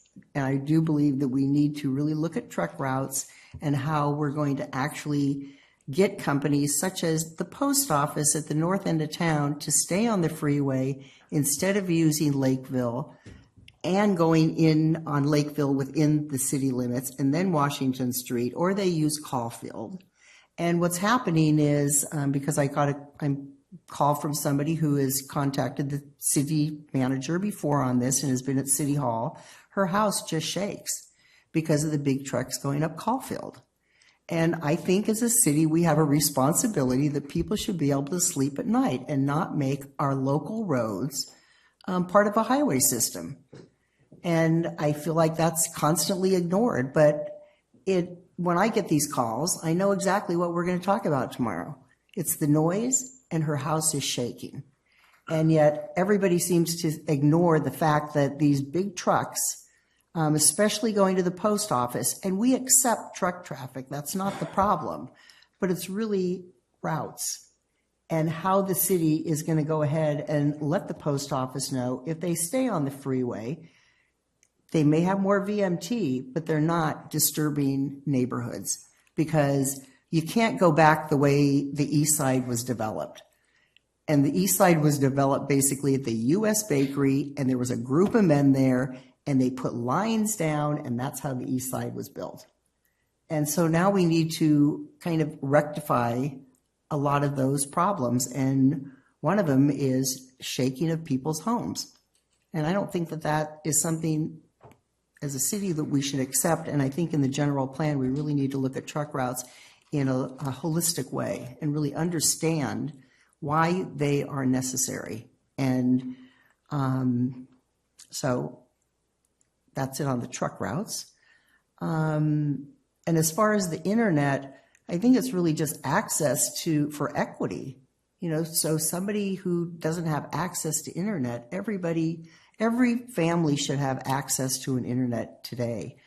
And the infrastructure that Councilmember Healy was talking about, like on the east side, it's kind of underground, and on the west side, it's all above, ground in the lines. And so to really change that infrastructure to go underground on the west side, it would be prohibitive as far as cost. But I just really want to make sure that we have equity as far as access, so everybody has the internet. And as far as the trees and in the wildlife corridors, we do need to preserve those, and there is a lot of wildlife there. I'm not as concerned about knowing every wildlife that's there, but making sure that area is preserved. Because when Deer Creek was built, it really did change the wildlife corridor, because that was used for a lot of hawks. And when you live close to something and you notice that, wildlife has really changed. And so I think we need to preserve as much of those lands. So it's important for the natural environment that we really love in this town, and we need to preserve what we have. And I just wanted to make a comment on, people really drive around town and look at the trees. It is pretty amazing how many trees have grown, even on the east and the west side, and a lot of tree coverage. And I think we've really done a good job in going in that direction. And of course, we can do a lot more. And I love the idea on with relief on people's yards. I think that's really important too. But just kind of open your eyes and really see what we have around us. Sometimes we don't see. Councilmember Barnacle. Appreciate the comment about broadband access. On the natural environment, my only word of, it's not caution, but just if we're going to focus on street trees and the natural environment along our streets and things like that, I agree it shouldn't be in parks, maybe transportation, or at least there needs to be some pull into transportation, because I just see this getting entirely overlooked as we, make $1 million investments into our transportation infrastructure. Thanks. Thank you. Let's go to public comment as we promised.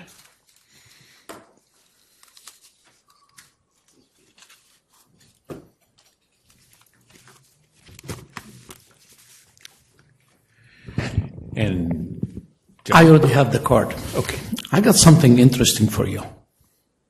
Why don't we build a whole wall around Petaluma and put a checkpoint?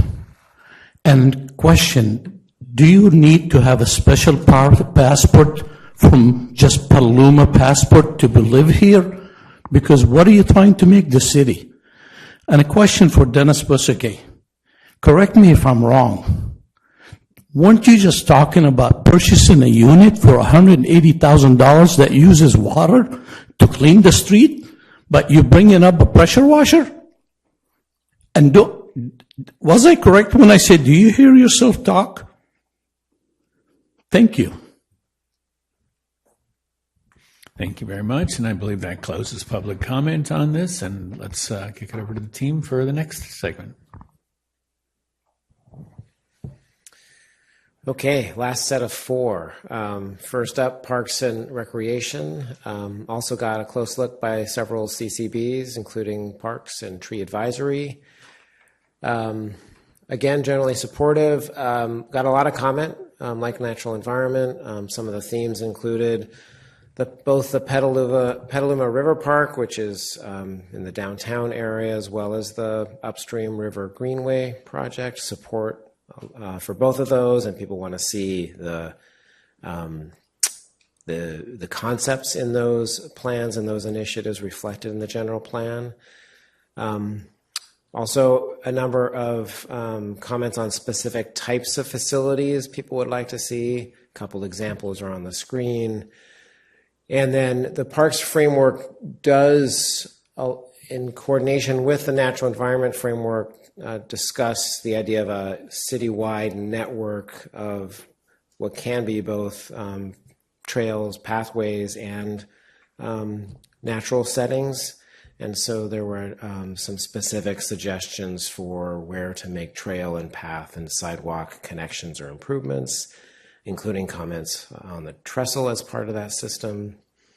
And then in terms of recommendations, again, people didn't like seeing urban forestry in the parks framework. And then some thoughtful comments about the equity dimensions of street tree planting and maintenance. And then a lot of interest, as we know, in access to the river. And though the river is mentioned a lot in frameworks, people also correctly noticed that we shouldn't just focus on the Petaluma River, should consider other waterways in the city and watershed as well. And then some comments focus on prioritizing maintenance of existing parks before considering creating new parks or expanding the park system. Public facilities, the same two commissions or committees looked at this one as well.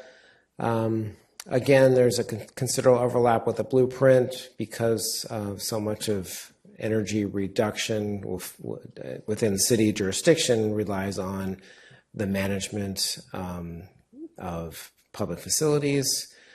Some comments about schools, though that's outside city jurisdiction, and then some recommendations specific to facilities improvements, including restrooms, augmentation to the senior center system, animal services facility. And then some very thoughtful comments on the need to consider accessibility to all public facilities, given both the aging population and people with various disabilities in the community.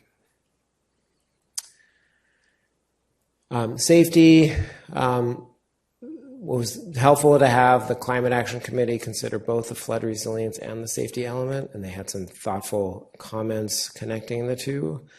And then recommendations covered a range of topics, including adding extreme heat to the list of hazards that were addressed, ensuring that core emergency response infrastructure remains resilient, and then some things that likely are in your hazard mitigation plan and other supplemental plans, but things around improving communications in advance of major events.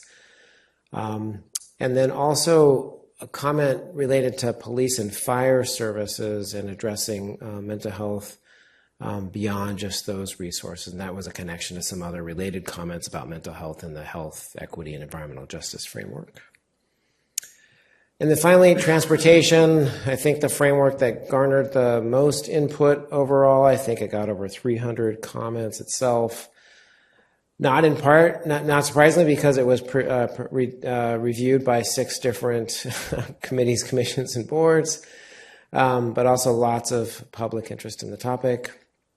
And also not surprising because it's organized differently than the current transportation element or circulation element, and made an attempt at really lifting up what we understand to be the community's priorities, but people had a lot of comments about that restructuring, that reorganization, all of which were very thoughtful and helpful.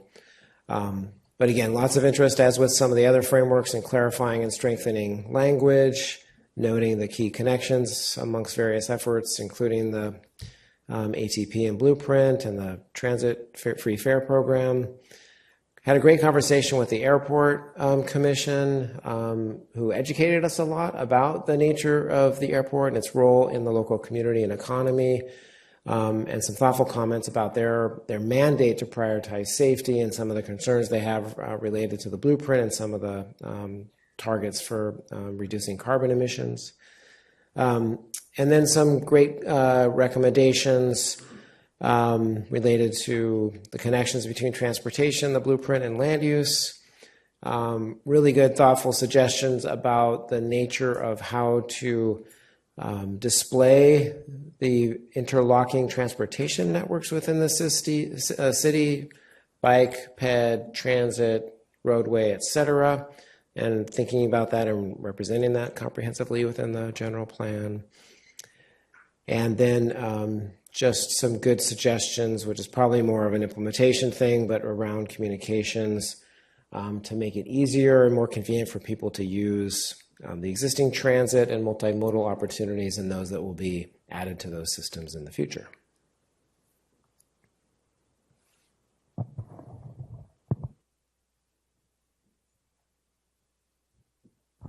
There you go, Councilmember Posake.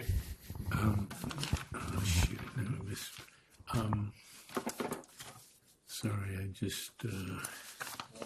While you're thinking about All that, right, I go would. ahead, move on. Yeah, okay. I would entertain a motion to continue past. I'll make that motion. That's a motion by Cater Thompson, a second by Now. And a roll call. Barnacle. Aye. Cater Thompson. Yes. Healy. Yes. Now. Yes. Posake. Yes. Shribs. Yes. McDonald. Yes. Motion carries. And if you'll hold that thought, Dennis. Yeah. I'll flip to the other end and ask Councilmember Barnacle if he's ready to hop on this. Sure. So my first, the parks one for me was maybe the weakest link. I felt like it read like a lot of like almost like conservationist and natural environment. And it didn't really seem like there was a lot of emphasis on all the activities that go into parks. And I didn't get the sense that our parks were for helping our seniors age in a healthy way, or that we've got these awesome youth sports programs and things like that. So I just felt like, overall in the vision for our parks, it felt like they're there to sequester carbon and then like passive recreation and stuff. And it's like, actually, there's a lot of people who go there for a lot of different reasons. And it didn't really feel like we were getting at that. I also note that there's no pillars in the parks. The other ones have pillars. I think the pillars was left out.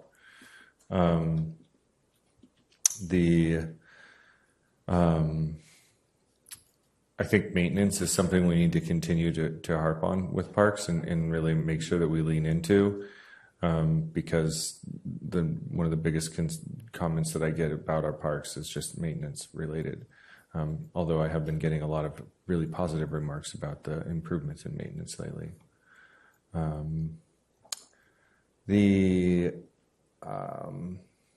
So on the equity-focused facilities and programs, P7, one of the things that kind of irks me is like we have all of our facilities, our facilities are dispersed in different parts of the city, and it's like we don't have equal access, right? So like there's no lighted basketball court on the west side. You have to go all the way to the east side.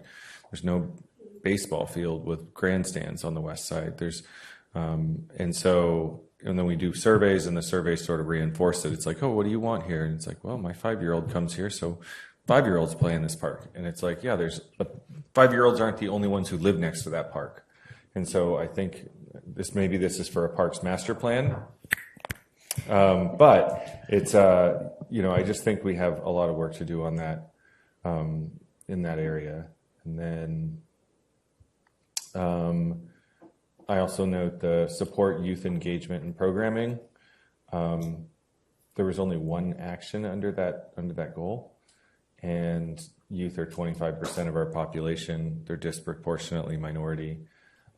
They can't vote, and it just felt like we weren't doing them the service that they should, that we should, with one action under that. So that was my comments about parks. I've really shared a lot of my transportation ones already because I saw it. But I just think if we keep looking at all of this through the lens of climate, and like the vision of carbon neutrality by 2030, we're missing out on all the quality of life stuff that we should be selling this on. Whether it's transportation or parks or whatever, like if it's good for the climate, it's going to be good for quality of life too. And that's what I feel like we should be messaging this as. And so I'll just leave it with that. I think I've shared most of my stuff already. Thanks. Kater Thompson. Okay. I agree with all of Councilmember Barnacle's comments. Parks need to be for everybody, and I do feel as though there's a lot of discussion about trees, and that's it, and really not looking at what parks do for a community and how many uses are there. But also, just with climate change, extreme heat, I think we just need to be aware, because we have such a high senior population, to make sure that, we plan for that. I mean, we already have it, but it's going to get probably more so. And I think it's just because of the population that we have, so high in seniors, mobile home parks in different areas and lower income. I see when you talk about the river park, I see the river park, the fairgrounds and the greenway and all the tributaries that go into the river just kind of all converging as a great augment for tourism, which we already talked about earlier. But how I'm kind of interested in going back into the economics and just really connecting how tourism, but all of these amenities really bring people in, and without the impact of being a tourist town. But yet you have people here that are helping our economy, and it's for the public too. So that's it for right now. I would also have to support what was just said by the two prior council members about the parks. And I love my trees, I love my open space, but that's all good. But with the population increase, with the urban growth boundary, and the population increase of probably 20,000 plus in the next 25 years, that's what the rate we're growing at. That means more people needing to get out into the fresh air and do things, and particularly doing things. So it's the facilities. So not just the open space, but also all the facilities need to be maintained and upgraded, and particularly just the number of bathrooms around town. More facilities for that throughout our entire park system, so that we have more access for more people. That's going to be very critical to have there within 25 years. So we need to at least double or triple the number of bathrooms we have in our parks. Some parks don't have anything right now. So we've had lots of comments like that, and including even downtown. So whether it's mini parks downtown, we have bathroom facilities throughout. But that needs to be expanded tremendously on that. Which also includes looking at little pocket parks. I know that was sort of mentioned, but there's lots more opportunity. I think we need to make sure that is clearly stated, that we're looking for areas of community to visit. I think there's a whole lot about downtown area, pocket parks and the like, but there need to be pocket parks throughout the entire city created, whether it be on the streets or in it's tiny little lots that may become available at a time or are currently available. That expansion, we need to be looking at that. So that's the only comments I have on those things. Everything else I've liked so far what's in the frameworks. Thank you. Councilmember Healy. So I agree with Councilmember Shribs that our park system is going to be more intensely used in the future decades. And we're not, so I especially agree with your comment about bathrooms in the community. But I think in general, with more intense use of parks, we're going to have to focus on putting more amenities in our parks. And again, the maintenance has gotten a lot better, but it probably needs to move up a notch from where it is. On the item about the city maintaining street trees, I'd be curious to see a dollar figure attached to that, because that looks like an expensive item, and I don't know where that would rank as a priority in terms of other funding priorities that we might want to take on. And of course, a lot of street trees are taking care of LADs. I don't know if that's really something that's really directed at certain neighborhoods, but I'd like to have more granular information on that.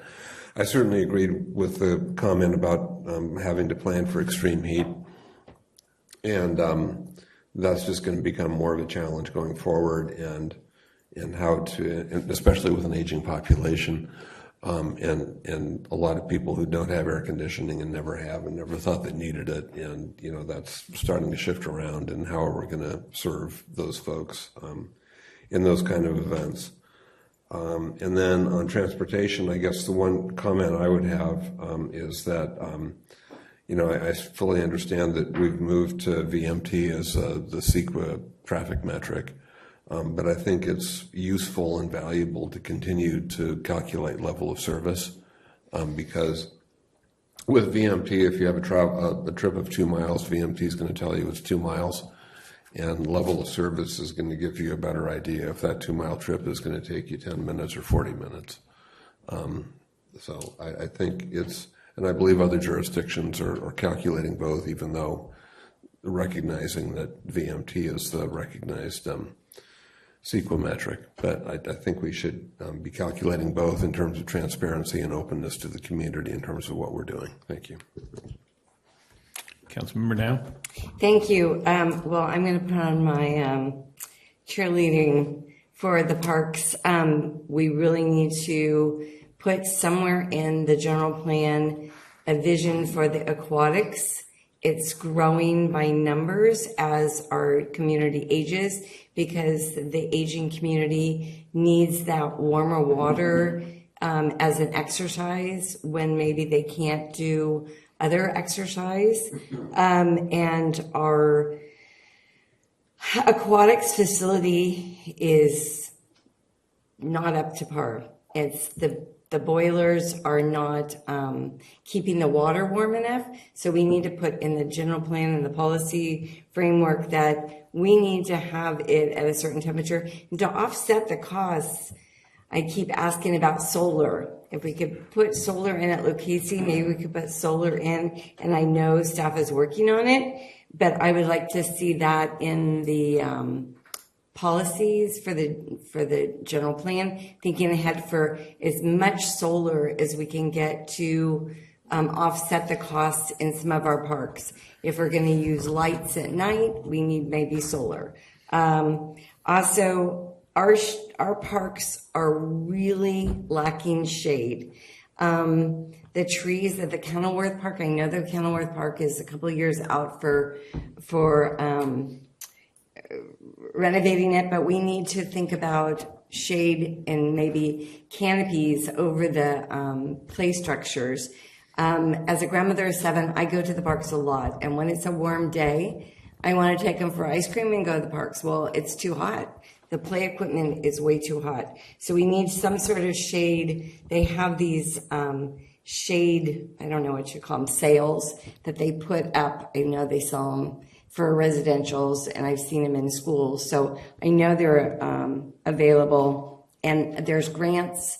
So I don't know if we can put that into the children's cancer, skin cancer I've written grants in the past for schools using that.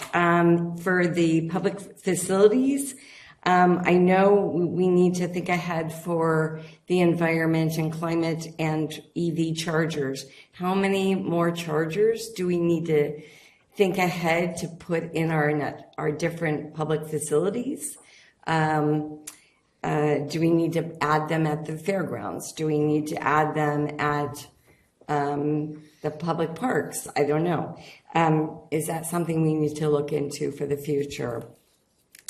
For safety, we need to put in the general plan our new vision for our safety center that we've been talking about at the fairgrounds, and policies in place for evacuation and natural disaster. We might need to put something in there about the SAFE team and keeping those levels up for quality of life and safety. For mobility and transportation, again, the aging population, we need to think about more handicap parking downtown and in other, the fairgrounds could use some handicap parking, I'm told.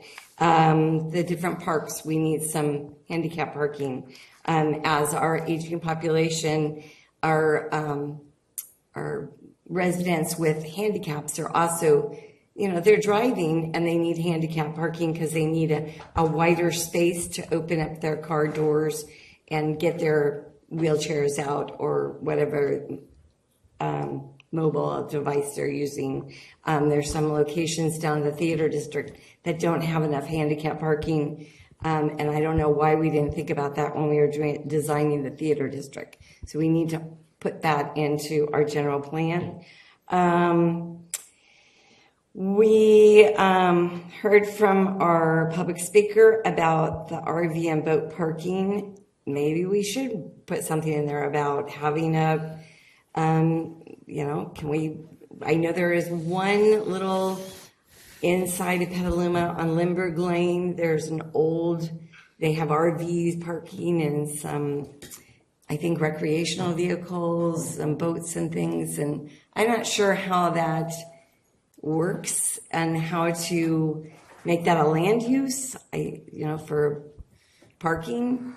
Renting it out, is that something that somebody could purchase a piece of empty land and make it for rentals?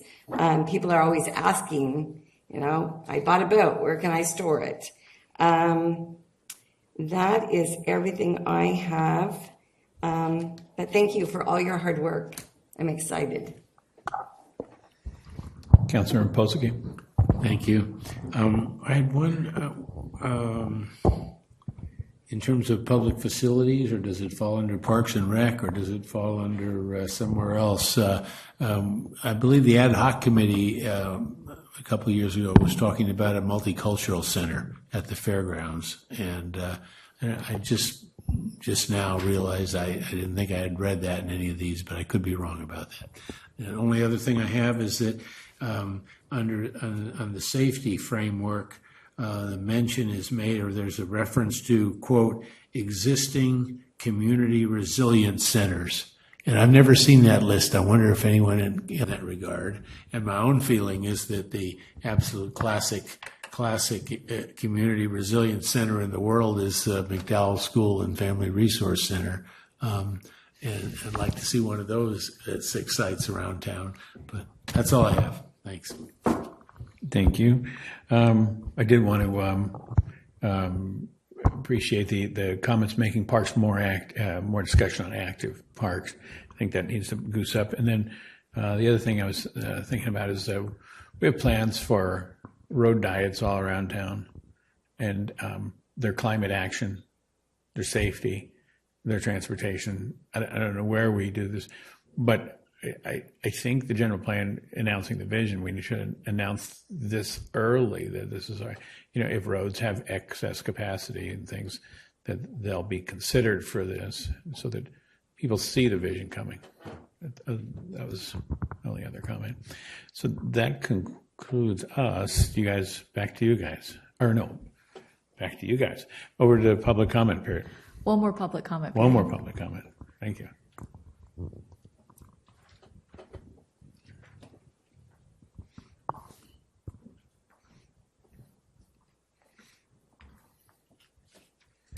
I did hear something positive, and it's about the chargers and parking. The question I have for you, a lot of people still using gas cars, and a lot of people are not going to give up their gas cars, and we don't have enough charging stations for EV vehicles. So what happens when you put all these EV charging stations, and any place you go, you'll see the sign, EV vehicle parking only. So if you're going to put all these stations in, which is a great idea, what's going to happen if you don't have enough parking for gas-operated vehicle?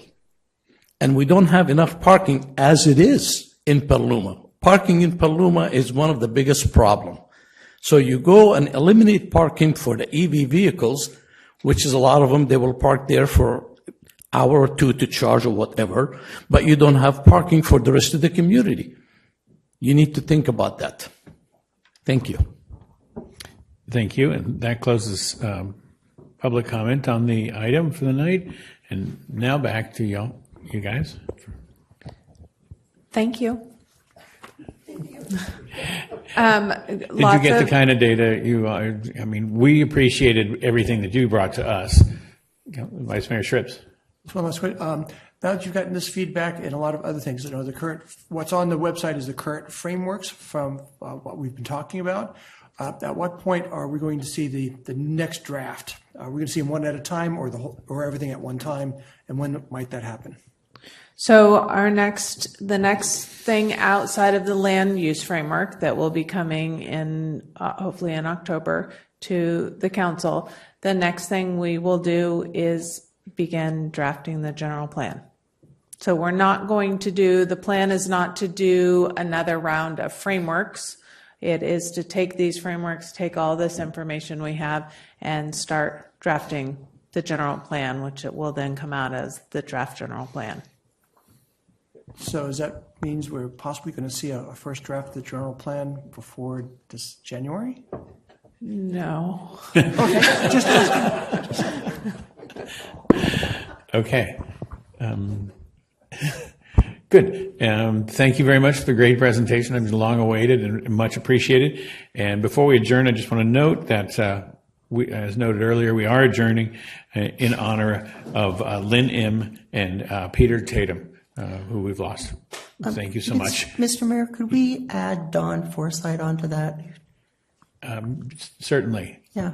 He was a long time in this community. He was Alice's husband, and she was really involved in the Chamber of Commerce, and he passed away.